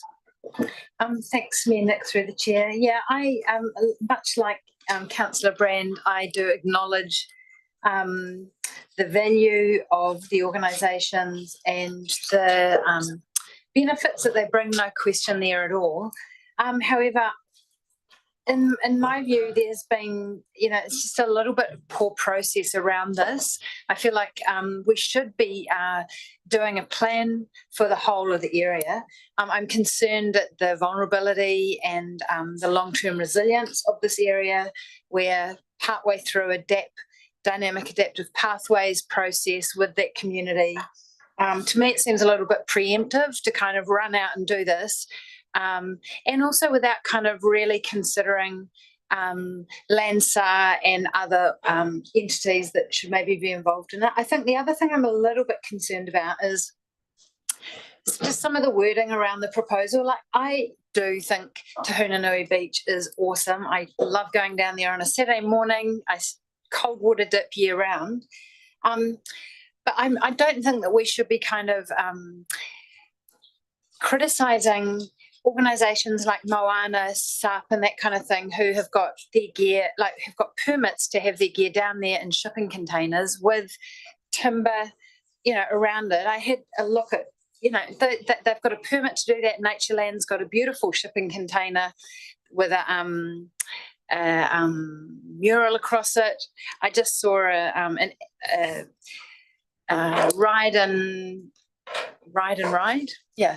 bicycle hub at a transport hub in Auckland that's just been launched with a locky dock and then some shipping container beside it that's just looks amazing with a mural. So I don't think we should just go, we can't have shipping containers down there at all. You know, those kinds of buildings are actually going to be necessary in vulnerable locations as an approach to resilience, something that can be put in temporarily and removed. So I just think we need to do a little bit more thought around this and make sure that we're not,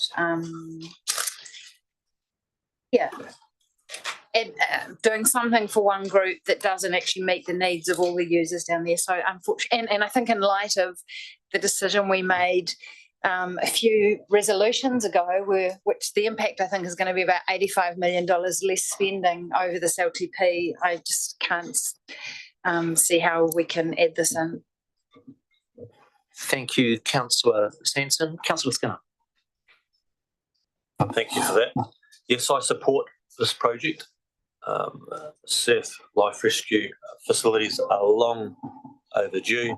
I know it was a great times in the heyday with the building down there, and we've sort of got used to not having one, but sorely missing one, as you can see in the sort of the growth of trying to store such equipment in certain parts in the sand dunes. Nelson's great for its sun, sand, maybe not so much for its surf. So maybe surf rescue sounds a little bit off, but actually having a rescue and the skills of such a good organisation are very much needed, and we need to support that. I see I'm concerned that some of the reasoning is against having it as sea level rise or tsunami. I don't think we should be paralysed by our decision making by that. Keep in mind the sea level in Nelson has not risen. It might rise or drop tomorrow in the rest of the country, but we've got great data from the port. They've kept track of it very accurately for the last 70 years. And it has not risen during that time. Also, when we were considering past councils about putting a building down there, they were obviously looking at having it sort of a building that could be moved. So if you're worried about the change of the dunes, which do change a lot, it's a building that could be moved as need be, and especially as those tidal changes and the weather rips are, etc. So that's all being considered. So yes, I support this, and I support it in the sense that obviously there was requests, understandably, for other facilities down there, but this is a step of achieving what is most urgent, and then that sort of sets us up for that greater picture down the track. And I think this is a good way of putting the horse and cart in the right order, getting that surf rescue and getting some of that tidied up with the storage, and then from that further down the track, if there's a need for a further hub, that can be considered. But I thought it was very prudent, and I was very impressed how the staff had come back in a stage by stage, and the way they'd consulted and worked it out how this would work step by step, financially and resource wise. Thank you. Thanks, Councillor Skinner. I think the next speaker was Councillor Rollo. Thanks, Mayor Nick, and gives me great delight to second the motion that you've put forward. Something about a world-class beach in the best suburb of Nelson, Te Hunanui. And, you know, I was thinking as I was preparing my debate, well, what should I say? And I thought, well, I should quickly acknowledge that I am the bench warmer for the Te Hunanui 4th 11 football team. So I do have a slight conflict, and I often use these changing rooms down there that are unfit for purpose. They often leak. We often get people ringing up from the committee going, what's going on here? And the response is, it's not a leak, it's just because it's raining outside and there's holes in the roof. Nonetheless, we do go out there and we play sport, and that's as far as that conversation needs to go. But I read this business case that was put together by Breeze Consulting at the request of this council, and it says here the most urgent needs relate to the surf club facilities, which we all know lack. It should never take a surf club 2 to 3 hours to set up every weekend, just to set up and then put away. That's unacceptable. If you're feeling unwell, you go to a doctor, and a doctor's based at their facility. You go to a beach and you expect the surf club to be based there. they often aren't because it's too difficult to do that. I was talking to their president and some of their committee members not that long ago, and I said, how are you feeling about the summer? What lies ahead? And they said, well, actually, the thing is, we're all volunteers. And so to get people out on public holidays, giving up their lives to set up for 2 to 3 hours before they go and do their duty is a huge port of call. And I think that needs acknowledged. I do support this, this proposal that we've got here, but I think it lacks the bigger picture that we need to be looking at as well for Te Huna-Nui, and that's the fact that there are other clubs and users that look there. And I had the privilege just last week of attending the Marist Rugby AGM for the year, and it says here in their annual report, off the field, getting Marist recognised as a key stakeholder in the Te Huna-Nui Reserve Management Plan is a critical objective of ours. The long-term plan for Te Huna-Nui is also an ongoing priority. And then they acknowledge someone who we don't need to acknowledge around here. But why do I bring that up? Because in 9 years' time, that same rugby club, their lease comes up for grabs over in Hathaway Terrace. That's an organisation that want to be a part of Te Huna-Nui. All of their junior rugby is played there, and their senior rugby often go there. Now, I'll share a quick story around, I don't know who that was flying over, someone who's here to see us, probably off to Te Huna-Nui. I'll share a story that happened in July this year, and I'd been given a heads up by the Marist Rugby that Trafalgar Park was unavailable for the day, so all of their rugby was going to be played at Te Huna-Nui. Now, this happened to happen the same day that all of the Te Huna Football Club's games were going to be played at Te Huna-Nui. Now, there's literally 2 changing rooms down there for these people to use, and so there was quickly an agreement made for how all these people could use them. There was no facilities for the refs, but that was okay. Well, it all happened that the rugby was about to go and the ref arrived. The ref was a different gender to the players, and there was nowhere for her to get changed or get ready. And to the shock of the Marist Rugby Club, they had to go and say, well, you can use our shipping container if you would like. And the lady said, it's all right, I'm used to it, I will go and get changed to my car. In the year 2023, almost 2024, in Nelson, that is unacceptable. We need to be doing something at Te Huna-Nui for surf rugby, but also for the greater picture. Now, it does recognise a whole highlight because we've been talking this throughout this meeting around, well, what's the actual plan for this area? And there was one that was proposed to us this year, which was the Te Huna-Nui Reserve Management Plan. And to the best of my knowledge, that plan continues to be kicked down the road, because in May this year, I was sent out to do pre-consultation with stakeholders. We've seen here from a rugby club that they want to be a key stakeholder. I can list a number of other groups: touch, frisbee, football, surf club, Natureland, coffee cups. They all want to be a part of the reserve management plan. And while I will support this today, we also need to be thinking around the bigger picture of what we are doing in Te Huna-Nui. Te Huna-Nui is a great asset to us.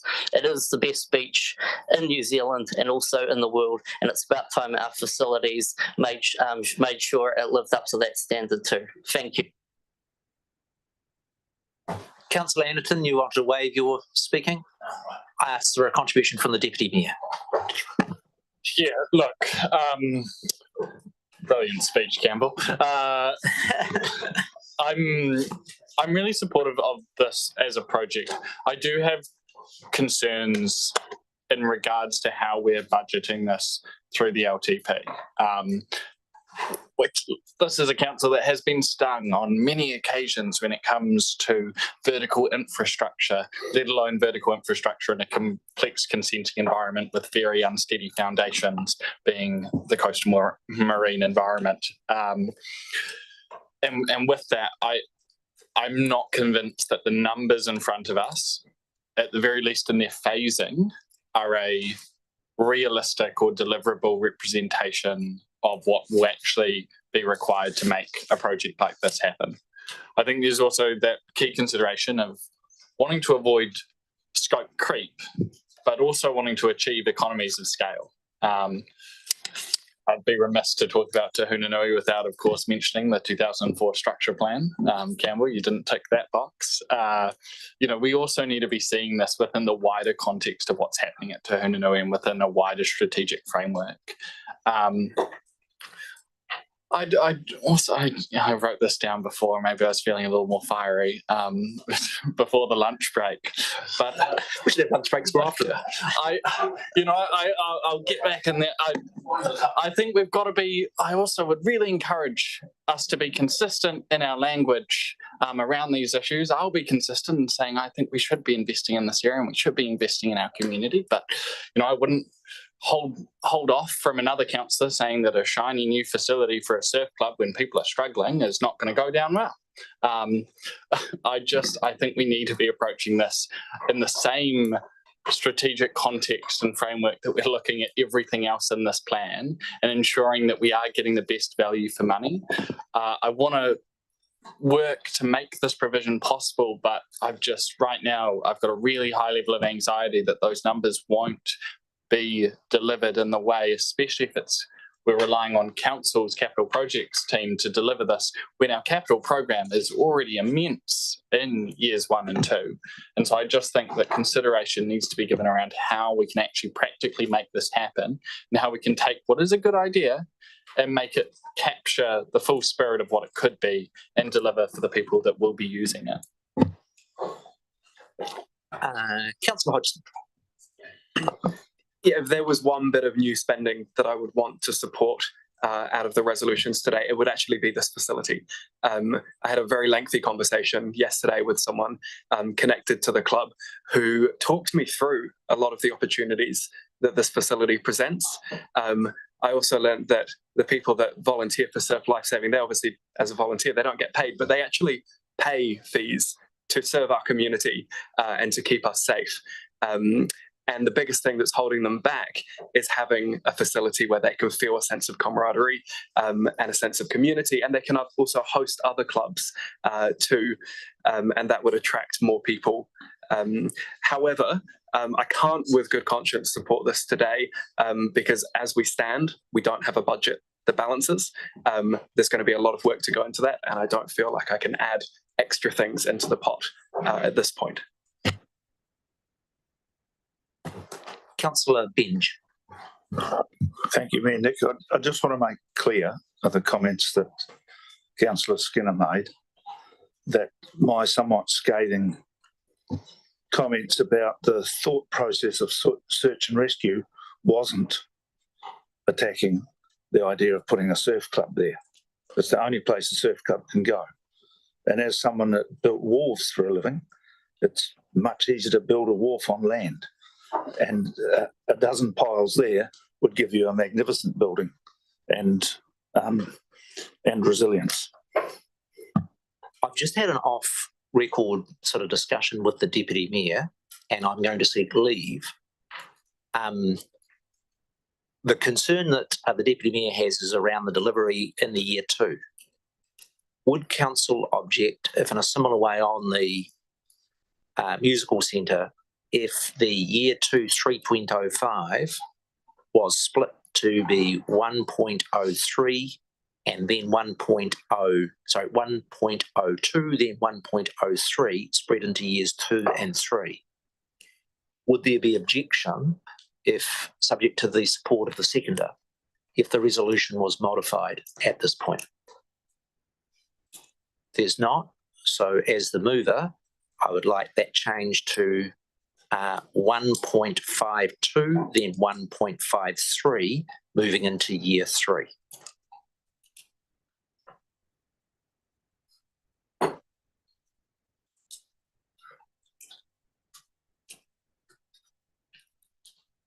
Now, I think I had a hand for a further contribution.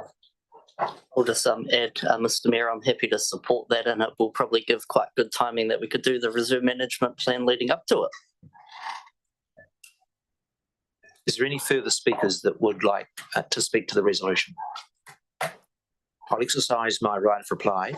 The first thing, some councillors have raised concern about there being not enough detail. It's not at all surprising when projects are entered into the LTP that you don't have that level of detail at that point, because you don't want to spend a whole lot of money on getting designs and those sorts of things until you have done that work. What council has received is a substantive report from an independent consultant, and I want to read the words: urgent in respect of the safety of members and the ability to respond to emergencies. I would honestly suggest to this council that if this was a function that we did in-house, we would make it as a matter of urgency of health and safety. I equally would say that if we had any of our staff working in the conditions that the volunteers work in the current Surf Life facility that are photographed and detailed in that report, this project would not have been sitting around for 10 years. There has been questions about, well, why would we do this in a time of financial constraint? And let me be very clear about this. I do not think in this term of council we will have the opportunity to do any big mega projects, whether they be libraries or we've seen reports of wanting to have $40 or $50 million swimming pools or the like. I don't think that is financially realistic in the circumstances that we are in. But I do think it's always important for our community to be moving forward and to finding niche projects that will have broad support. Now, Councillor Rainey suggested that rather than handling this through the process of the long-term plan, we should have a special consultative process. And I would agree with him if you were looking at a mega project. I actually think that special consultative process is correct for that. But for a project that is of the order of $3 or $4 million, the special consultative process adds an additional cost of many hundreds of thousands of dollars, well justified in a really big project, a project 40, 50 million. I cannot justify the cost for a project of this size. Now, there's always going to be a tension between arts and sports and what our priorities are. I would remind people that council provides a grant to our arts institutions like our museum, our art gallery, our School of Music for permanent paid staff. The Surf Life Club provides a public service entirely as volunteers. And so for us as a council to be making provision for meeting just half the cost of building a facility on the beach that will be enjoyed by thousands of people, in my view, is a wise investment that we make in what I think is the most precious part of Nelson community, in that Te Hunanui Beach. I conclude my right of reply and ask the Chief Executive to complete a division. Thank you, Mayor Nick. Clause 8 of the Mayor's report. Councillor Anderson. Aye. Councillor Benge. Aye. Councillor Brand. No. Councillor Courtney. Aye. Councillor Hodgson. No. Councillor Pakipaki. No. Councillor Rainey. No. Councillor Rollo. Aye. Aye. Thank you. Councillor Stanson. No. Councillor Skinner. Aye. Councillor Stallard. No. Deputy Mayor. Aye. Mayor Nick. Aye. 764. We now come to resolution number 9. Sorry, Mayor Nick, I'd like to move a motion. I'll put it as 4. There hasn't been any notice of motion. Under what standing order? It's my intention to move to resolution number 9.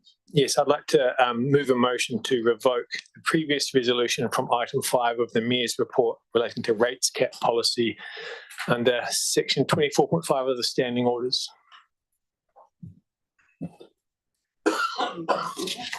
Can I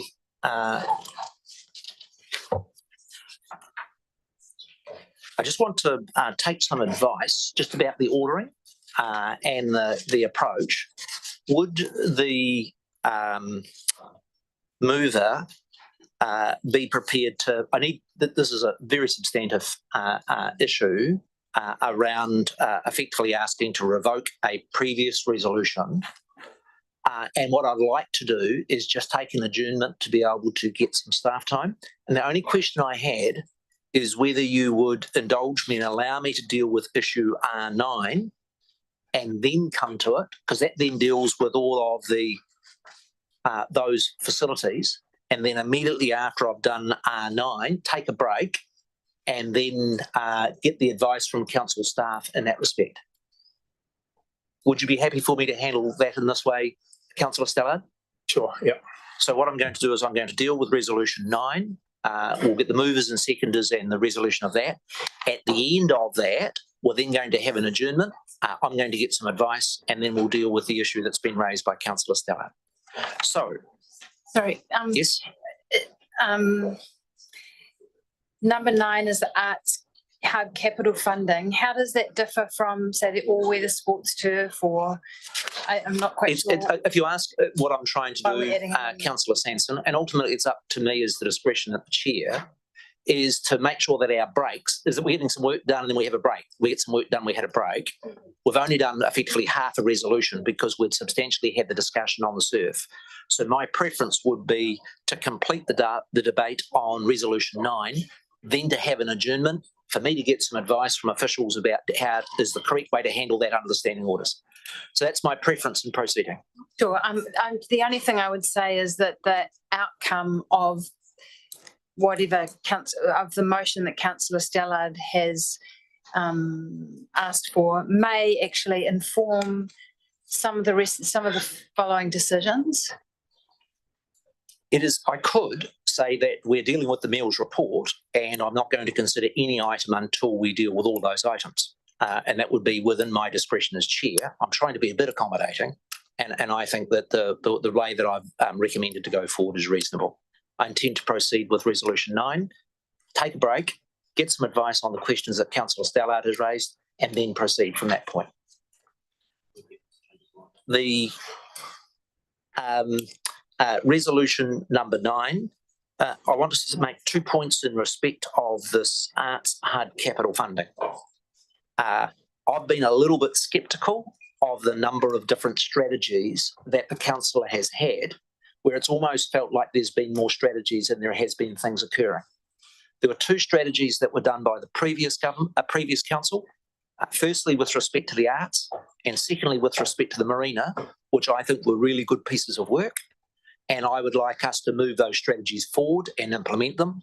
What I've set out in my mayor's report on this item would enable us to be able to advance the work that's being done by the task force, and for us to be able to plan for an appropriate timing a capital investment in our Arts Hub. I also say with respect to this item that I am influenced by the view that the old refinery on Halifax Street is not the appropriate facility for it. I've also got serious questions as to whether it is going to be economic for us to earthquake strengthen that earthquake-prone building. And so they are the reasons that I brought this recommendation. Happy to take questions. It's my understanding that the Deputy Mayor wished to move it, and Councillor Anderson wished to second it. My intention is to take any questions from colleagues, then to allow the mover and seconder to move it as per the previous format.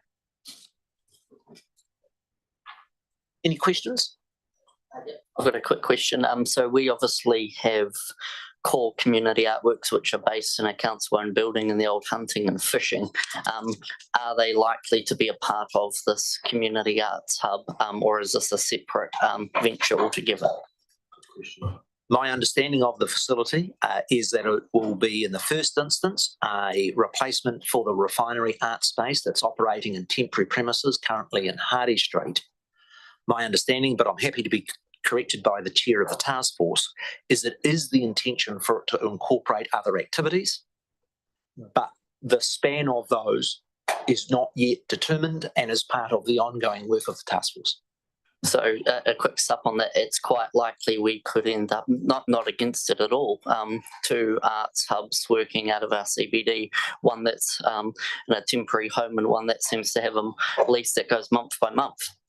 No, that is not possible, and certainly not the intention. The intention is that the temporary facility, so effectively what's happening with the refinery at the moment, is that where there has been a vacant retail premises, that they've approached the owners and got it on a relatively temporary basis and on quite generous terms. But that does not give them the stability or the capacity to be able to invest in the fit out that you would for a long-term arts hub. But I can assure Councillor Rollo, it is not the intention to have the current refinery and an additional facility operating simultaneously. Any other questions?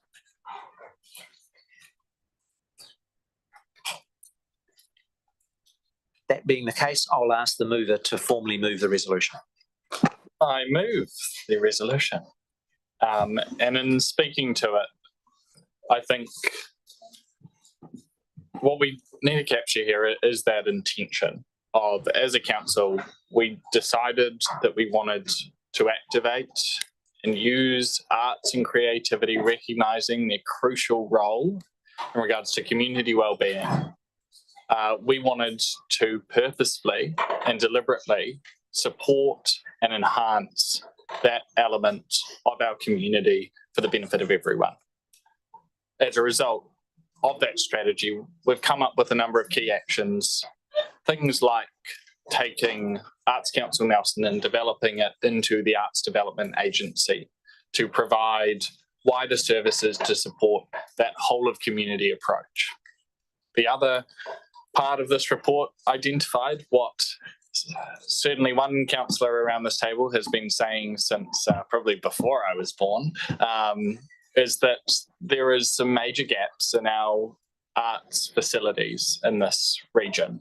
And what we've done is we've basically picked off the lowest hanging fruit and said, look, we need to take this strategy. We can't just leave it on a shelf.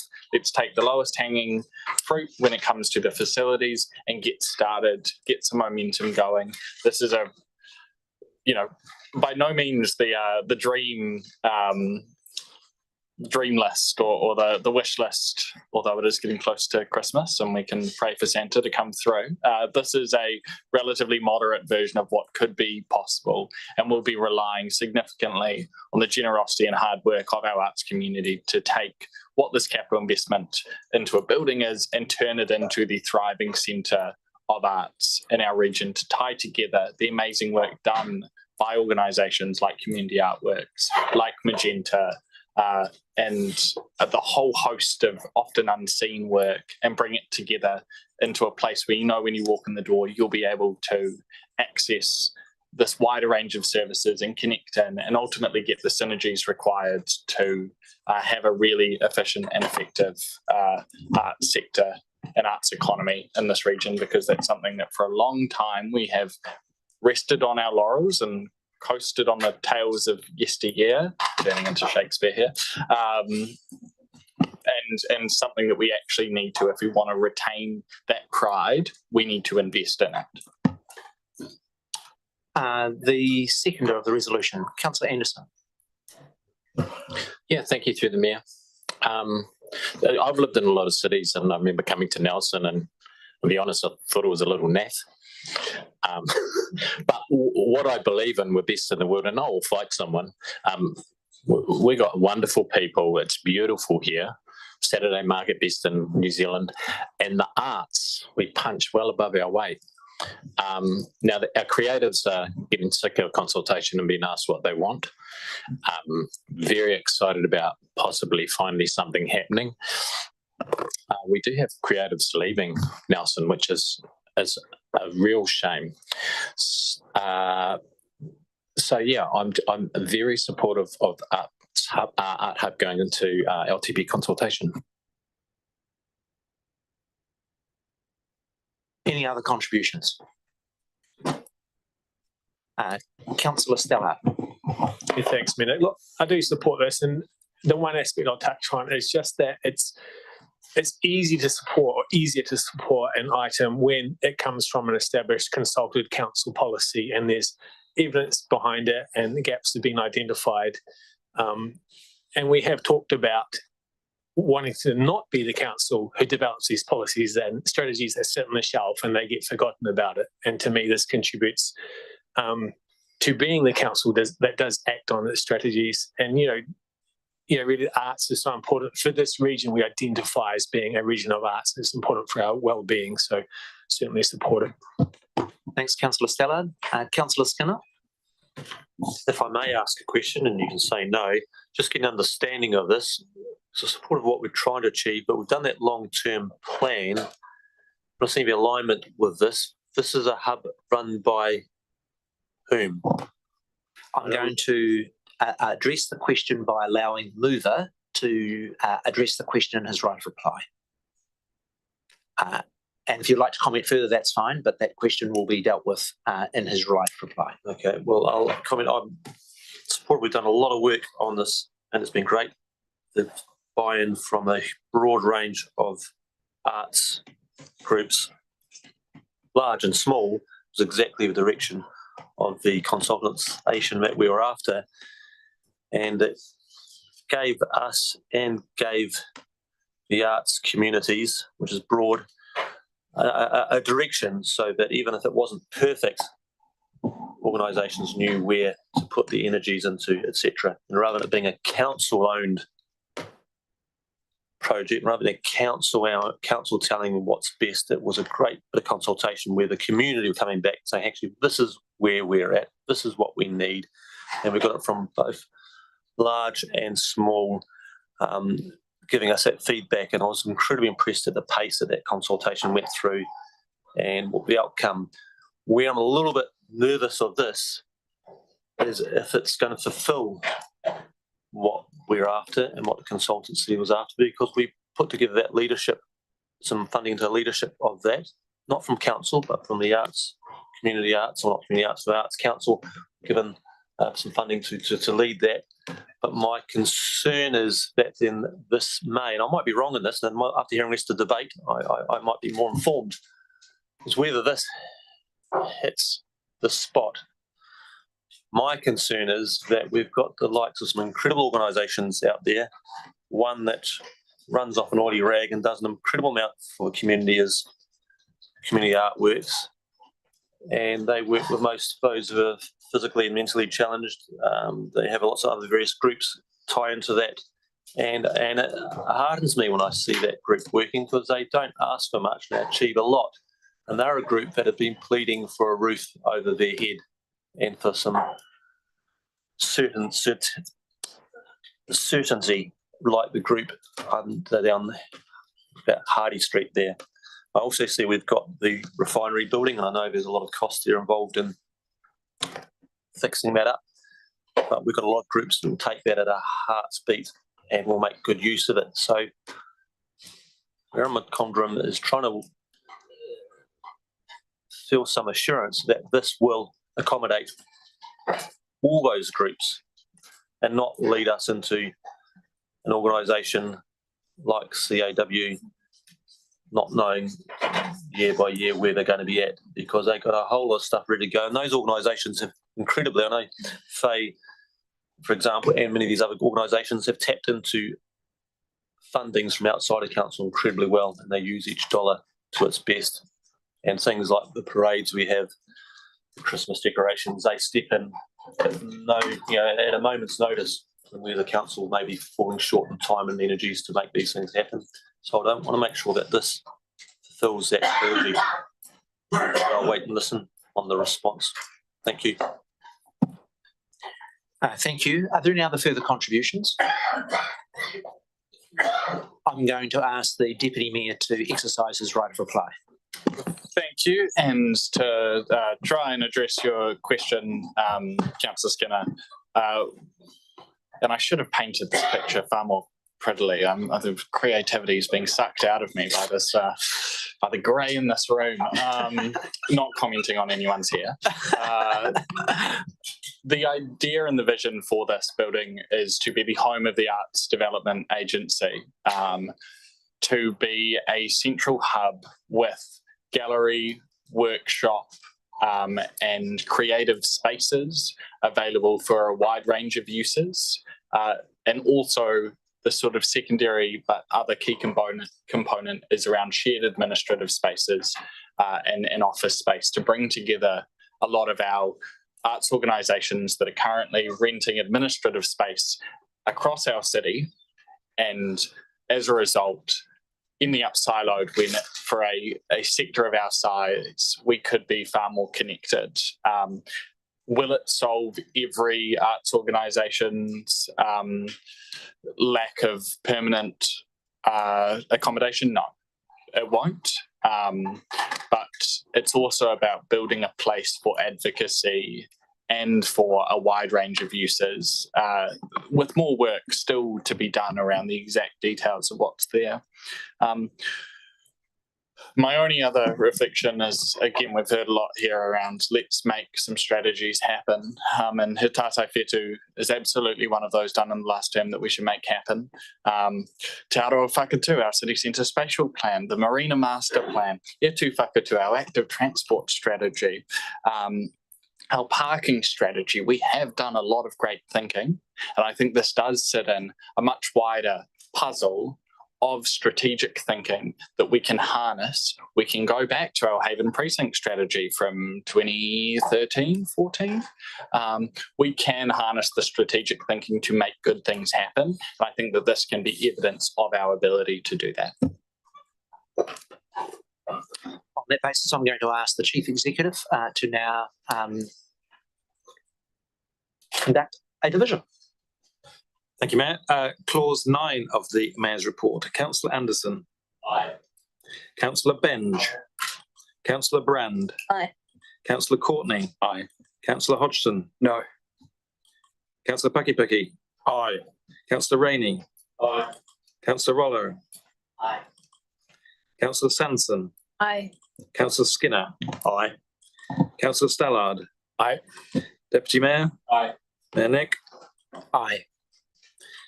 Carried with one no. I'm going to call an adjournment with just one optional extra.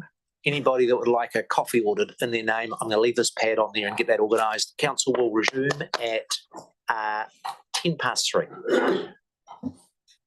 it on the calendar. Put it on the calendar.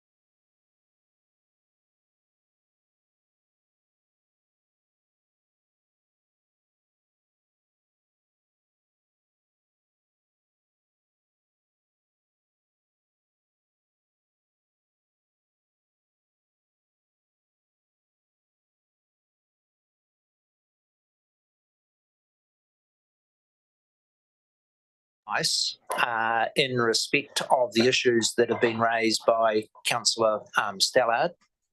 I've also been approached by councillors who feel that the vote on resolution number 6 with respect 5, with respect to the rates cap, that on reflection, that they would wish to cast their vote differently. That does put the council in quite a difficult position, but these are big and important issues, and I would want council to make their decisions with some reflection and time. The most efficient process for me to deal with it is that would be to rehab the vote, but that requires a suspension of the standing orders. So my preference in moving forward, and I'm going to move, that council suspend in standing orders in order to reconsider resolution 5 of the Mayor's report. That resolution does require a 75% vote, but I'm moving it, and the Deputy Mayor has indicated that he is happy. In the event that the resolution is passed, it's then my intention to ask the Chief Executive to rehold the vote on resolution number 5 considered this morning. My intention is to proceed on that basis unless there's anybody that has a question of the process that I am proposing. To extend. Oh, sorry. Before I do any of those, we're beyond 3 o'clock in our 6-hour rule. So can I please have a motion from someone? Motion to extend the sitting time of our council meeting. Moved by Councillor Pakipaki, seconded by Councillor Rainey. All those in favour, please say aye. I will then put the resolution that I am moving, that council suspend standing orders in order to reconsider the vote on clause 5 of the Mayor's report. Mr. Mayor, sorry, I had my hand up for just a question. Yeah, sure. So in between that time, should that be carried, we will have an opportunity. Do we completely rehash the whole process, or is it just go straight to vote? Just go straight to the vote. Like I say, a councillor has indicated to me, it was carried by 7 to 6. A councillor has indicated to me that on reflection, they would like to change their vote. Now, it's a little bit unconventional. On the other hand, I'm one that says it's a very close vote. It's a very big issue. And if that is their request, then we could go through quite a complicated process of, for instance, notice of motion, as was being suggested by Councillor Stallard. That would require a 75% majority. I'm not sure that's there. But if there's a genuine discomfort with a vote that's been taken when we're dealing with so many issues today, my view is that that is the fairest way in which I can manage the issue. Councillor Courtney. Mayor Nick, I certainly hope, above hope, that this doesn't set a precedent for this council. I really mean this because this is what's called democracy. Local democracy. Local councils, the heart of democracy, is here in this room today. And because one member... Point of order, Nick. Are we in debate or are we asking questions? I'll finish there. I'll just ask, I hope it doesn't set a precedent. I understand that. And I hope councillors will appreciate that I genuinely want to have a good feel around the council table. I was very pleased with the vote. Of course, it was my proposition. But unless I've got confidence that the councillors back it when it was 7-6, then my view is I'm pushing the council into a zone of discomfort. And that is why I think the way I'm recommending forward is the fairest way.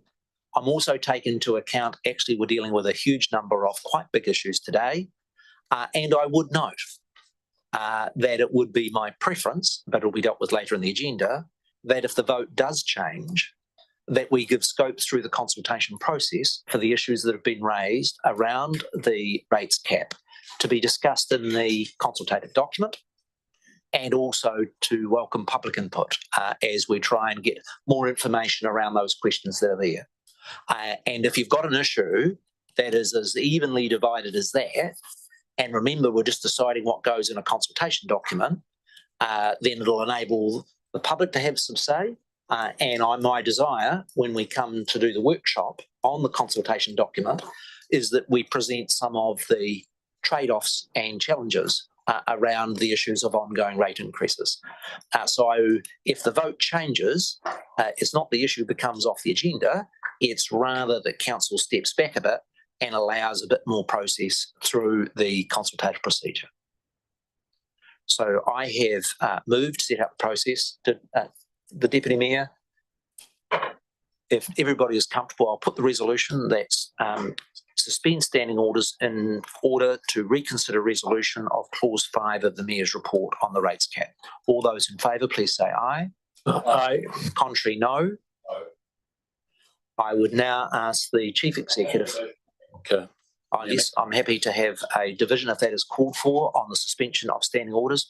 I do think it requires a 75% majority. It does. So I'll ask the Chief Executive to consider the resolution in respect of the suspension of standing orders. The motion to suspend. Councillor Anderson. No. You're not. You want to suspend? You want to suspend? Yes, yes. Just being clear, this is about the motion to suspend first. Don't worry, Matty. I've done far worse in Parliament. That's an aye. Councillor Benge. This is. I've already got the strong ones. Do you want to suspend the motion, and then that means we remove standing orders? This effectively will allow a revote. Do you support having a revote? No. Okay. Councillor Brand. Yes. Councillor Courtney. No. Councillor Hodgson. Aye. Councillor Pakipaki. Yes. Councillor Rainey. Aye. Councillor Rollo. Aye. Councillor Sanson. Aye. Councillor Skinner. Aye. Councillor Stallard. Aye. Deputy Mayor. Aye. Mayor Nick. Aye. Carried 11 to 2. That does meet the 75% majority. I'll now ask the Chief Executive to redo the vote on recommendation 5 on the rates cap. Clause 5 of the Mayor's report. Councillor Anderson. No.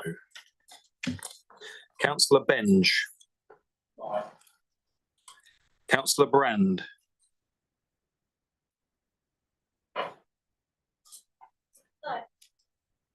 Councillor Courtney. Aye. Councillor Hodgson. No. Councillor Pakipaki. No. Councillor Rainey. Aye. Councillor Rollo. No. Councillor Sanson. No. Councillor Skinner. No. Councillor Stallard. No. Deputy Mayor. No. Mayor Nick. Yes. That's carried 10 to 3. No, Sorry, it's not carried. Sorry, I'm sorry. I'm sorry. I made my You're on mistake. my side. High five, Matt. We're on this together. That's for the trying to push it. Can we not have that in the press, please, Max? Let's not. So that's sorry, lost. We come to change. the council agenda, Mayor's report. We are now in respect of the all-weather sports turf. To give my understanding is that Councillor Skinner will be moving the resolution and that it will be seconded by Councillor Rollo. The report is in my name, and I'll just give a few reflections. There's been strong advocacy around an all-weather sports turf in Nelson for some time, and I've read the previous feasibility study that was done in May 2020 and also the report that was conducted by consultants in reviewing it. Where I did have a different view to the 2021 report was it said the level of disruption for sports like football was small. I disagree quite openly with that view. My son was a participant in soccer at Suburbs Club, and as a parent, I was surprised by the number of occasions in which rounds of sports were closed. I also checked with the sports club, both Suburbs and Nelson Football, and both of them reinforced the view that somewhere between 3 and 5 rounds of the competition is disrupted as a consequence. And actually the effects were more than that, in that they often didn't do training so that they could try and protect the sports field in advance. Now, I accept that there are valid and difficult views in the trade-off between what facilities we fund for areas like sports and the cost. I think it is material and significant that the recommendation that's come through here does have the sports club providing a substantive portion of the funding. The final point I'd make just on the report is, look, I understand the arguments both ways on this. This is about how much you try and squeeze out of your non-all-weather turf fields as compared with the benefits of having one all-weather turf. It is actually not determined at this point as to whether Saxton or whether Guppy would be the right option for it. But as a consequence of making provisions in the long-term plan for a 50% share, you would enable the sports clubs to then work through. The last point I'd say, I was surprised when I searched around New Zealand at how many similised centres to our own actually do have an all-weather sports field. And the last point I'd make is that the report that said we shouldn't do it was because we have lots of space. We are simultaneously quite openly planning on intensifying housing and development in the central city. And there's no question that as you intensify and have more people living in the city, my view is it makes at some time in the future an all-weather sports turf facility something that's appropriate. That's the basis of which the item has been included in my report. Any questions? Councillor Brand. Thank you through the mayor.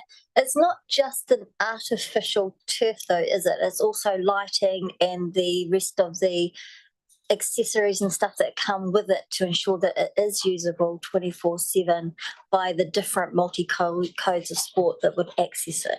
And is that factored into this cost, or is that a cost that's on top of, or will the sports clubs be paying for the lighting and other accessories themselves? The costing in the report of $2.65 million is based on the cost of the turf, fencing, lighting and landscaping. But I want to condition it. And that is, like a number of these projects, until you do the detailed work about which site it's going to go on, I suspect, and Andrew might comment on this, that if you were to go at somewhere like Neil Park, that's a previous landfill, the issues of settlement are likely to mean a higher level of cost than if it was a really good site. And so I believe the cost of 2.65 million, which is based on adding 20% on what was in the feasibility study, is as good a guess with the information we have now. But until you do that detailed work, you would not be able to crystallise it. My personal view, and I think it's consistent with your question, if you're going to the expense of an all-weather turf, it's a no-brainer to light it. And I've been amazed at, when I've visited other artificial turfs around New Zealand, the extent to which those turfs are being used well into the evening on weeknights for training purposes. And so my view is we wouldn't consider it without lighting, because you're not going to get the level of utilisation. Okay. Then the follow-on question from that, based on the report, was the location, or has that been actually confirmed of where this would be, or is that still to be decided considering the multiple users that want to use it, or is there multiple locations that you are planning on putting the artificial turf based on the different user groups and what has been identified in that report? Andrew, do you want to add any information in that space? Some of the and they're perfectly fair questions. I have tried to fairly summarise the information in the report based on the advocacy that I've heard from Tim Skinner as one of the key advocates for this project, plus the material I received in the report. And I don't proclaim to be an expert in this area. Thanks, Mayor Nick, through you. So the site's not confirmed. I think there's a bit of work to do around that. And of course, there's got to be plenty of engagement with potential users because, as Mayor Nick says, there's not really much point in having something like this unless it's being used really, really intensively. So it's a bit of work to do there. A question from Councillor Rainey and then Councillor Pakipaki. Sorry, and then Councillor Sanson. Questions to me, and I'll probably more likely pass them on to others, but let's give it a go. Well, I apologise for not asking these earlier, but in a similar vein to other items that we've discussed this afternoon, who would own it? Who would run it? Who would the sporting code have to gain income from it to fund their proportion, which I presume is the answer is yes to that. What happens when that's paid off? Do they continue to charge to use it? Are we talking about 50% of the overall cost, or are we going to set a cap on that figure? And I'm very interested to know about the life of the turf, because in my experience, look at these sporting facilities, around 10 years is when they have to be replaced, as happened at the hockey turf. I might be happy to be wrong on that one, Councillor Rolway. I'm not commenting, but you're quite right. So,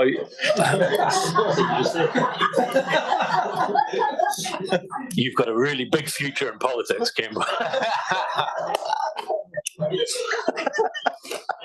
So there are a series of questions that I find it difficult to be able to support this without knowing the answers to all of those things. Will these things be fleshed out in the process of the LTP? My answer to you is that the feasibility study that was conducted looked at the long-term costs. You're correct, Councillor Rainey, that these all-weather turfs have a life of about 12 years. The feasibility study then worked out how much you would need to charge per hour to both meet the running costs and also build up the fund to be able to replace it. I was pleasantly surprised in that feasibility study about the levels of utilisation and rates, and it is certainly true for other centres that have had these artificial turfs that with the rates they charge for the uses, they have proved to be able to be sustainable. That's not true of all of those other centres. There are some that have been too ambitious. The one in Pairua got in trouble with the council. On the question of whether it should be owned by the club or whether it should be owned by the council, my view is that if the item is supported for the long-term plan, I would then want advice from staff as to what the best model is. But I don't think that's a game changer because so many of our sporting and facilities have a range of different ownership and management options around them. The key thing is knowing, can it be financially sustainable? And my view from the feasibility study done that they can be, as long as there is a user charge and the levels of usage, including that depreciation. Following up on my questions, would you consider then, through the process of the LTP, some energy going into the development of a policy to cover a lot of these questions? Because there are multiple items coming up where there's a lack of clear direction in terms of the percentage that we're funding or not funding, ownership, council land, can we... Or was it too late to think that? Should we have been talking about this months ago? Let me give you an honest answer, Councillor Rainey. It's this. One of the things I'm loving about working in local government rather than central government is everything you did in central government was only about policy. And you ended up writing policy because you have to, because you're dealing with a country of 5 million people. Sometimes at the local government level, if there's a part I enjoy about it, is that, I'm sorry, there isn't another School of Music or Theatre Royal. There isn't, you can have the best thought out policies you like. If you come to this area of what should be the portion of public and private contributions to facilities such as this, I think it might be useful for us to develop a criteria, but I don't think it would be a crude percentage. And I'll tell you why. I'm a bad golfer. Council contributes diddly squat to the Nelson Golf Club. Lots of older people get enjoyment out of that. There are other sports clubs that are predominantly kids, and sometimes they're predominantly poor kids. We had a wonderful presentation from the Chief Executive of Sports Tasman, of which he said one of that organisation's key objectives is making sports more inclusive for young people, particularly for those from our lower socioeconomic families. And equally so when it comes to the arts sector, my view is the needs of meeting children and having them active in those things is a higher priority than people playing golf. So my honest answer, Pete, is some criteria and factors to consider would be useful to develop in a policy, but the beauty of local government is that you'll never be able to write the perfect policy, because actually, whether it be soccer, whether it be tennis, whether it be golf, whether it be bowls, whether it be running, whether it be different musical activities, they are a little bit unique and you'll never get a perfect policy. Councillor Sanson. I'm sorry, I did overlook. I did say I was going to take Councillor Takitaki first. Yeah. Okay. Come on. That's the advantage of going up to Pete, is he kind of asks all the same questions that I do, and then I run out of stuff, but I do make notes. There was a question about, so the main one was the lifetime of the turf itself. About 12 years. I know 12 years, more realistically around 10, but what about the lighting as well, and the other sort of components of it, because we haven't really had a breakdown of what and I know it's pretty high level at this stage, but what's kind of been allocated to each of those in terms of, like, let's just say 12 years, we got to pick up on that.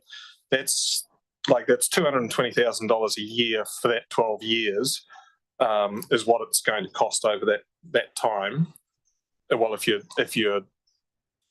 going to completely replace everything in 12 years' time, then you would be looking at that, which is, and at 10 years, that actually works out to about $22,000 a month.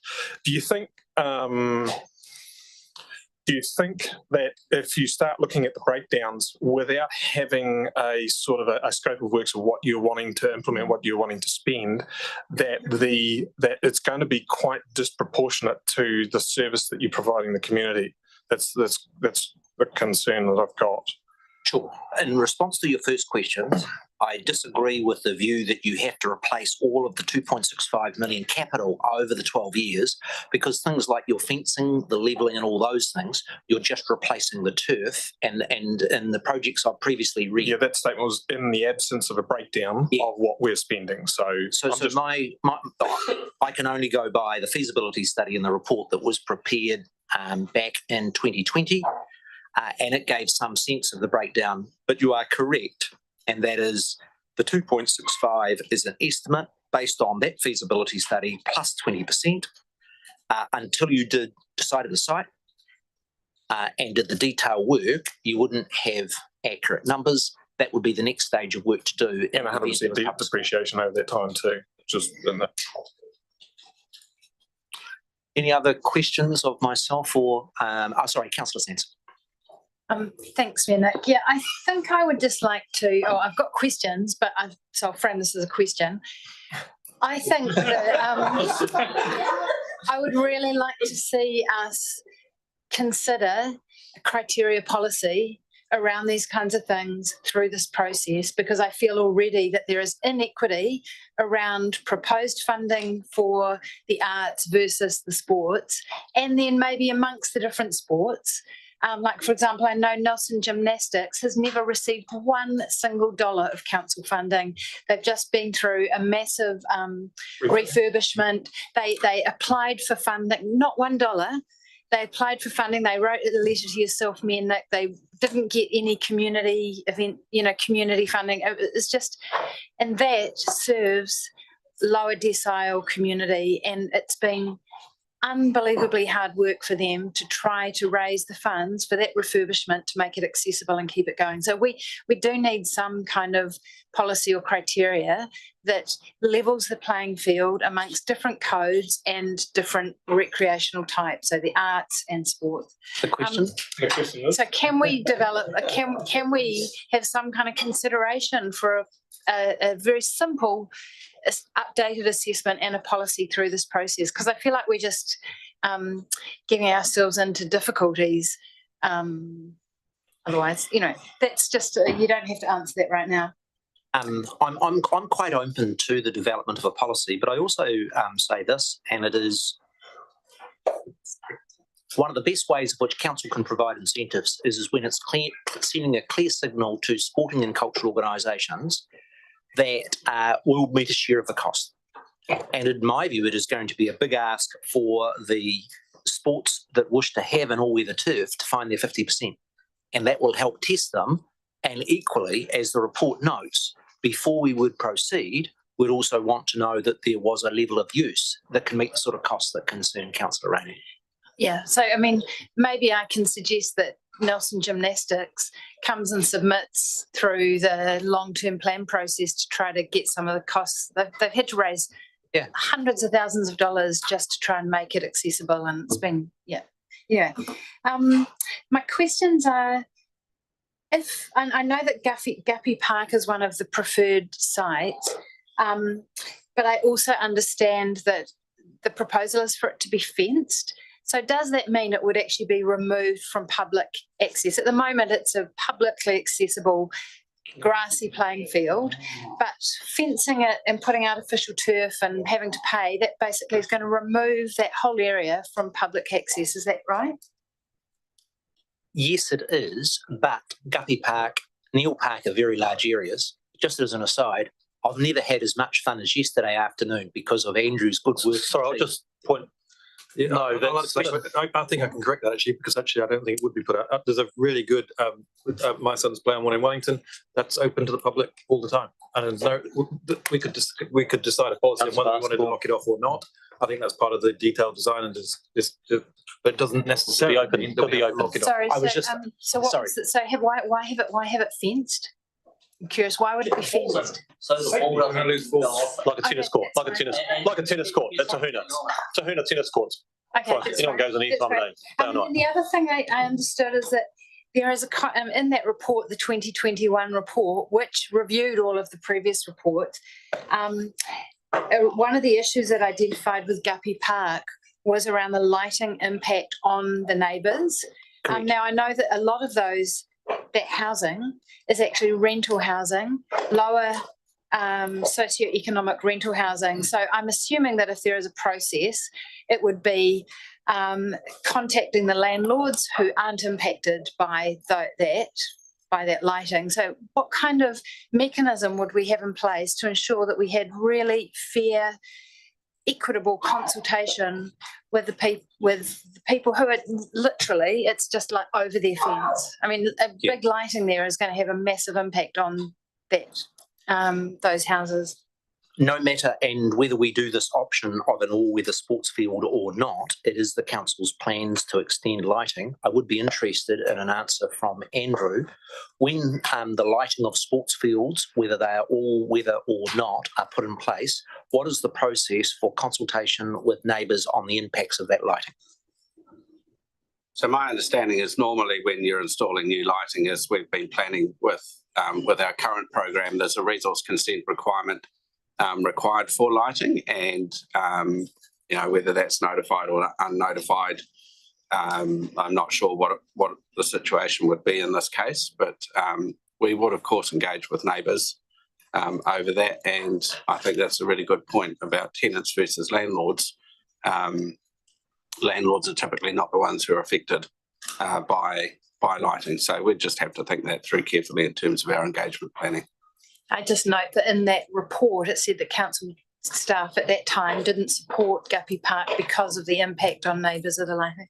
And then the final question I had was, in that report, there was an assessment of the options, and number one, which got the highest score of 73 out of 100, recommended a whole lot of improvements. So we went through this last term.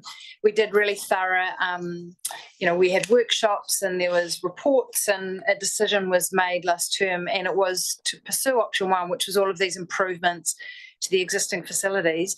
If we're going to do an artificial turf, which would be option 2 or 3, which scored only 38 out of 100, what happens to those improvements from option 1, which are already in the LTP, is there some impact on those improvements? I'd like to direct that question to Andrew. In the event that council made a decision to proceed with an all-weather turf, what would be the likely flow-on impacts to the priorities of other upgrades in sporting fields? Is that a fair way to summarise?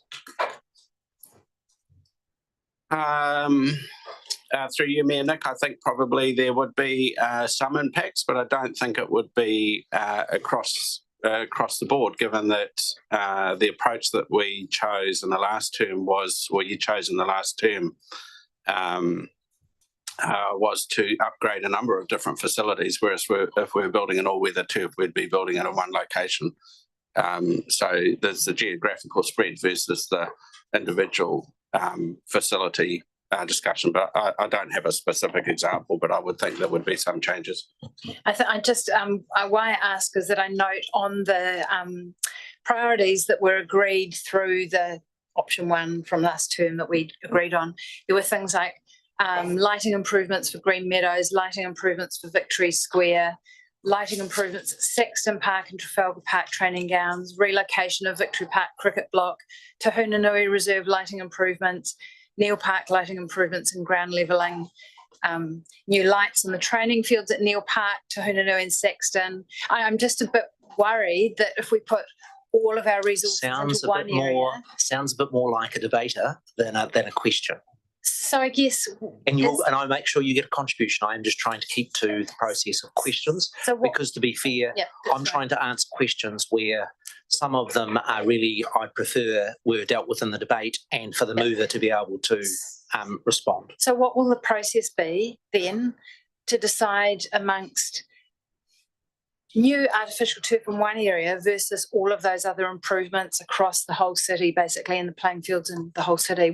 Happy to take guidance from Andrew, but my understanding would be that if a council decided in its long-term plan to include an all-weather turf, then council staff would come back to the elected members with recommendations about how they would rejig the other priorities so that it made for a comprehensive plan around how we deal with sports. Is that a fair description, Andrew?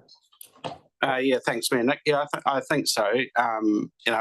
When I talk about geographical spread, you've got to remember that we have clubs that are geographically spread. The value of the work that we're doing and a large part of the value of what we would do with an all-weather turf would be to provide for training as well. And you're not going to put all clubs on the same all-weather turf for training on a Thursday night. So there still would be the need for significant investment to improve training facilities across the city. But as I said before, specifics pretty hard for me to give today. But generally, hopefully, that gives you enough. I was just going to comment earlier that yesterday afternoon, as a consequence of a letter I received from a couple of kids in the Pioneer Park area, the council has, within just their normal operational budget, put a couple of football goalposts, and the kids were overjoyed, and it would be one of the more joyful things I've had to do. And that just reinforces that we take the high level decisions, but there are decisions being made all the time around those sorts of practical improvements in our sporting facilities. Councillor Stella. Thanks, Nick. Just about the last point in the report that says that other option council can choose is not to make any improvements to capacity. Just to clarify, if we don't support this motion before us, we will continue with the existing program to improve capacity according to the 2021 Sports Field Capacity Review. We're not actually saying this or nothing, are we?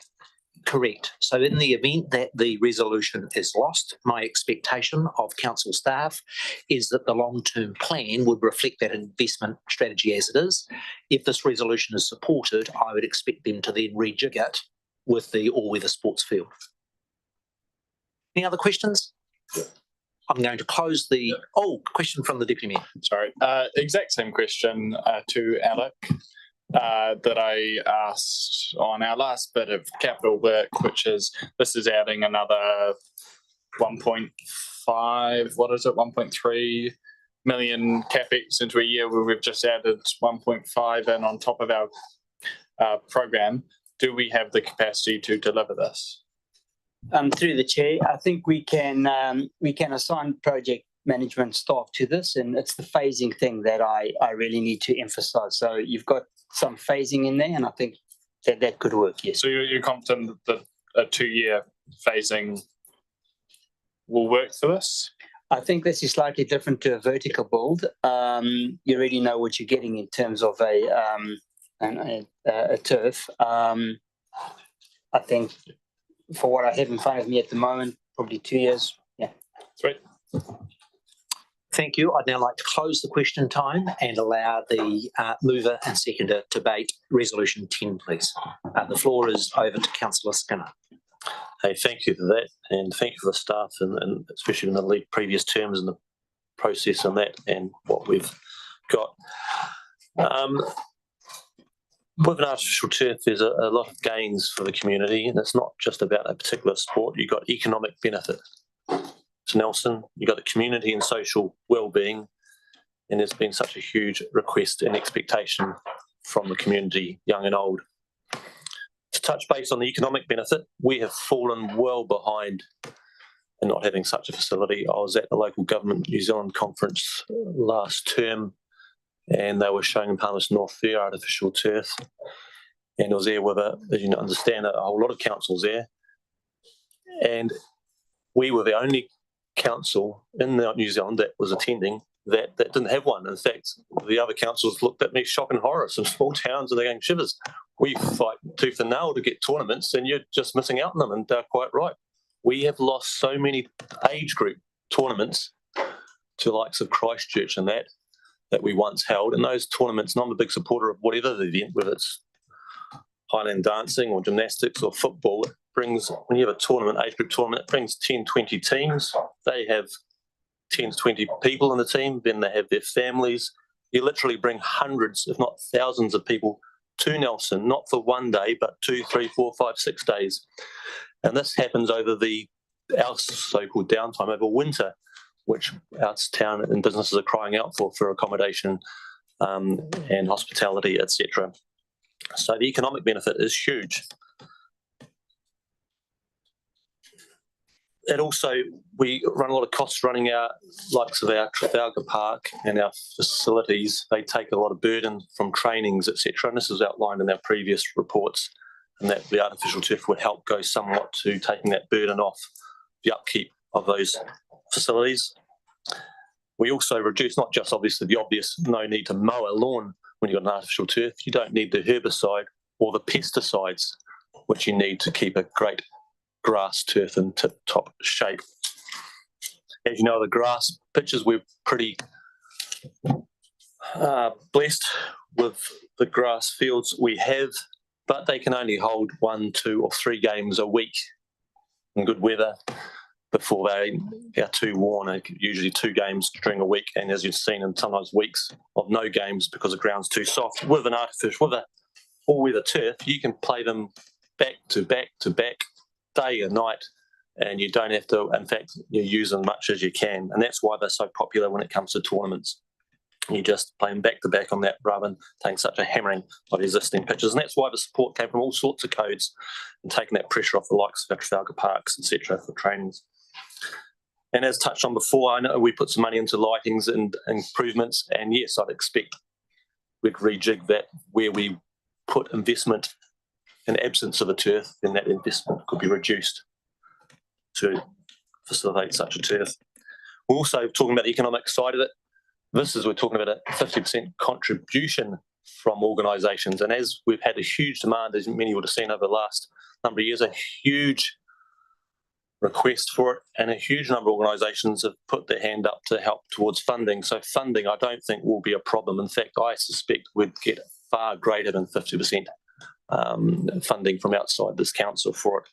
You're not just looking at the organisations, huge organisations like FITA, which have huge purses for developing that sort of thing. You've got mainland football, you've got Nelson Bays football, let alone all the clubs and the various grants organisations, but they can only be leveraged if you've got a council who says, yes, we will make this happen. Then when those funding submissions go out, they go, yes, we've got a council who are behind this. Then those organisations, right, we will provide the dollars. So I don't think that'd be a problem as well. For me, the greatest reason for it has been the community and social well-being. I've seen how great this will be a facility be open to the public. This is a facility where you can rock up when the games aren't being played and kick a ball around, play some basketball, catch up with mates. And you only have to see that small turf they've got at MIT is just booked out with kids of all ages, young and old, going down and knocking around. The great thing with the community wellbeing, you don't need to speak the same language when you play any of these sports. You go down, you make friends, people you've never met before, young and old.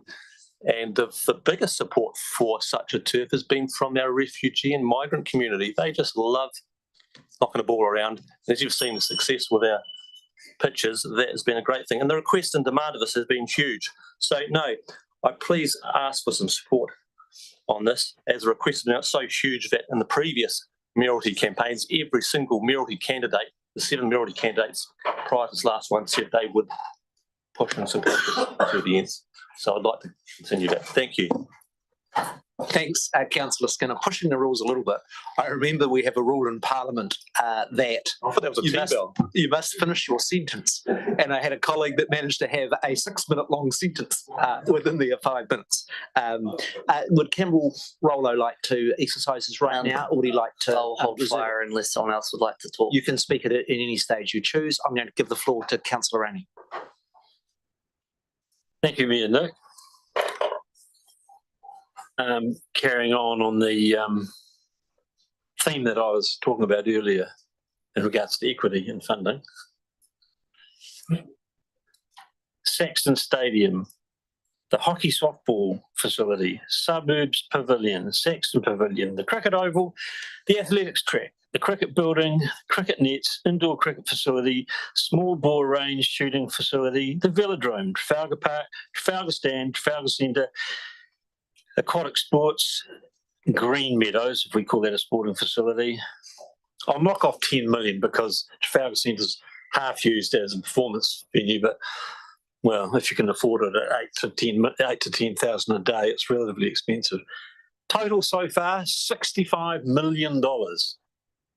Performing arts in Nelson City, 3.15 million to Nelson School of Music, 875,000 to the Theatre Royal, not taking into account the lines that are still in place, but they're lines.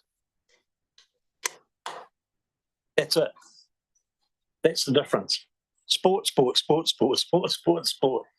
I cannot vote for this. I cannot vote for $3 million for this facility when we are desperately in need of a black box theatre in this town. We are desperately in need of more performing arts facilities. That's not taken into account also the potential for another $8 to $10 million about to go on the Sea Sports facility.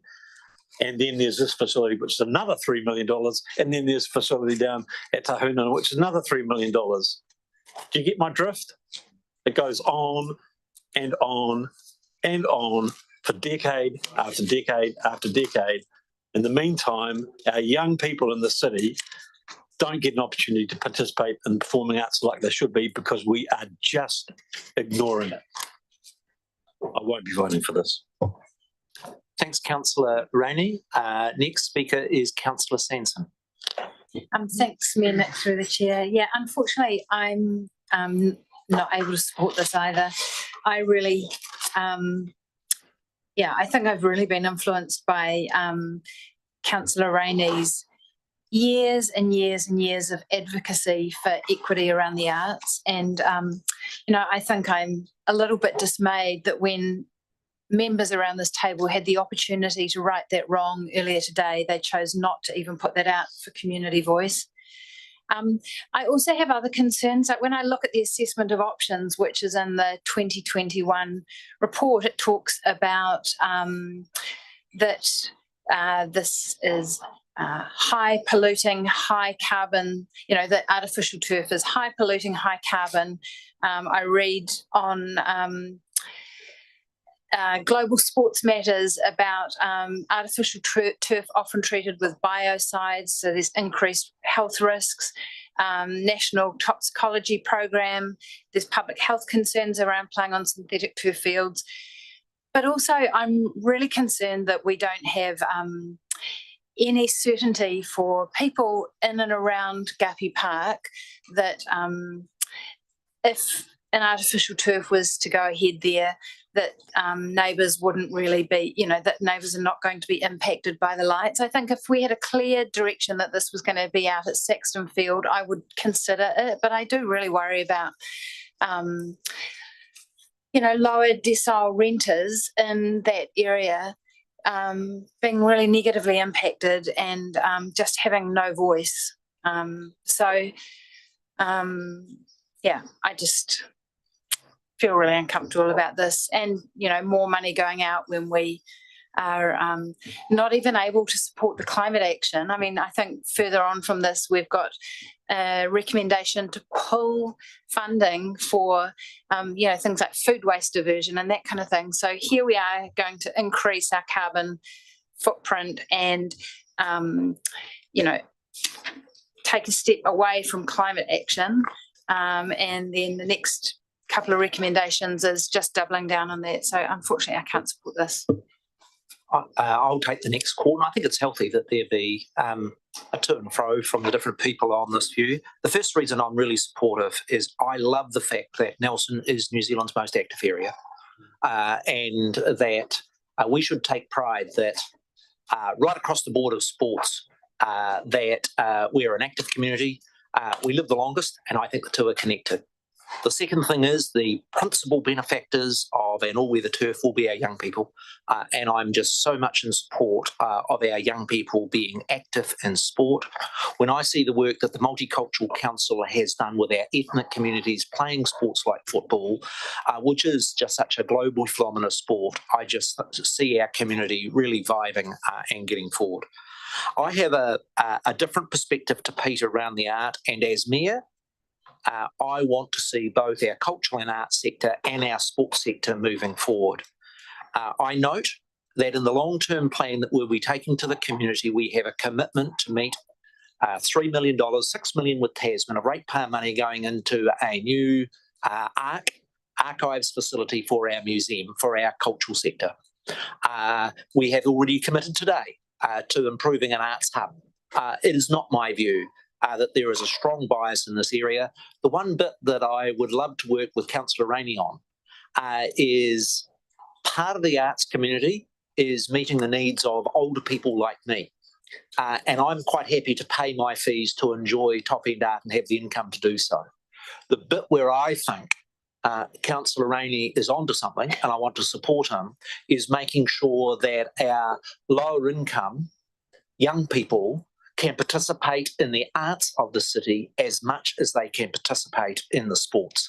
And I do think we have a collective challenge there, and I'd look forward to working with Councillor Rainey on that, because that is where my view, public funding needs to be focused rather than on the enjoyment side, the viewing side of sport. The last point I want to make is this.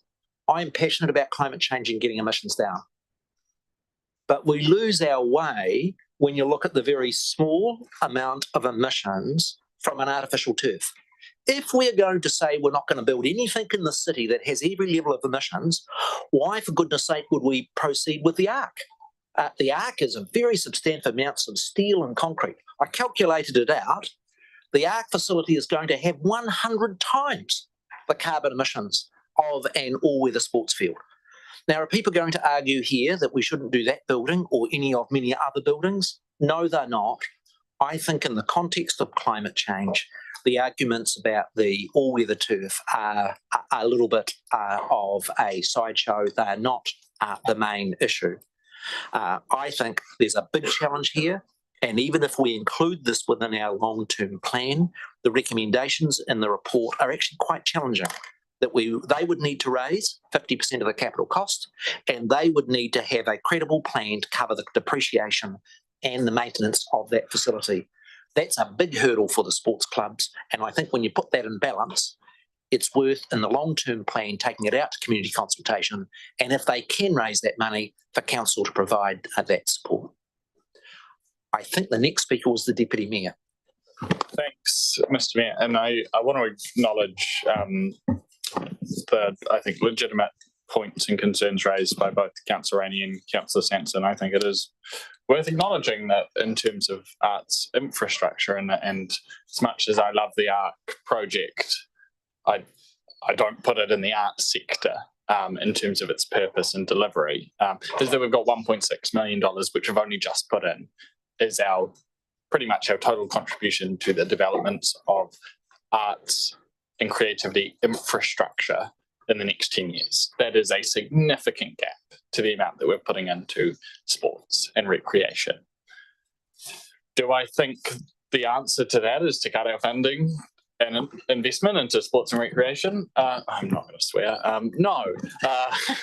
No. Look, we need to achieve equity. We need to, across those two sectors, we need to be investing more in our arts. But well-being is holistic, and it is not a clear delineation between those who would like to kick a football round and those who would like to kick some clay around or throw some paint on a canvas or enjoy the excellent degree of performing arts that we have in this region. They're not mutually exclusive, and I think that we need to uplift our arts sector. I do have concerns in terms of the phasing of this and whether we've got that right, but I think that this is a conversation that has been bouncing around and one that we should be having with our community. Whether it ends up through this process still being in year 2 and 3, and whether it ends up being one of the more urgent priorities, I think that that's a conversation that we're going to have at the other end of this. But I don't want us to get into the space of pulling funding from one when it's not a trade-off, because we're actually not talking about not investing in the arts, because we actually haven't even gotten to that point in the conversation.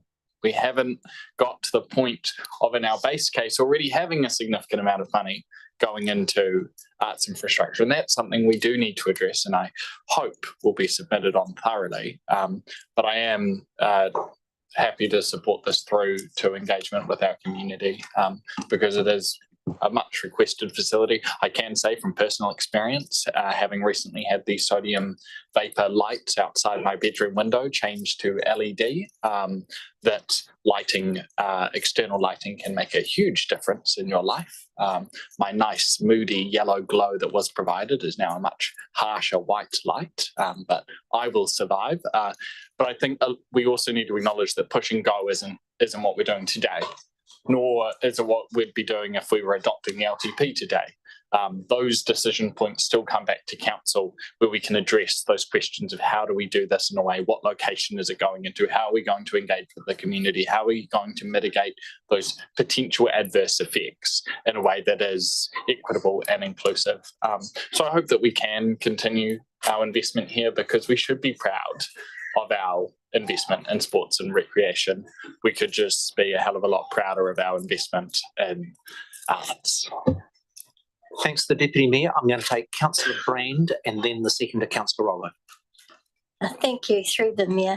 I'm not going to get into a debate about arts versus sports, as I feel that we're comparing apples with oranges. However, I do appreciate how hard Councillor Skinner has championed this over many years. Yet I'm going to be a handbrake and come back to cha-ching, which is the money, which is a budget, which is, if it's not in the current thing, we're not working on it, do we really need it right now? And from my perspective and the feedback I've had from the community, it is no. We have aquatic facilities that need to be upgraded and need investment, yet we're running them at status quo. We have other council assets that need to be invested in and met to the central government demands around earthquake strengthening. Have we got that in there? Yes. Are we looking at ways to ensure that people who are passive recreation users, which would meet their needs in a library, getting their needs addressed? No, we've put that on hold too. So therefore, I also think about the buildings that we have our own staff working in, and I relate back to a comment made 2 items ago when we referred to other staff and volunteers working in poor working conditions, and yet we're not prepared to look at the investment that we need to make in our civil assets to ensure that the staff here that provide the level of service to the community to meet their demands and meet their needs that they wish to have are actually working in sufficient working conditions. At the moment, we're not. They are working in very poor conditions, and we haven't even factored that into the budget. So I apologise to Councillor Skinner. I understand your champion, and I don't disagree with you about what it could achieve. However, I feel the priorities need to be elsewhere. So I will not be supporting this. I'm going to take Councillor Rollo, then Councillor Stella. Matua Paki would like to say something prior to me. Oh, I'm sorry. Kia ora. My apologies. I'd like to just express my disdain at being called Matua Campbell. Councillor Rollo. Kia ora, thank you. I wasn't actually going to support this. And yesterday I'd kind of made a decision that it's the track that I was going to go down. I am going to, just on that, really only on that principle that it'll allow the community to be able to have that opportunity to actually put what they want and have a say on it. Because if it is really that popular, then so be it. It's not for me to stand in the way of that. And again, in recognition of Councillor Rainey, just because that the sports is getting another leg up doesn't mean that we can really focus our attention on being able to get the arts to have a leg up as well. So we might be able to have our cake and eat it too, bro. Kia ora, Councillor Paki. Councillor Campbell Rollo. I'm sorry. Had I called yourself first, Councillor Stella? I'll take Councillor Rollo, then Councillor Stella, if both colleagues are comfortable with that. Cool. Thank you, Mina. Can I recall at the age of 19, when I first started playing football, giving Councillor Skinner quite a hard time. In fact, some would probably call it bullying, and saying if he didn't get an artificial field, I was going to sort him out. And here we are sitting next to each other, being friends. So I think we've made progress in one step, but we still don't have an artificial field. Look, me and Nick, I was in Wellington last weekend watching my beloved Wellington Phoenix, and I spent some time traveling around. Yes, they did lose, and it was their first loss of the season. Don't blame me. I spent some time traveling around because artificial fields, they mean a lot to me. I've studied them, and I've seen Nelson fall behind very quickly in this field. We've just hosted a FIFA World Cup. We didn't host anyone a few years ago. We hosted the FIFA Under-20 World Cup, and Nelson still couldn't get a venue. And so I decided to take it upon myself to ring each of the Football Federation CEOs to see just how many of these artificial fields are in New Zealand. And I started with talking to Central Football, who are in Palmerston North, and the response I got from them was, man, I wish we had councillors who were more who were interested just like you. He went on to say that they have one current council-owned artificial field with 3 in the stages of being prepared.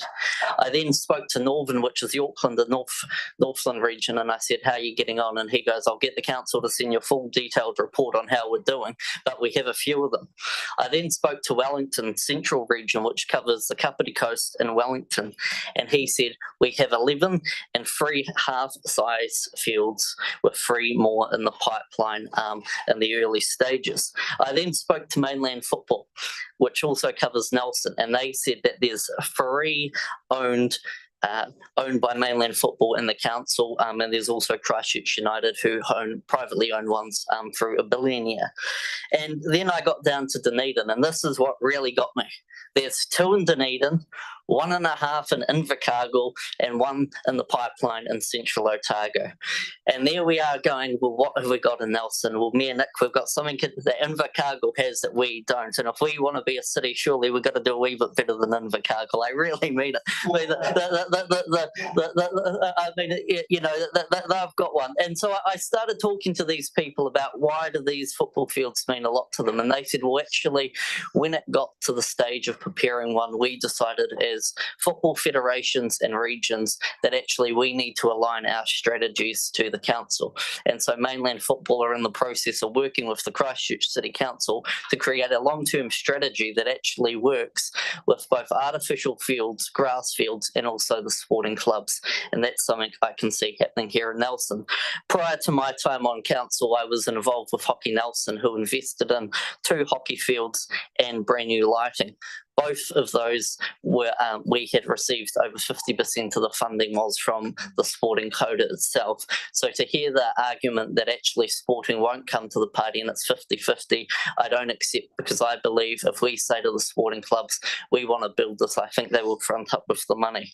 A few months ago I decided that I was going to become a football referee, so I went off and did the course, and so my hope in supporting this is that one day I can ref a game between CEO Nigel and his son on our new football field. But I will finish this debate by saying one thing, Nick, that we are so lucky in this region, because when I've had my conversations over this week, sport and sporting clubs and local councils around this New Zealand are in a political war at the moment around funding and the development on them. And what we have in Nelson, why we have so many passionate sporting clubs and people who want to use our facilities, we are so lucky that it has not become a political council versus sporting club thing, because some of the discussions that I've been a part of were simply ugly. I fully support this. Long may we go and build it, and I'm sure the sporting clubs will come with the money to see it happen. Thank you. Tight on time, almost got a yellow card. Any other contributions? Councillor Stallard, sorry. Thanks, Minda. Yeah, in a sense, this isn't really a decision about whether or not to build a turf. This is really continuing a conversation how we best address sporting field capacity in Nelson. And thankfully, that has been addressed in the previous term. We had a good report, that 2021 Sport Field Capacity Review.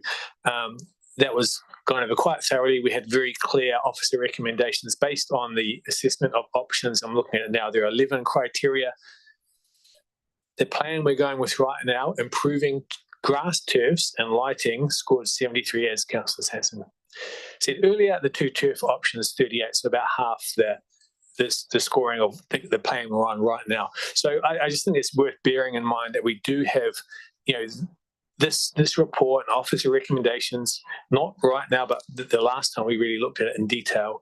So for me, I'll be going with the officer's recommendations based on that report and continuing with what we're doing around improving grass turfs and lighting rather than building an artificial turf. Thanks, Councillor Stallard. Are there any further contributions? I'll provide the mover with his right of reply. I think I'll keep it very brief. Hey, thank you for the opportunity. When you see kids, young and old, and parents down there watching their kids, you see the grins on their faces, even people never kick the ball around, but just the new friendships that are made across the spectrum. It's a very healthy activity. And what mainly benefit is there's a lot of barriers, especially for youth and women getting involved in the game as a new sport. And when you've got great facilities, clean facilities, you encourage and you get that much more participation, which we've been lacking in Nelson, even though we're one of the most active. And as Campbell quite rightly said, it's an area we seem to overlook. And yes, I would hate this debate become a arts versus sports, and Deputy Mayor Rohan put it very well. It shouldn't be mutually exclusive. We support where we can, when we can, and how we can, and there's always areas that we can do better. But if nothing else, it will get Campbell off my back. And for those diehards who don't want to support this, hey, I'll throw in a sweetener. I may not have to turn back up at council next term if this gets underway. So thank you. And one of the public, as I've been saying, and thank you, Carl, for your comments. The public want to see an opportunity to speak more on this. I think if they hear today that we've said no, they'll be horrified. That please give them another chance to say what if, and they may give some very good alternatives or adjustments to what we have in the plan. Thank you. Thanks, Councillor Skinner. I'll ask the Chief Executive to cast the vote to carry the division on resolution number 10. Clause 10 of 17. He's making a point. Councillor Anderson. Aye. Councillor Benge. Councillor Brand. No. Councillor Courtney. Aye. Councillor Hodgson. Aye. Councillor Pakipaki. Hold up. Aye. Councillor Rainey. Aye. Councillor Rollo. Aye. Councillor Sanson. Aye. Councillor Skinner. Aye. Councillor Stallard. No. Deputy Mayor? Aye. Mayor Nick? Aye.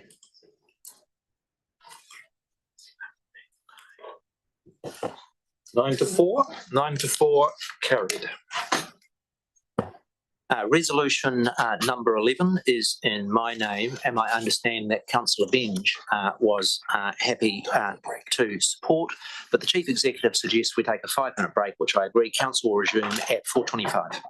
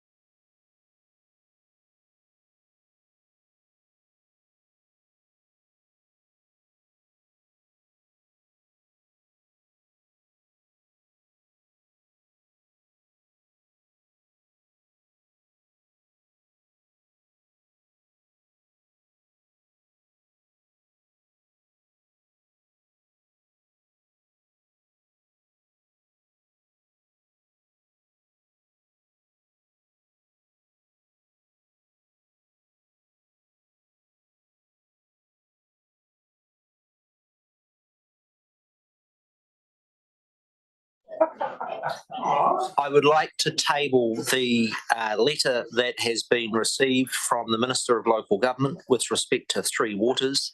It reinforces what I said this morning of the announcement and provides that extra reassurance on the resolution we considered earlier about the timing of the legislation. That gives a bit more comfort to the Chief Executive and staff for them to enable to plan that part of the long-term plan work. We now come to resolution number, oh, I'm sorry. Had we had the vote on resolution 10?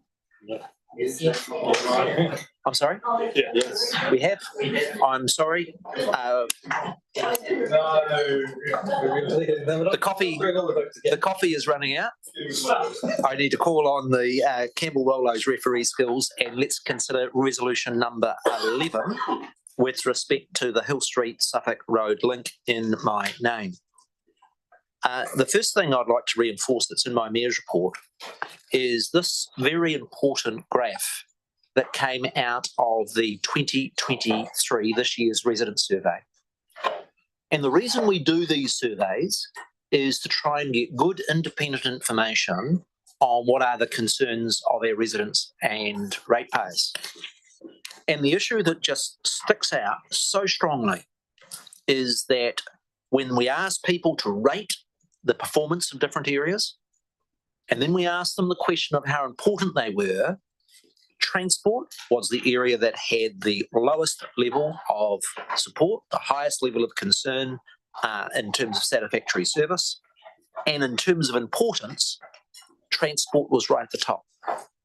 And the question we need to ask as elected representatives is, does the long-term plan draft that we consider fairly reflect the priorities that our community has made so plain? My view is that we have insufficient investment in the area of transport, and that we need to look to deliver on that clear message from the community.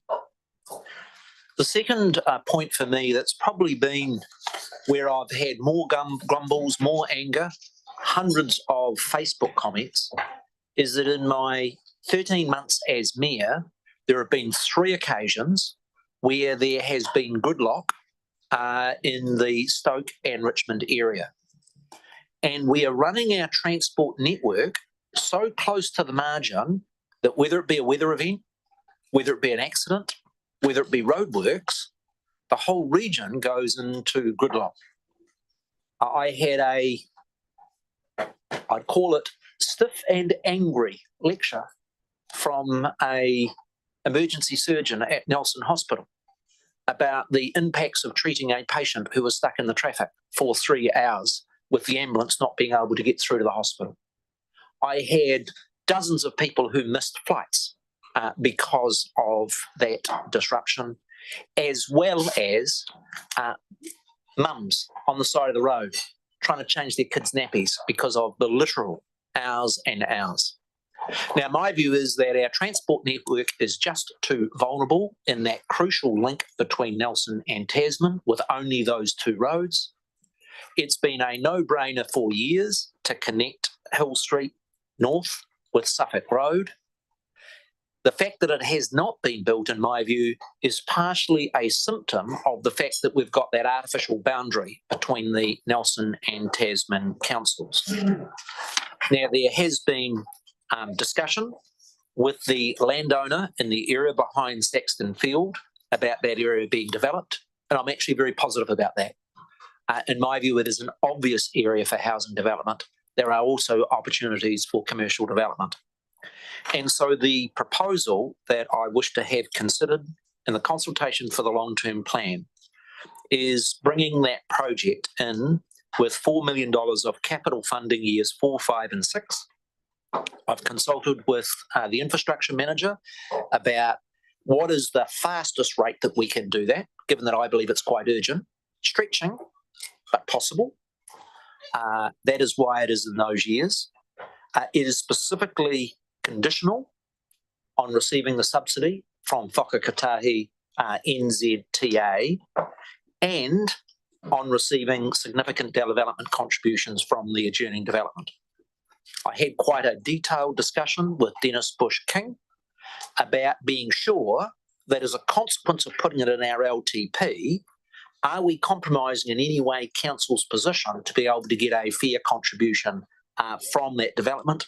And I am quite satisfied that whether they initiate it or we initiate it, with either process, we can ensure that they are making a fair contribution towards the localised traffic volumes that would occur as a consequence of this work.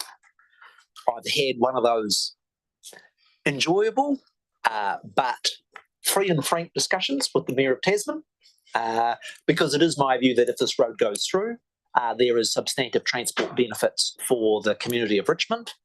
The Mayor King said he would not rule out making a contribution, but there would be other projects in Tasman that he felt, Nelson people, that he would want to put on the table to discuss alongside it. And that is a fair perspective from the Tasman Mayor. The last point I'd like to make in the broader discussion around transport is I reflect on that point that was made by the Deputy Mayor. And that was about this contrary, the arts versus sport. And I think if I was to summarise the Deputy Mayor, it was and not or. I'm in the same space with transport.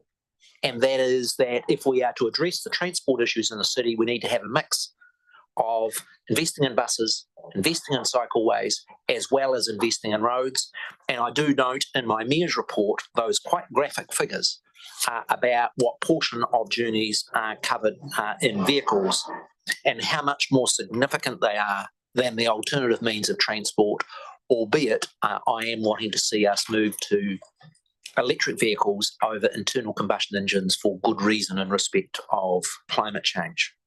The last point that I would make is I want to be absolutely explicit that the link road must make provision for both pedestrians and cyclists. It's about all modes of transport being able to use that link, and all three would benefit as a consequence of this significant investment. I'm happy to answer any questions from colleagues. Councillor Sanson and then the Deputy Mayor. Thanks, Mayor Nick, through the chair. I think at 13.7 it says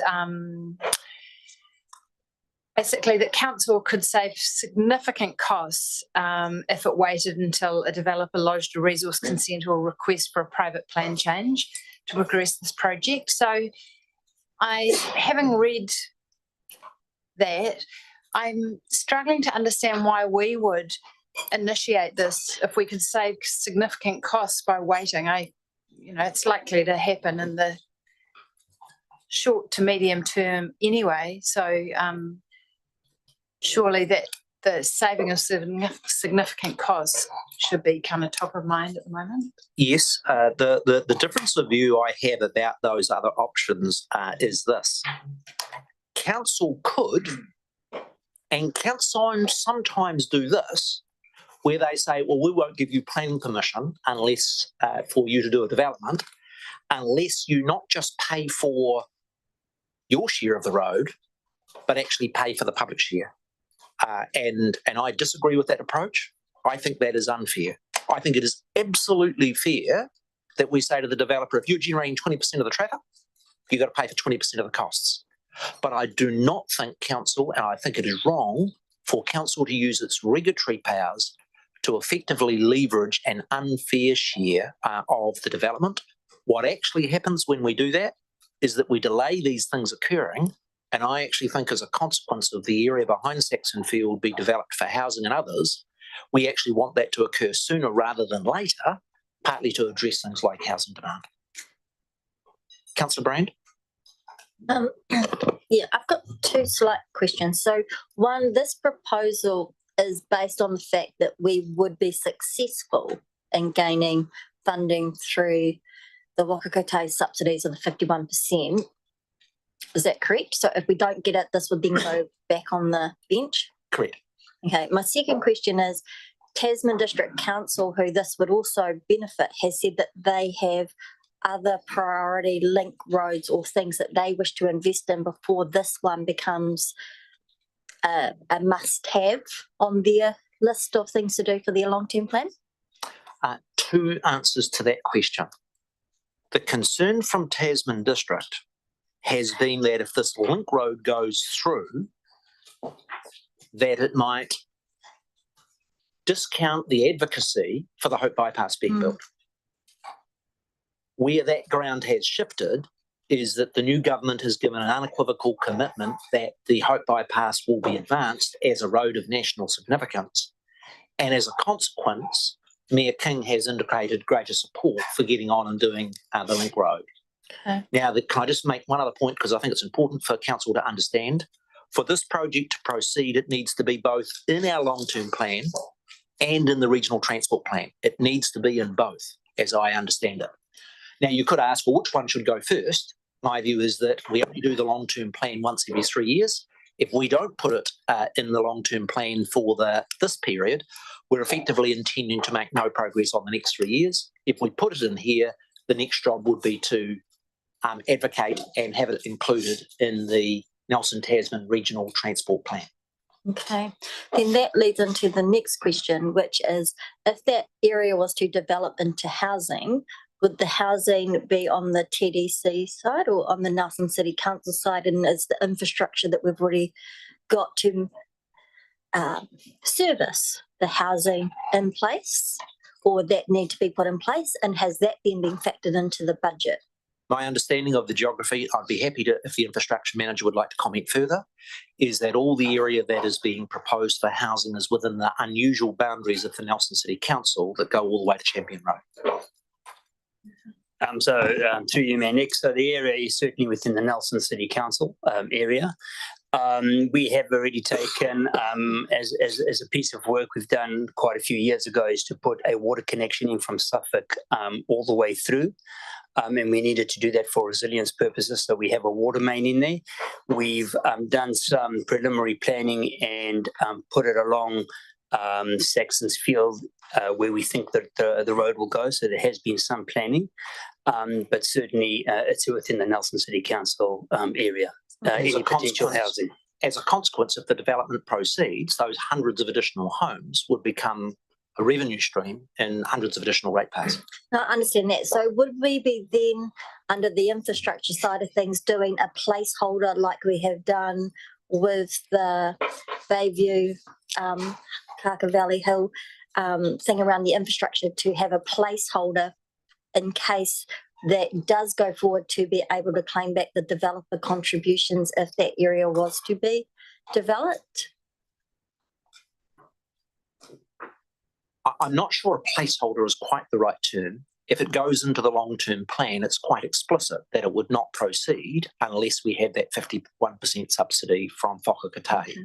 So I don't think placeholder is quite the right term for a long-term plan, but in concept, you're correct. Okay, because I'm just trying to weigh up the priorities, because we've got item 12 coming up around the Nelson East-West Cycleway development and other transport issues that have been addressed or been looked at to push out. And that also covers off in years, let me just bring it up again. So this is year 4, 5 and 6. And then the one after this is year 4, 3 and 4. So do we have the capacity in our project areas to develop these in those timeframes, or are we creating unnecessary financial pressures, staffing capacity issues and other issues that we could actually wait and look at the other priorities that we already need to be getting on with? Two answers to that question. Alec needs to address the question that in the event, and I need to make plain that I am supportive of the East-West Cycleway as an and, not an or. I think we need to be doing both. The question I think then for Alec is a fair one, and that is, if council today wants to include the East-West Cycleway under the R12 proposal, and this proposal in those years, is there capacity? And I just want to add one further piece of information. I was phoned yesterday by Fulton and Hogan. Fulton and Hogan have subsequently written to myself and the chief executive and said that they would be very interested in a build, operate or boot type model for doing the east-west link, where they would take over the complete project. We would only do that if our infrastructure staff felt that that was a cost-effective way of delivering the project. But that is one of the options that we have. Fulton Hogan commented to me that they're very keen to keep road building capacity in the region so that they could potentially do the link road and then move that capacity onto the Hope Bypass. Alec, I wanted you to address the question as capacity with the combination of council chose both East-West Cycleway and the link road Suffolk Hill Street North. And thank you, Minik. Look, I think they're two different projects. I think the East-West link, we're suggesting that's year 2, 3, and 4. That's spread out over 3 years, so we can undertake consultation, planning, and then implementation. It's a different quantum of work. We're talking about $5 million worth of work over 3 years to recognise the complexity of the consultation that we need to do. This Hill Suffolk is a different quantum. It's a different proposal that we're dealing with. We're dealing with a land developer, Wakukatahi development contributions. It's a different scenario. So the East-West link, if everything goes through, will happen before the Hill Street Suffolk.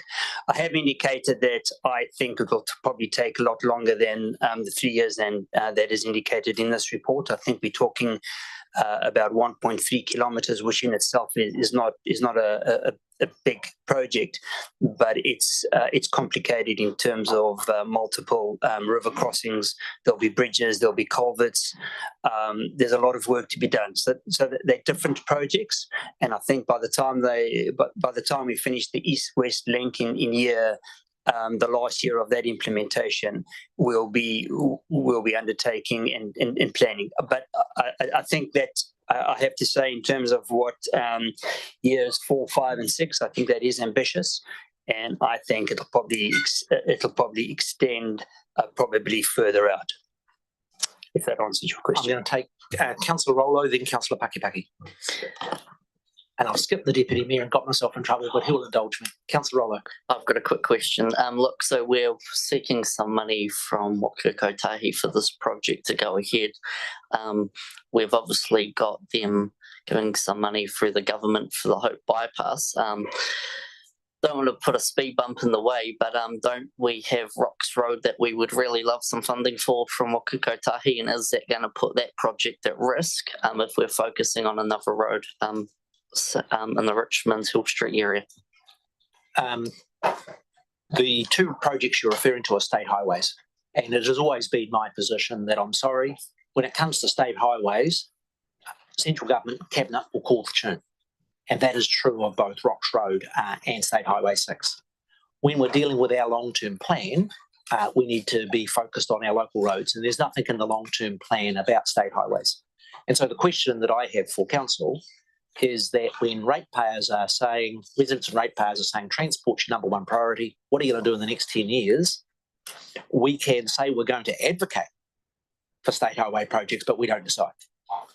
This is one of the ones where actually we get to decide. We're in the driver's seat. We're the road controlling authority.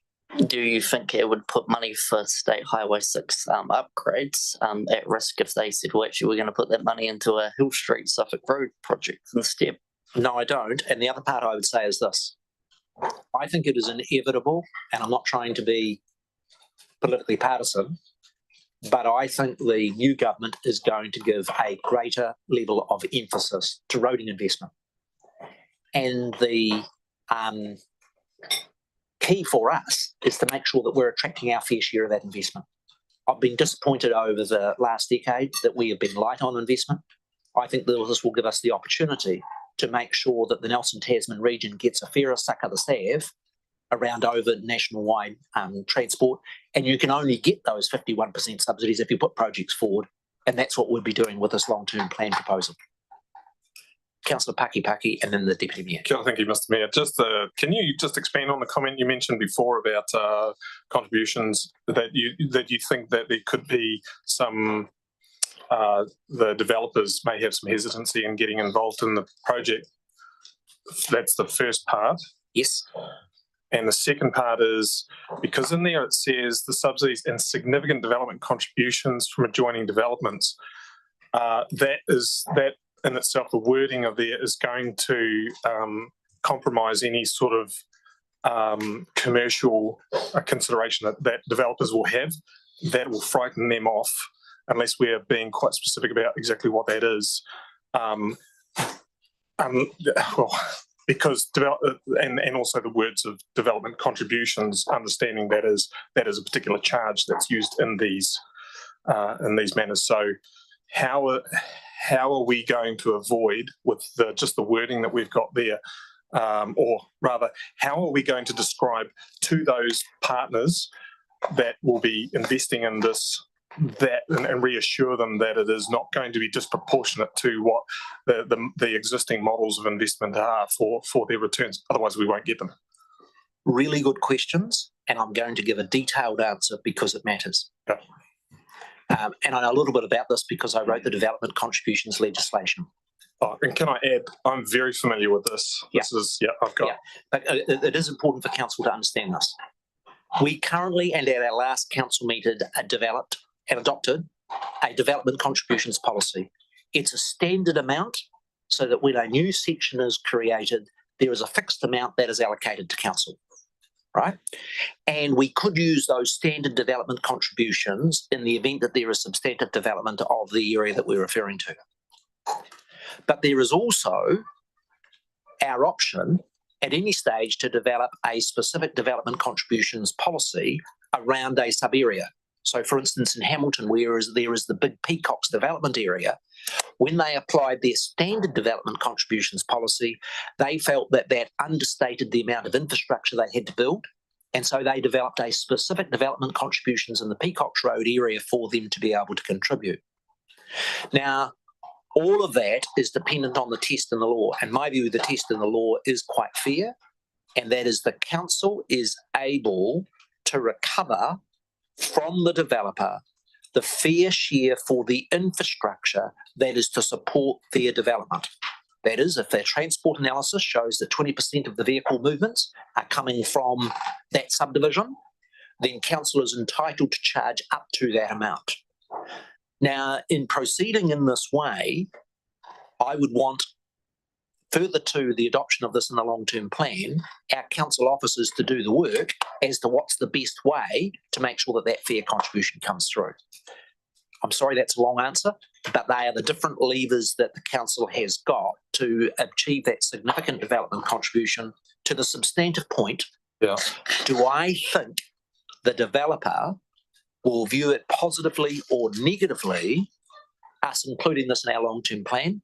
My view is he will view it very positively because it's signalling that we're prepared to put our share of the capital up to get that road through. I have a little bit of an issue with that point of saying that it'll be proportionate to their route when we're claiming it's an arterial route. It's a route that is designed to be able to connect different areas together. So I think that argument might fall over quite quickly, especially considering that the subdivision itself and the available land that's available there is probably not going to constitute very much of what if it is an arterial route, because it will a little bit. It's so needed. It's massively needed. It'll be used, and we will struggle to make that argument. My view on that is that if 90% of the traffic is through traffic, then 90% of the cost should not be met by the developer. And I think those rules are fair, but I would say I think they're fair because I wrote them. Any other questions? Oh, I'm sorry, the Deputy Mayor who I cut off earlier. Just given that in year 10 we've just adopted proposed a new debt cap, and given in year 10 we're already at 198% of that, and given that we've already approved inclusion of another $7-ish million worth of CapEx, is this going to put us over that debt cap, and do we need to revisit that decision if this goes through? Good question for Nikki. If we just talk numbers, having adopted a 200% revenue in 2024, What's that work out as a number? About 410? I'm just working out the percentages. We will be over in year 10, but it does depend on what happens with curbside recycling and things like that, because that's from a reserve. So that impacts net debt. So I mean, it really, I can't kind of answer. Can you get my question for me, because it'll help me answer how significant. If we have 200% of revenue as the debt cap in 2034, what is that? Can you able to answer? And I might take another question in discussion while you have a fair chance, but I'd be interested in the 12 million. How much is that as a percentage of the actual dollar sum capital value in the debt cap in 2034? And can I just let Nikki, and I'll come back to you when we get that answer. I've got further questions to fill the void, don't you worry. Good, go for it. So just to be clear, the proposal here, the proposal is to develop an arterial road between Hill Street North and Suffolk Road, or to turn that link into an arterial road. Is that correct? There is no legal definition of what an arterial road is. And so the idea that it's absolutely clear in the law what's a state highway and what is not. The way I would describe it is that it would be a through road. That is, it's not just intended for the suburban traffic, but if you're a person living in East Richmond and you want to go to Saxton Field, I would expect you to use that route. If you're a person living in the Ridgeway and you're wanting to visit friends in the eastern areas of Richmond, you would use that road. So that my commentary would be that it would be a through road. Do I expect it to be built to, say, the standard of a Stoke Main Road arterial? No, I would expect it to be designed for a lesser traffic volume than that. Yeah, I guess I'm thinking under our sort of one network framework where on that spectrum it would end up. Other question was just, so in terms of the process in relation to on Monday, Tuesday, we adopted a RLTP for consultation. And maybe this is more one for Alec, is just in terms of the process of, should this be approved? Should it be consulted on through our RLTP and have support? What actually is the mechanism for then including it in the RLTP, which is our mechanism for funding it? It's a good question. So as you indicated, the RLTP was approved to go out for consultation, and in that document, the Hill Suffolk is signalled as a project on the horizon. So if you recall, we had it in different areas. So it has been signalled as a project on the horizon, not necessarily on to coincide with these dates, but it's certainly signalled in the RLTP. And as you've indicated previously, everything is dependent on getting it funding under the NLTF, for example, as well. So nothing's guaranteed to get funding from Waka Kotahi. And final question from me is just around the 37 million.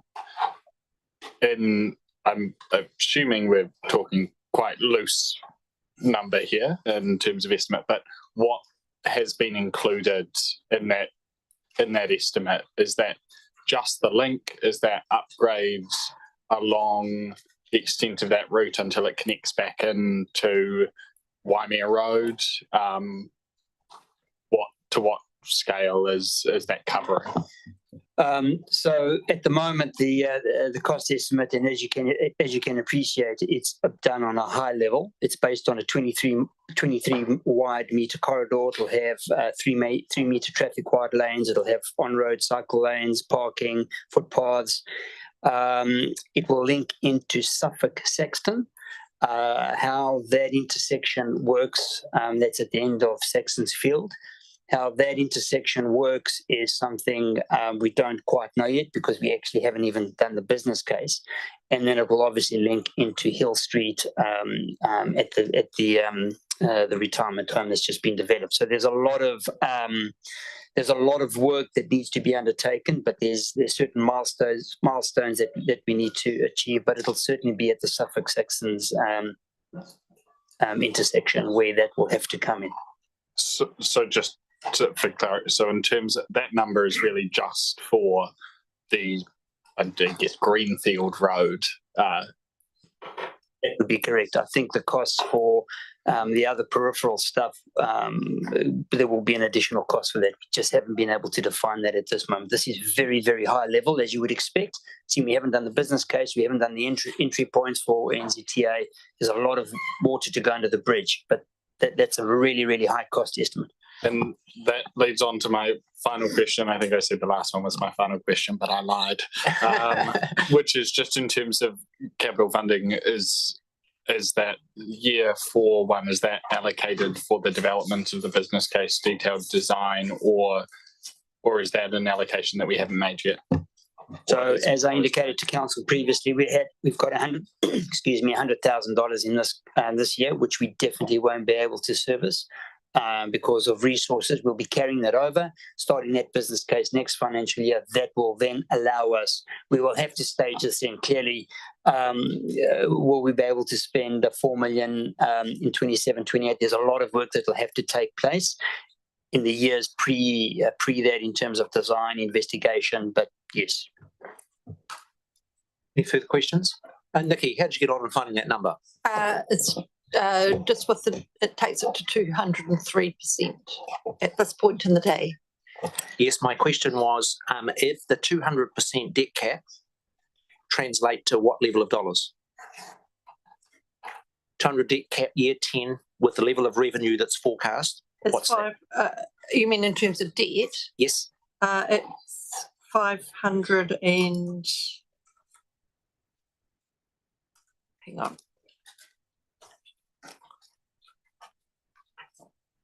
It's roughly about 532 or 533 probably.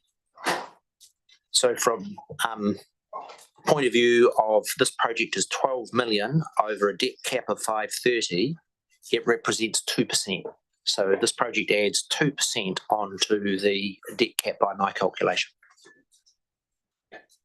Is that fair comment? Councillor Stella, questions? Thanks, Nick.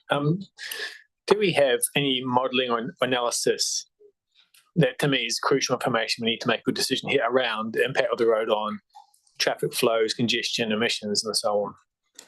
Because we are, not locking in, but heading in that direction today. The piece of information is the author of the report is that traffic congestion adds to emissions. When vehicles are stopping and starting all the time, then that is inefficient for use. Yes, but I mean, I'm asking, do we have detailed analysis by? No. When you're putting projects in at this stage of the project, there's a lot of work and analysis that's required to come through with those figures. But it would be, and I'd give a comment to you, it would be my expectation as that exploratory work that modelling is done, so that you can get accurate figures on what is going to be the impact on traffic flows, congestion and emissions. But it is correct. That information is not available to us at this stage. Councillor Hodgson. So am I correct in thinking that if this is approved in this LTP, a business case will be done and then there'll be no further expenditure until the next LTP discussions take place, looking then at years 4, 5 and 6? I think that's an overstatement. If this goes into the LTP in the final document in June, I would then expect, and Alec, give me a dirty look if I misrepresent it, I would expect if it was included in the LTP that the council staff would then do that next stage of work around developing the business case, developing the information for Whakakatahi. But I don't think it's correct, Councillor Hodgson, to say that nothing would take place until the next LTP, because if the council staff were to meet the timetable that was here, I'd be expecting by the time you're getting to year 27 that you're starting to spend some serious money on design and contracting. So I think it would be incorrect for council to say, well, let's put it in because we get to have another suck at stab in 3 years' time. I think for these sort of large projects, it would be well down the road by the time in 3 years when we do the next LTP. So is there a kind of decision point once the business case comes back and we can kind of look at it with all that additional information? Because I guess that's just what I would be wanting. Just because a project, can I give an example? If you take a project like the Arc, it's in the LTP. It's a $14 million project with the Heritage Trust. That doesn't mean the chief executive can say it's in the LTP, it's all go. On a big project like that, we would still expect him to come back and say, we've got all these boxes ticked and we're now going to utilise it. With a large project of this sort, I would expect it to follow exactly the same process. Any further questions from colleagues? If that's the case, I will close the question part and now move to the debating section. It will not surprise you that I am pleased to be moving this. Sorry? Oh, I second it. Councillor Benj, albeit Councillor Benj is living dangerously. He told me if he supported this, his wife might shoot him. And I'm not sure that is consistent with our health and safety.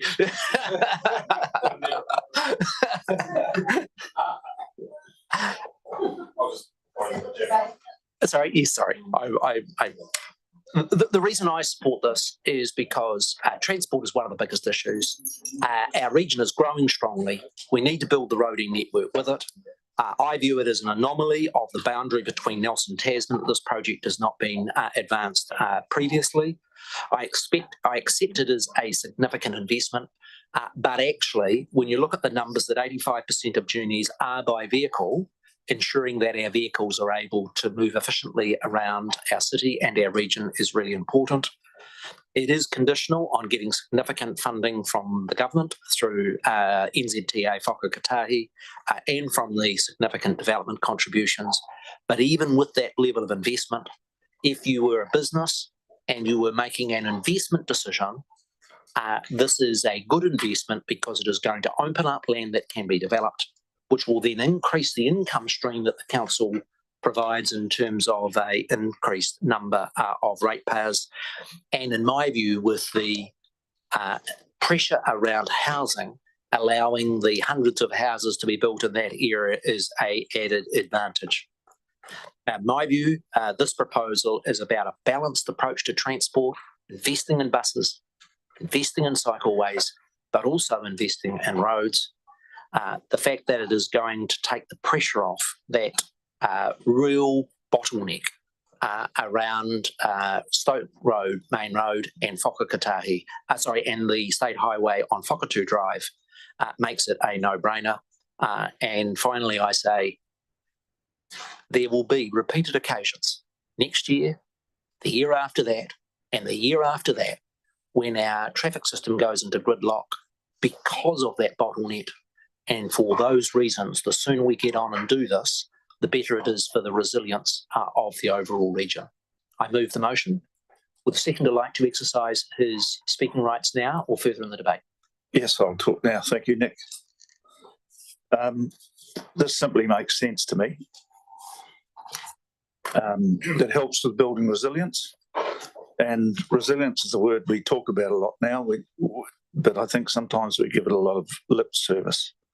But this will make our roading a lot more resilient.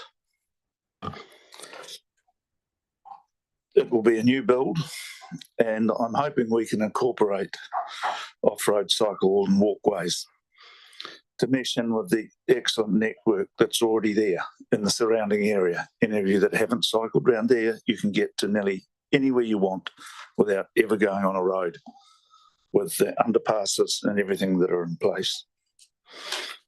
It'll also open up another corridor for public transport. And for me, that's about it, really. It just makes sense. Next right, it may not happen in my lifetime, because my bride did tell me that about a year ago that if I was part of linking these roads and putting more traffic down the Ridgeway, she would have to kill me. So if anyone wants a nice 3-bedroom house on the Ridgeway, there may be one coming up soon. But despite all that, I support this motion, and maybe my colleagues could put on my epitaph, I.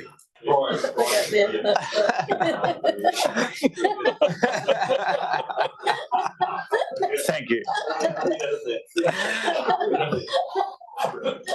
Small price to pay for a good road. Councillor Sanson. Thanks, Mayor Nick, through the chair. I don't support this proposal. I think I would just like to firstly, I mean, I'm not sure if urban myths is the right word, but debunk some urban myths. So we have a resident survey and transport was the top issue in it.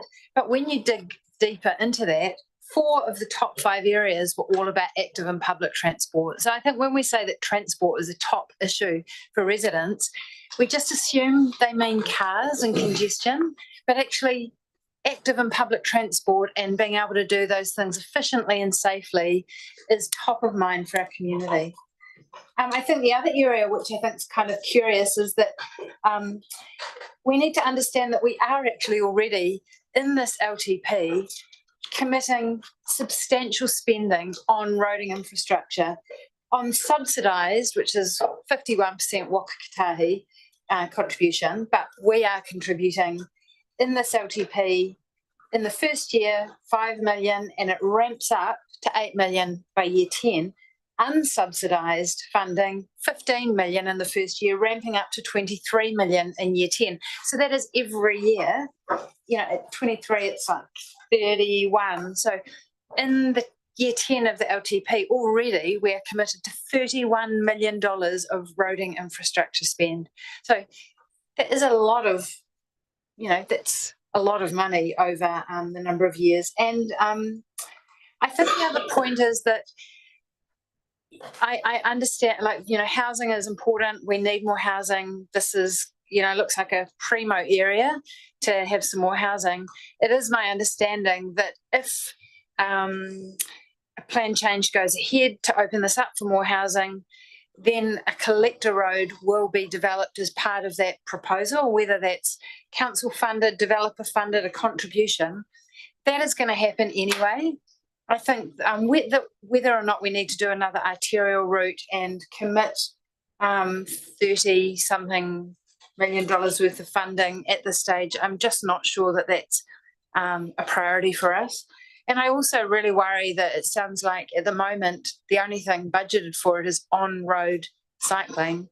You know, if we are going to do any new roading infrastructure, it should be separated off-road cycling infrastructure, especially in an area around Saxton Oval, where there just be heaps of people using a route like that for getting to and from sports and schools and that kind of thing. Thanks. Thanks, Councillor Sanson. Councillor Brand. Yeah, so it can be a no-brainer, and yes, our transport network is vulnerable, yet we're still on the fence with Waka Kotahi because it's contestable funding and we have to compete against other regions to successfully obtain that 51%. And noting that Waka Kotahi have already had budget cuts from the central government, I'm really going to be like the Grinch that stole Christmas and say the likelihood of us getting it is quite low. So don't mean to burst your bubble, but I'm going to say no. My reason is, as I've indicated before, we have other items and investments, that areas that we already know need attention, need investment, and have the life capacity drained out of them, that they are limping along on life support, and yet we continue to let them go as a sticky plaster on a major concern when really it needs a full attention life support system with some to make it go again. So another comment that was made by one of our councillors earlier was about our debt cap having creep, and while we said it here, all of a sudden it creeps over and beyond, and we just heard it explained by our group manager of finance that we'll be over the debt cap that we've only just come to agree that we've increased from 175% to 200. So that in itself is a bit red, run, stop, and reprioritize and think about your budget. So in this current situation, I feel that this is oh look, shiny object, let's go and do that. But our focus should be on things that we already know.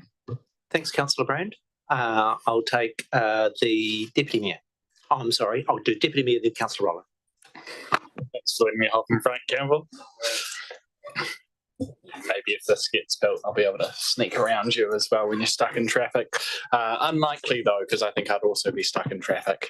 Look, I always worry when a transport project comes up and it's a no-brainer, because transport networks are bloody complex. We're talking about the competing intersections, no pun intended, between where people live, where they're trying to get on a daily basis, thousands of journeys. Small changes can have significant unintended consequences. And to be putting in a fiscally constrained LTP project of this size without any of that thinking having been done to say whether or not this is even a good idea makes my heart race a little faster than it probably is healthy. It might be the Red Bull that Kahu stopped me.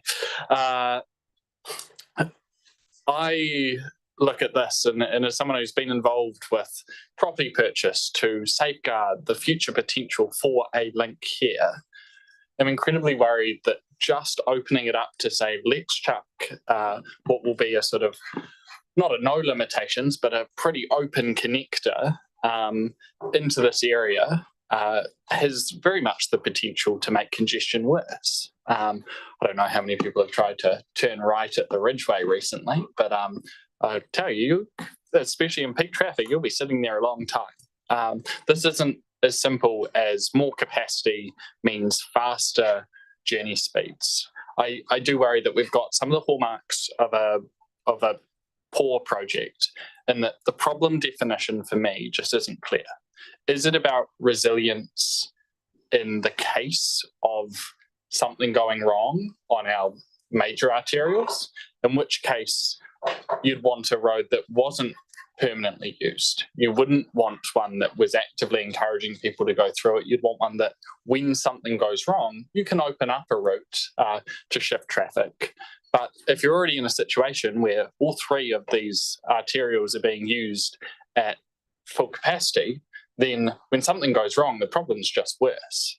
Is the issue specifically around emergency services, in which case having more lanes filled with traffic isn't going to make emergency services jobs any easier. We should be looking at median strips or T3 lanes or spaces that can actually open up free, clear access for those emergency services to use.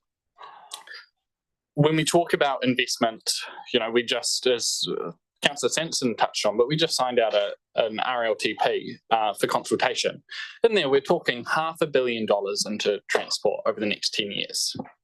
Of that, the vast majority is to our roading network. And of that, already $100 million is for local road improvement.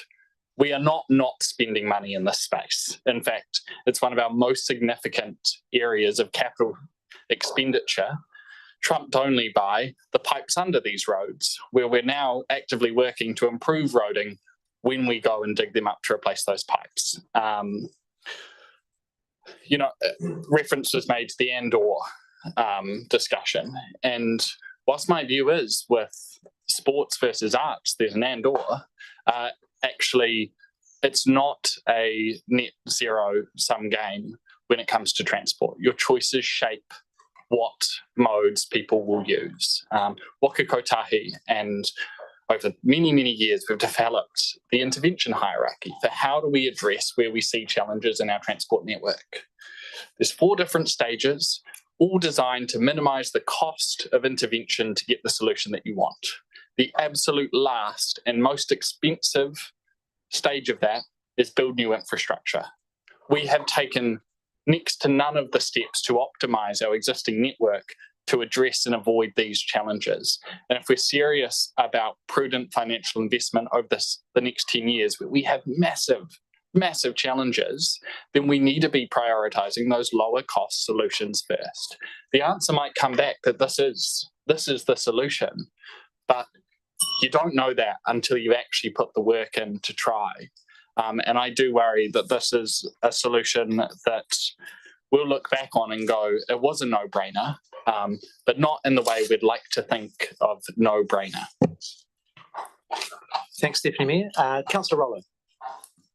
Thanks, Mr. Mayor, and it's always good going after the Deputy Mayor because you gain a whole lot of knowledge before you say your debate. But look, Benji's Drive, Benji Street. I'm not sure what one that one works. Benji's Memorial. I mean, they all seem to have a wonderful ring to them. However, yeah, look, but it just sticks out like a sore thumb to me that here we are seeking some money from Waka Kotahi and hopefully Tasman to build a road. Yeah. We've been told time and time again that we've got a state highway that goes from Nelson to Tahunanui that is simply not currently fit for purpose. And here we are looking at a new road. Well, if we want to talk about congestion, maybe we could talk about how we get people out of the city, not how we get them to Richmond to do the shopping. I'm not going to support this for one simple reason. Because we need to be advocating to Waka Kotahi as a council that actually there's other roads that need a priority. And Rocks Road, Tahuna Drive, if we want to solve congestion, we should be going to Waka Kotahi and seeking that funding.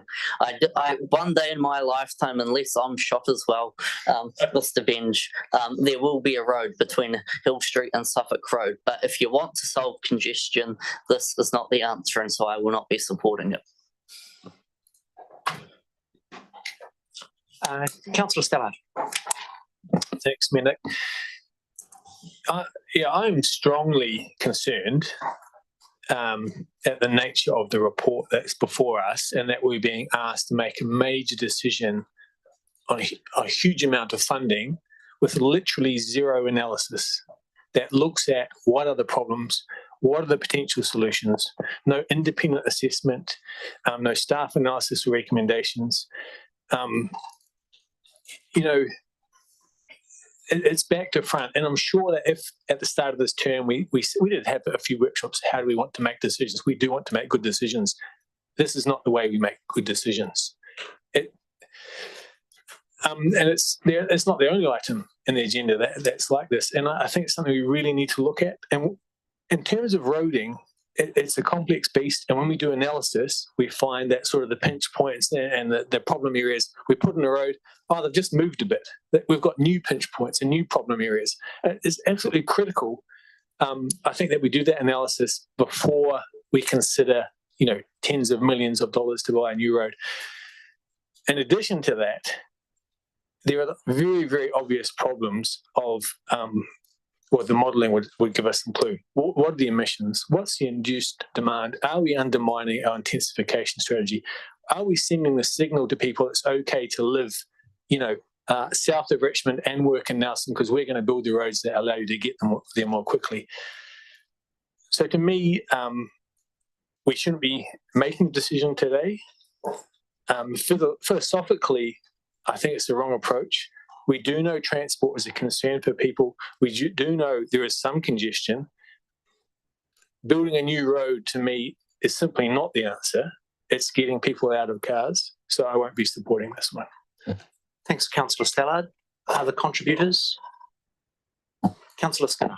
Yeah, just briefly, yes, I support this. This is something which has been mooted for a long time, and it seems to have been put off. But as the city grows, it will get more and more difficult to put these alternative routes in if we wait any longer. There's been a lot of work from staff in lining this up, but it's a very much needed project, and I don't think I'll get shot by my wife. Living safely. Any other contributions? I'll exercise my right of reply. Firstly, with respect to the information about transport. When I, prior to standing for mayor, commissioned an independent poll, and I was really surprised 3 weeks after our major storm event that transport was the biggest issue. And when we dug into the responses, there was no question that that was a concern about congestion and about the unreliability of our transport network. I note that 85% of people in this community travel to work by vehicle. And that when people respond to transport concerns, while there are some that travel by bike and bus, the predominant means of transport remains an independent vehicle. There have been questions from colleagues about the level of investment. Here's a really important point to understand. People in this community contribute $38 million a year in road user charges and in excise taxes. That over the 10-year plan period is $380 million. The fact that there is of the order of $40 million being spent on roads in this community is a fraction of that which we are taking off them in road user charges and petrol taxes, which they can rightly expect to be invested back in their roads. Some of the arguments I've heard remind me of the debate I led 25 years ago about Whakatū Drive. People said it was a big mistake. It wouldn't solve the problem in Stoke. It was a bad thing to do. Does anybody really think that Stoke would be a livable place if that bypass had not been built? That Whakatū Drive is one of the projects I'm proudest of advocating for and has made a huge difference to the quality of life in Stoke and the economic efficiency of our region. In simple terms, over the last 30 years, our population has gone from 70,000 to 115,000. And unless we grow the arteries of our region simultaneously, we will not get on top of these issues. The fundamental question is this. You've got 55,000 people living in Nelson. You have 57,000 people living in Tasman. Is only 2 link roads between them sufficient for a dynamic region that we are? I say it is not. Of course, there is work to do around the detailed analysis, making sure that all of those boxes are ticked. But I don't want to be sitting here in 2 years' time talking to the doctor at Accident Emergency, being told that someone has died because this council didn't have the courage to make the investment in the resilience of our transport network because it regularly, as we know in the last 3 years, jams up. I do think resilience of our transport system does on occasions come down to life and death questions. And in my view, this link is the responsible thing to do to improve the resilience of the transport links between Nelson and Tasman. I'll ask the Chief Executive to conduct a vote. Thank you, Mr. Mayor. Clause 11 of the Mayor's report. Councillor Anderson. No. Councillor Benge. Aye. Councillor Brand. No. Councillor Courtney. Aye. Aye. Thank you. Councillor Hodgson. No. Councillor Pakipaki. No. Councillor Rainey. No. Councillor Rollo. No. Councillor Sanson. No. Councillor Skinner. Aye. Councillor Stallard. No. Deputy Mayor. No. Mayor Nick. Yes.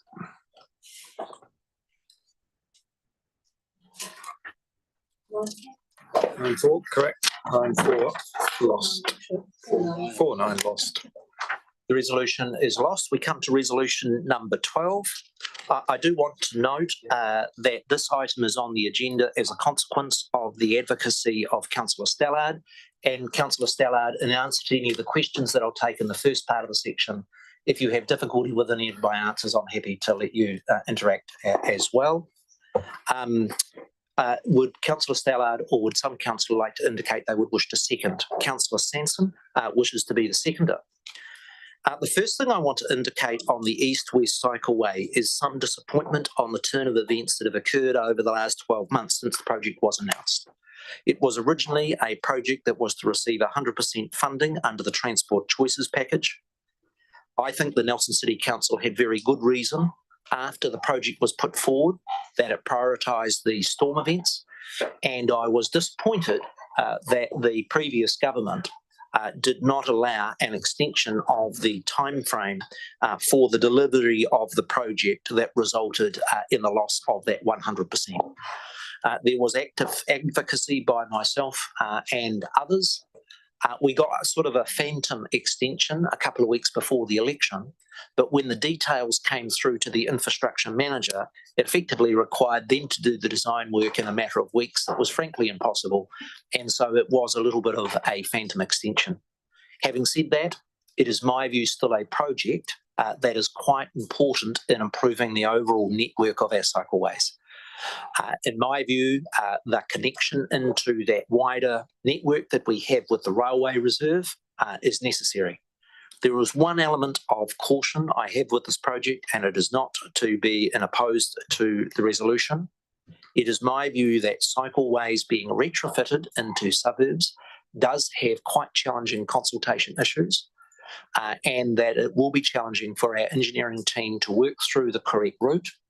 I am totally committed to an east-west cycleway. I would want some flexibility about the exact design and route, because it is going to require quite an investment by council in working with those communities and doing it at a pace that takes the communities of that part of Nelson with them. I think the report stands there. The council has previously discussed the project. It is conditional on having Whakakatahi funding, but I think it's appropriate that we give it priority in this term. Happy to answer questions or to have them referred to the infrastructure manager.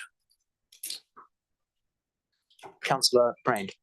So with the likelihood of receiving the Whakakatahi funding, considering what's already happened in that space? I think it is a reasonable question, and that is that with the new government's priorities on roads of national significance, will there be the same level of funding available for cycle projects? It's an open question, but we don't even get to put the proposal forward unless we're committing our 50%.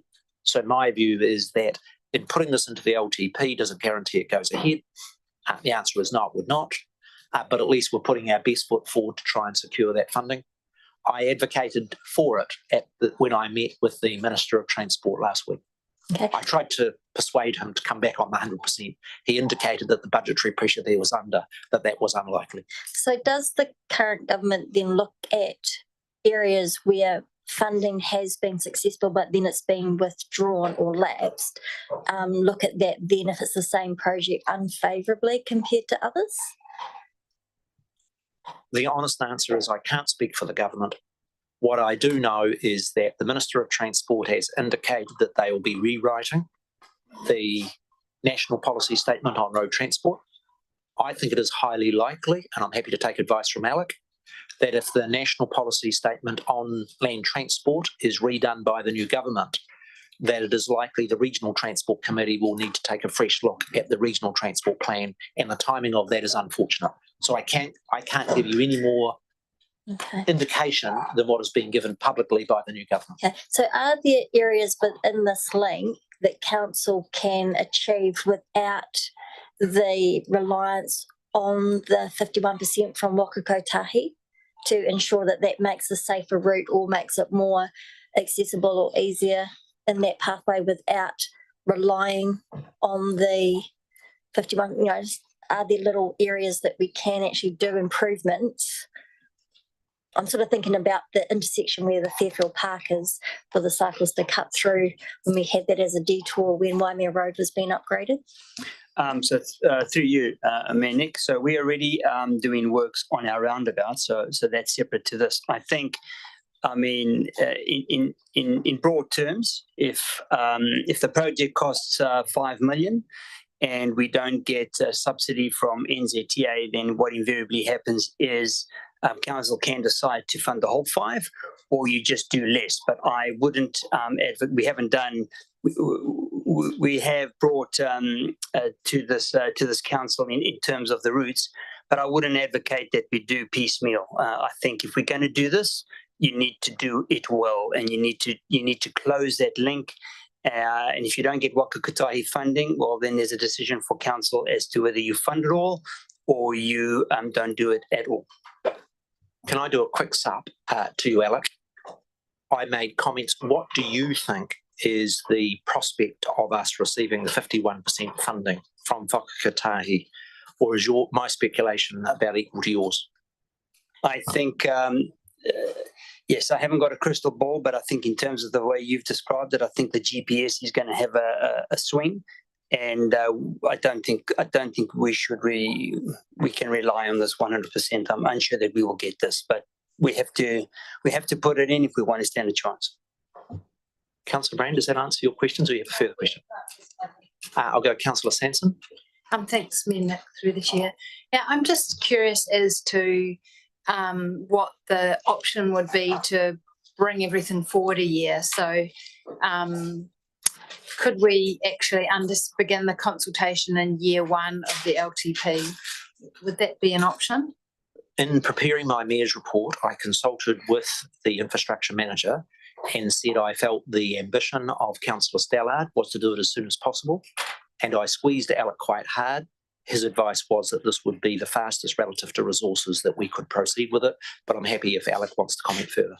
I think just in light of other conversations we've had through this report, where I asked for, and what I've indicated is I asked for Alec's advice and tried to schedule the funding the most ambitious without him sweating. And through the Mayor, correct. We did have a discussion, and it was originally scheduled for year 4, and we've in terms of everything else that we're looking for, appreciating that there's a bit of work still to do, we said 2, 3, and 4 for delivery. If you want to bring it through to year 5, I will. There's a lot that we've got on next year, and we've still got a big chunk of our recovery. And my transport team is not up to full resources, and I'd have to bring in external. So ideally, 2, 3, and 4 is where I've placed it, and that's bringing it through forward 2 years. Any further questions? Councillor Hodgson? So pre this resolution, it's a question for Alec again. Is this project already in the existing LTP kind of as it stands before this resolution, just in future years? Through you, Mayor Nick, yes. So as I've indicated, this was already scheduled to be from years 4 to year 9. We had moved it out, and through Councillor Stallard advocating that we bring it forward. So it's in the LTP. All this does is bring it forward and starting in years 2, 3, and 4, phasing it in over 3 years, as opposed to, for example, just doing it over 1, which is what the Transport Choices would have done, which is impossible. Happy with that answer, Councillor Hodgson. Any other questions? Councillor Stallard, then Councillor Benj. Yeah, thanks, Minik. So following on from that question, does that mean if we support this proposal, and I have to think hard whether I'm going to support it or not, does that mean there will be no increase to the whatever the rates increase rate is right now? Or if we support this, will there be a further increase to our rates for next year? I think the correct answer is it changes the dates of where the increases are, because as a consequence of bringing it forward from the current LTP, but let's get clarity from Nikki and Alec about that, is that as a consequence of bringing it forward, my understanding would be the capital hits earlier, and if the capital hits earlier, then the interest is slightly more. But let's get clarity. Yes, that's correct. The interest and any depreciation as well, and any maintenance costs. So to clarify, we're just paying a few years of interest and depreciation, which relative to the size of the project is minimal compared to the case if this wasn't in the long-term plan and we're putting in. So there is an increase. It's relatively small because it's capital and depreciation. Okay. Any further question? Oh, sorry, Councillor Sanson. Oh, I'm sorry. I'm Councillor Benj. Yeah. We had a requirement from government to look at our speed limits, which I think has been canned by the present government. Is that right? I've received a letter from the Minister of Transport changing the transport policy with respect to speed limits, and I will circulate that letter to councillors. I'm meeting with the chair of the Regional Transport Committee on Monday for us to review what the implications of that letter are for the consultation that's process underway on the speed limit changes. It's a little bit off topic, but the best thing for me to do is to circulate the letter from the Minister of Transport. But if the government withdraw the need for us to look at speed limits, does that mean we can no longer change the speed limits in the city? I think we're going a little bit, we're going a little bit off topic. Well, I don't think it is. Well, under the existing law, speed limits can now not be changed until they are authorised by the Secretary of Transport under government policy. So the reforms that were passed by the previous government removed the capacity of councils to change speed limits by bylaws. So regardless of government, with that change in the law, any speed limit reductions need to be approved by the government of the day, including on those streets that are non-state highways. Okay, thank you. Can I just ask a question that affects how I manage the agenda? And I just need to speak a little bit in code because we are in public session. There is the urgent need for us to deal with the plan change issue in the confidential agenda. I would need to adjourn now into confidential to be able to deal with that item by 6 o'clock if it was expected to be substantively debated. It's with respect to the recommendation from the panel. Are there any indications that councillors want to substantially debate the recommendation on the plan change recommendation? That being the case, I'm going to try and complete this item and then go to that item prior to 6 o'clock, if that has the support of council. Thank you. I've got the indications that people are comfortable with that. And so it's now my intention that we're over questions, and I'm going to allow the mover, Councillor Stallard, to move resolution 12. Thank you, Mayor Nick. So, yeah, this project is a key component of E Te Whakatū, Nelson's active travel strategy, and it was scheduled for delivery in that strategy by 2024. So once again, it feeds into that whole desire to really make progress on the strategies and plans we have. Now, there are many good reasons for advancing this project, but essentially, if we just think about at the highest level, it's all about choice and safety and accessibility. So we have a transport network that's been built up around cars, and we can drive virtually anywhere conveniently and reasonably safely in a car.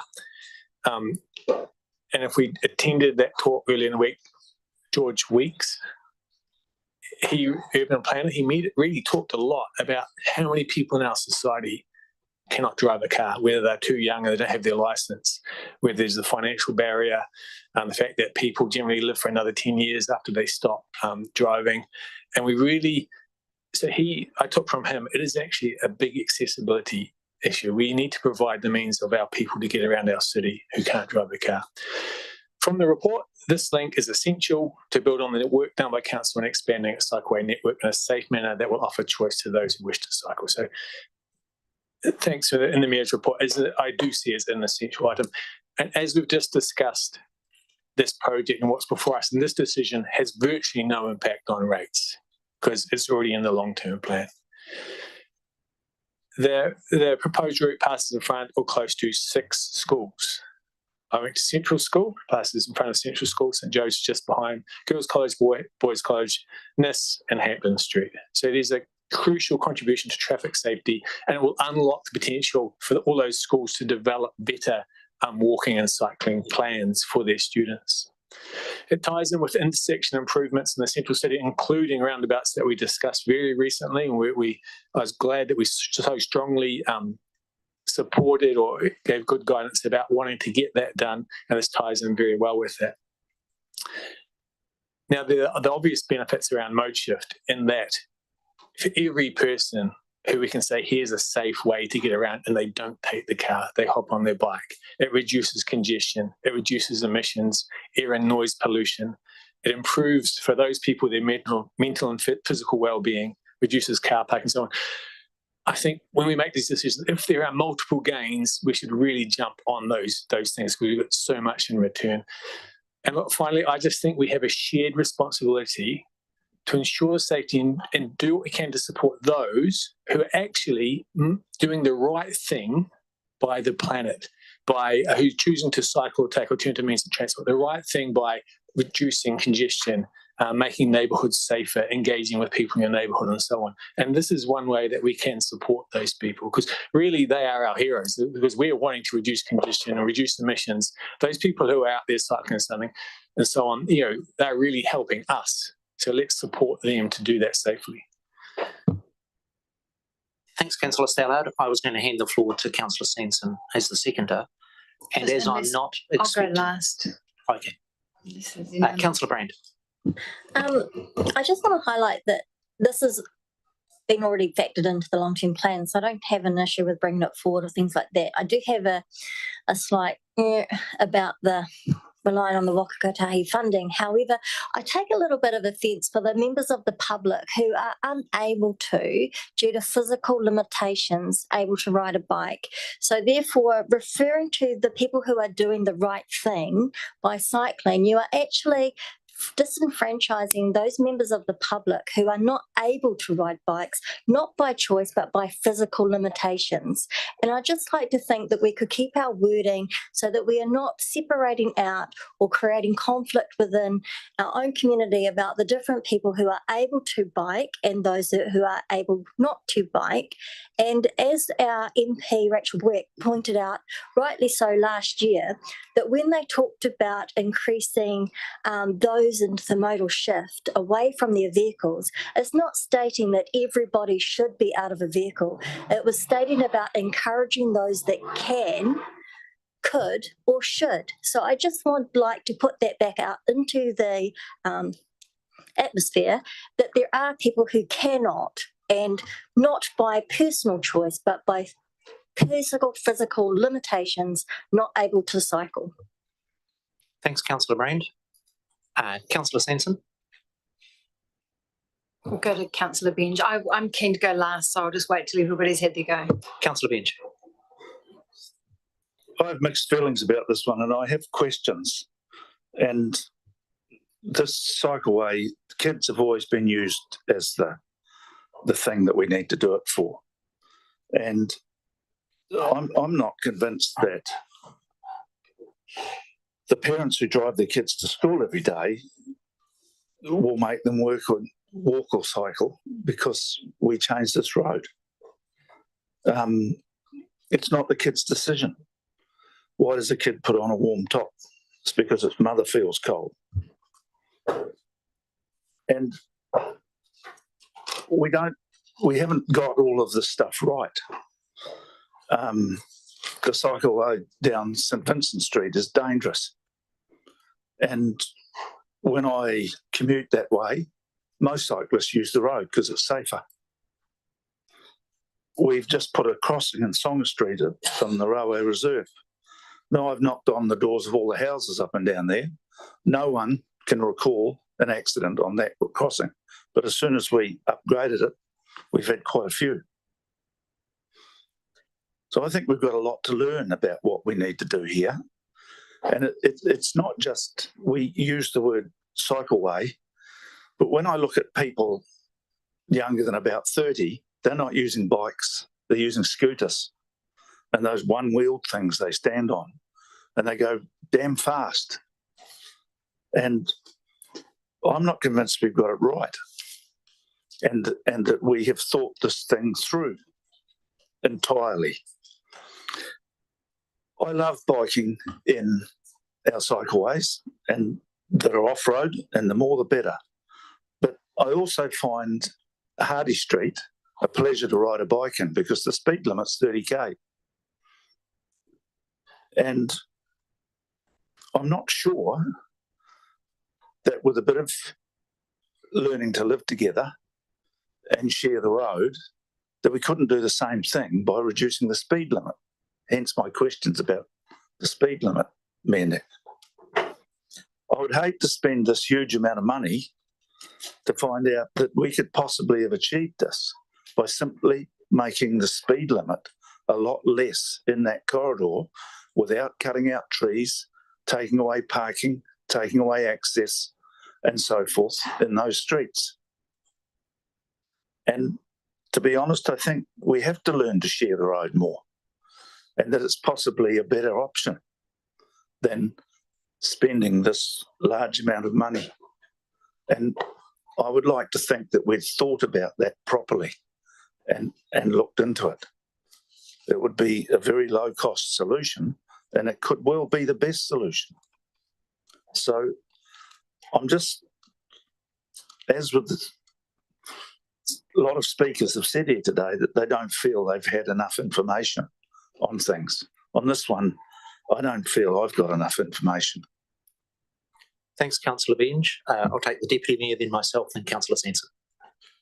Just briefly, I want to acknowledge both the points of Councillor Brand and Councillor Benj.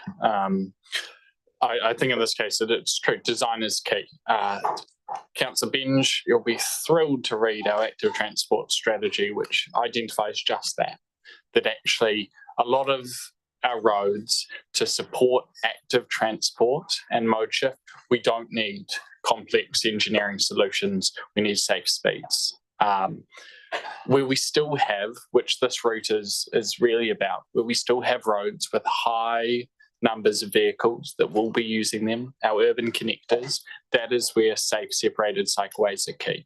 If we want parents, and I want to highlight that as at the 2018 census, and hopefully it will have gone up, we have a significant proportion relative to the rest of the country of people that cycle to education, 11.1% versus 3.8% nationwide.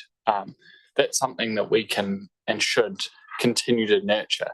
But as anyone over a certain age, certainly older than I know, know that more people used to walk and cycle to school. What's the key change? It's that safety issue. Since then, cars have gotten bigger, our urban travel speeds have gotten faster, and the risk that parents take in allowing their kids out onto a road or to get to school without supervision on active modes, they are taking a lot more than just the risk of an unaccompanied journey. It is a risk of life. And that is really key to this, is how can we support and optimize our transport network?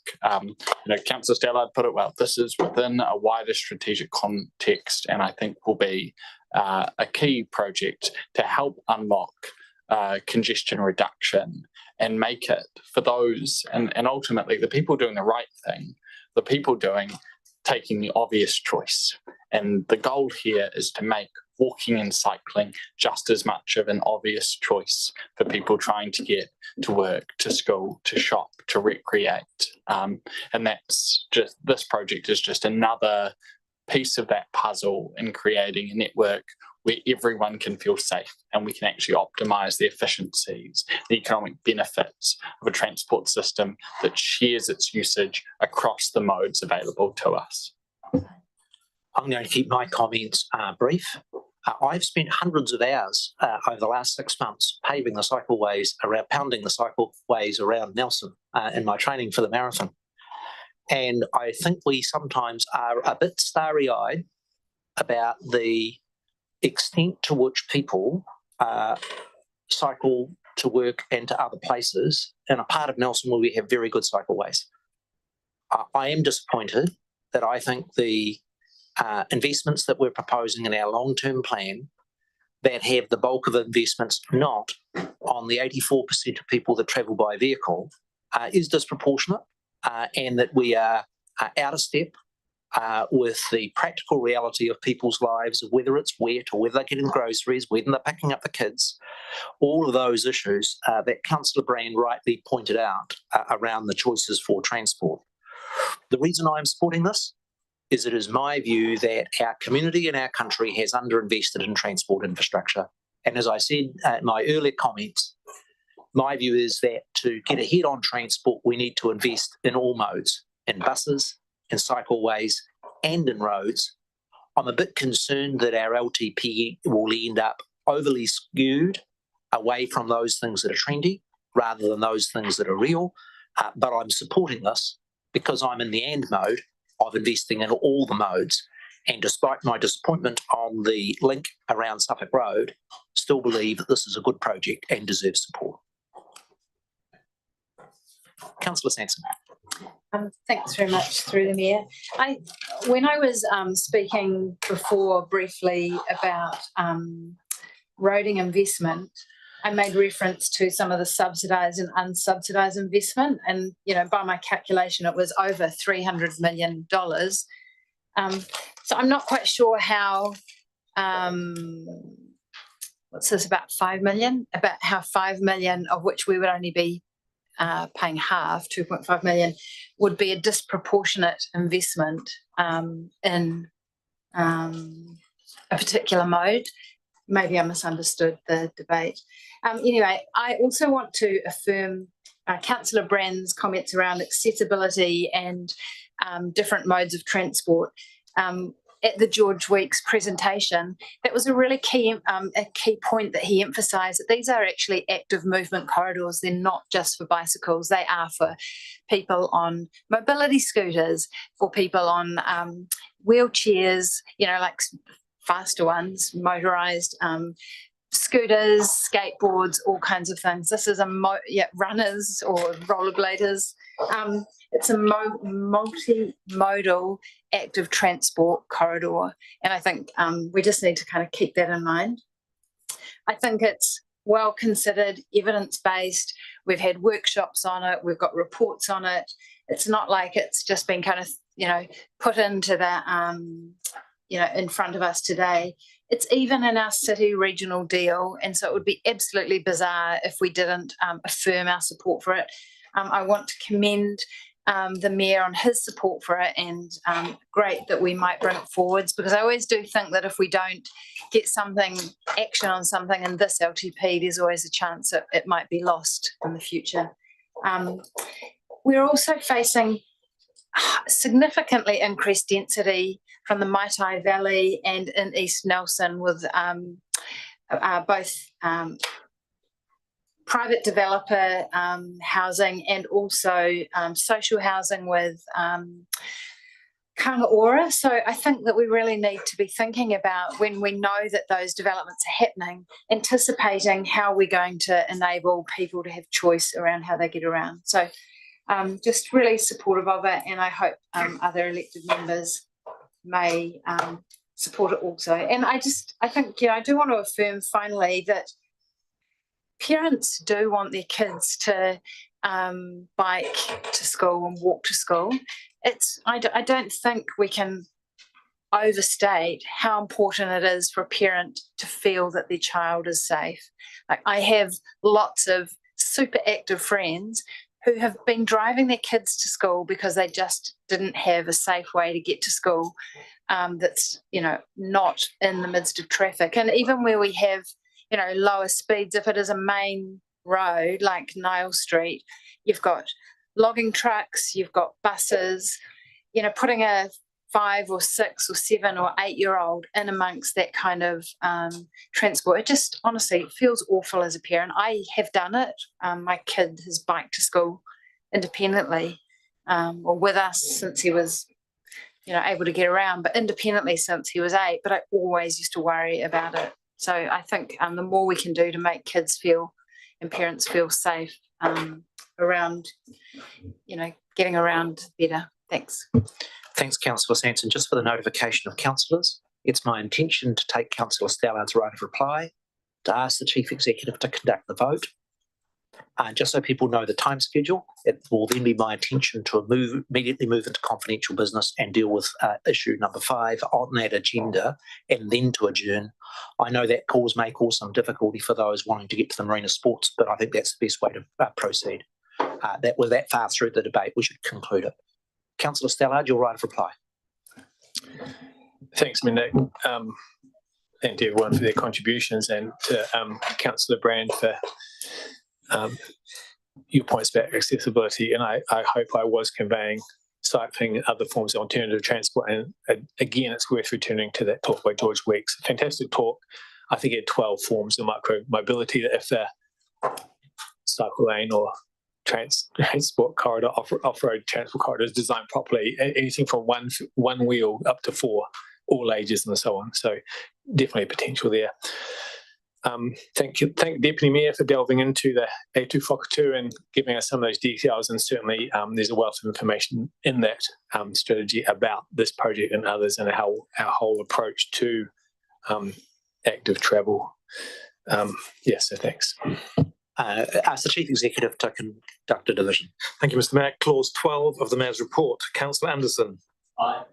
Councillor Benge. No. Councillor Brand. Aye. Councillor Courtney. Aye. Councillor Hodgson. Aye. Councillor Pakipaki. Aye. Councillor Rainey. Aye. Councillor Rollo. Aye. Councillor Sanson. Aye. Councillor Skinner. Aye. Councillor Stallard. Aye. The day is late. The day is late. Do I put you down for a no? That'll be an aye. Councillor Stannard. Deputy Mayor. Aye. Mayor Nick. Aye. And that concludes 12-1. Can I just thank all councillors for the way in which they've dealt with a large number of issues today with a great deal of respect. None of us have won all of the arguments, and inevitably the LTP consultation document is a mix of views, but I think it has been dealt with a number of big, difficult issues constructively. And I want to thank all colleagues and staff for their support on those. I'd now like to move from the chair that we enter into confidential business to deal with item 5 on the agenda. Councillor Pakipaki has indicated he's happy to support that. To second that, all those in favour, please say aye. Aye. We just need to take a 1-minute break to allow our staff to disconnect the internet for us to be able to deal with the item. Can I thank Yeah,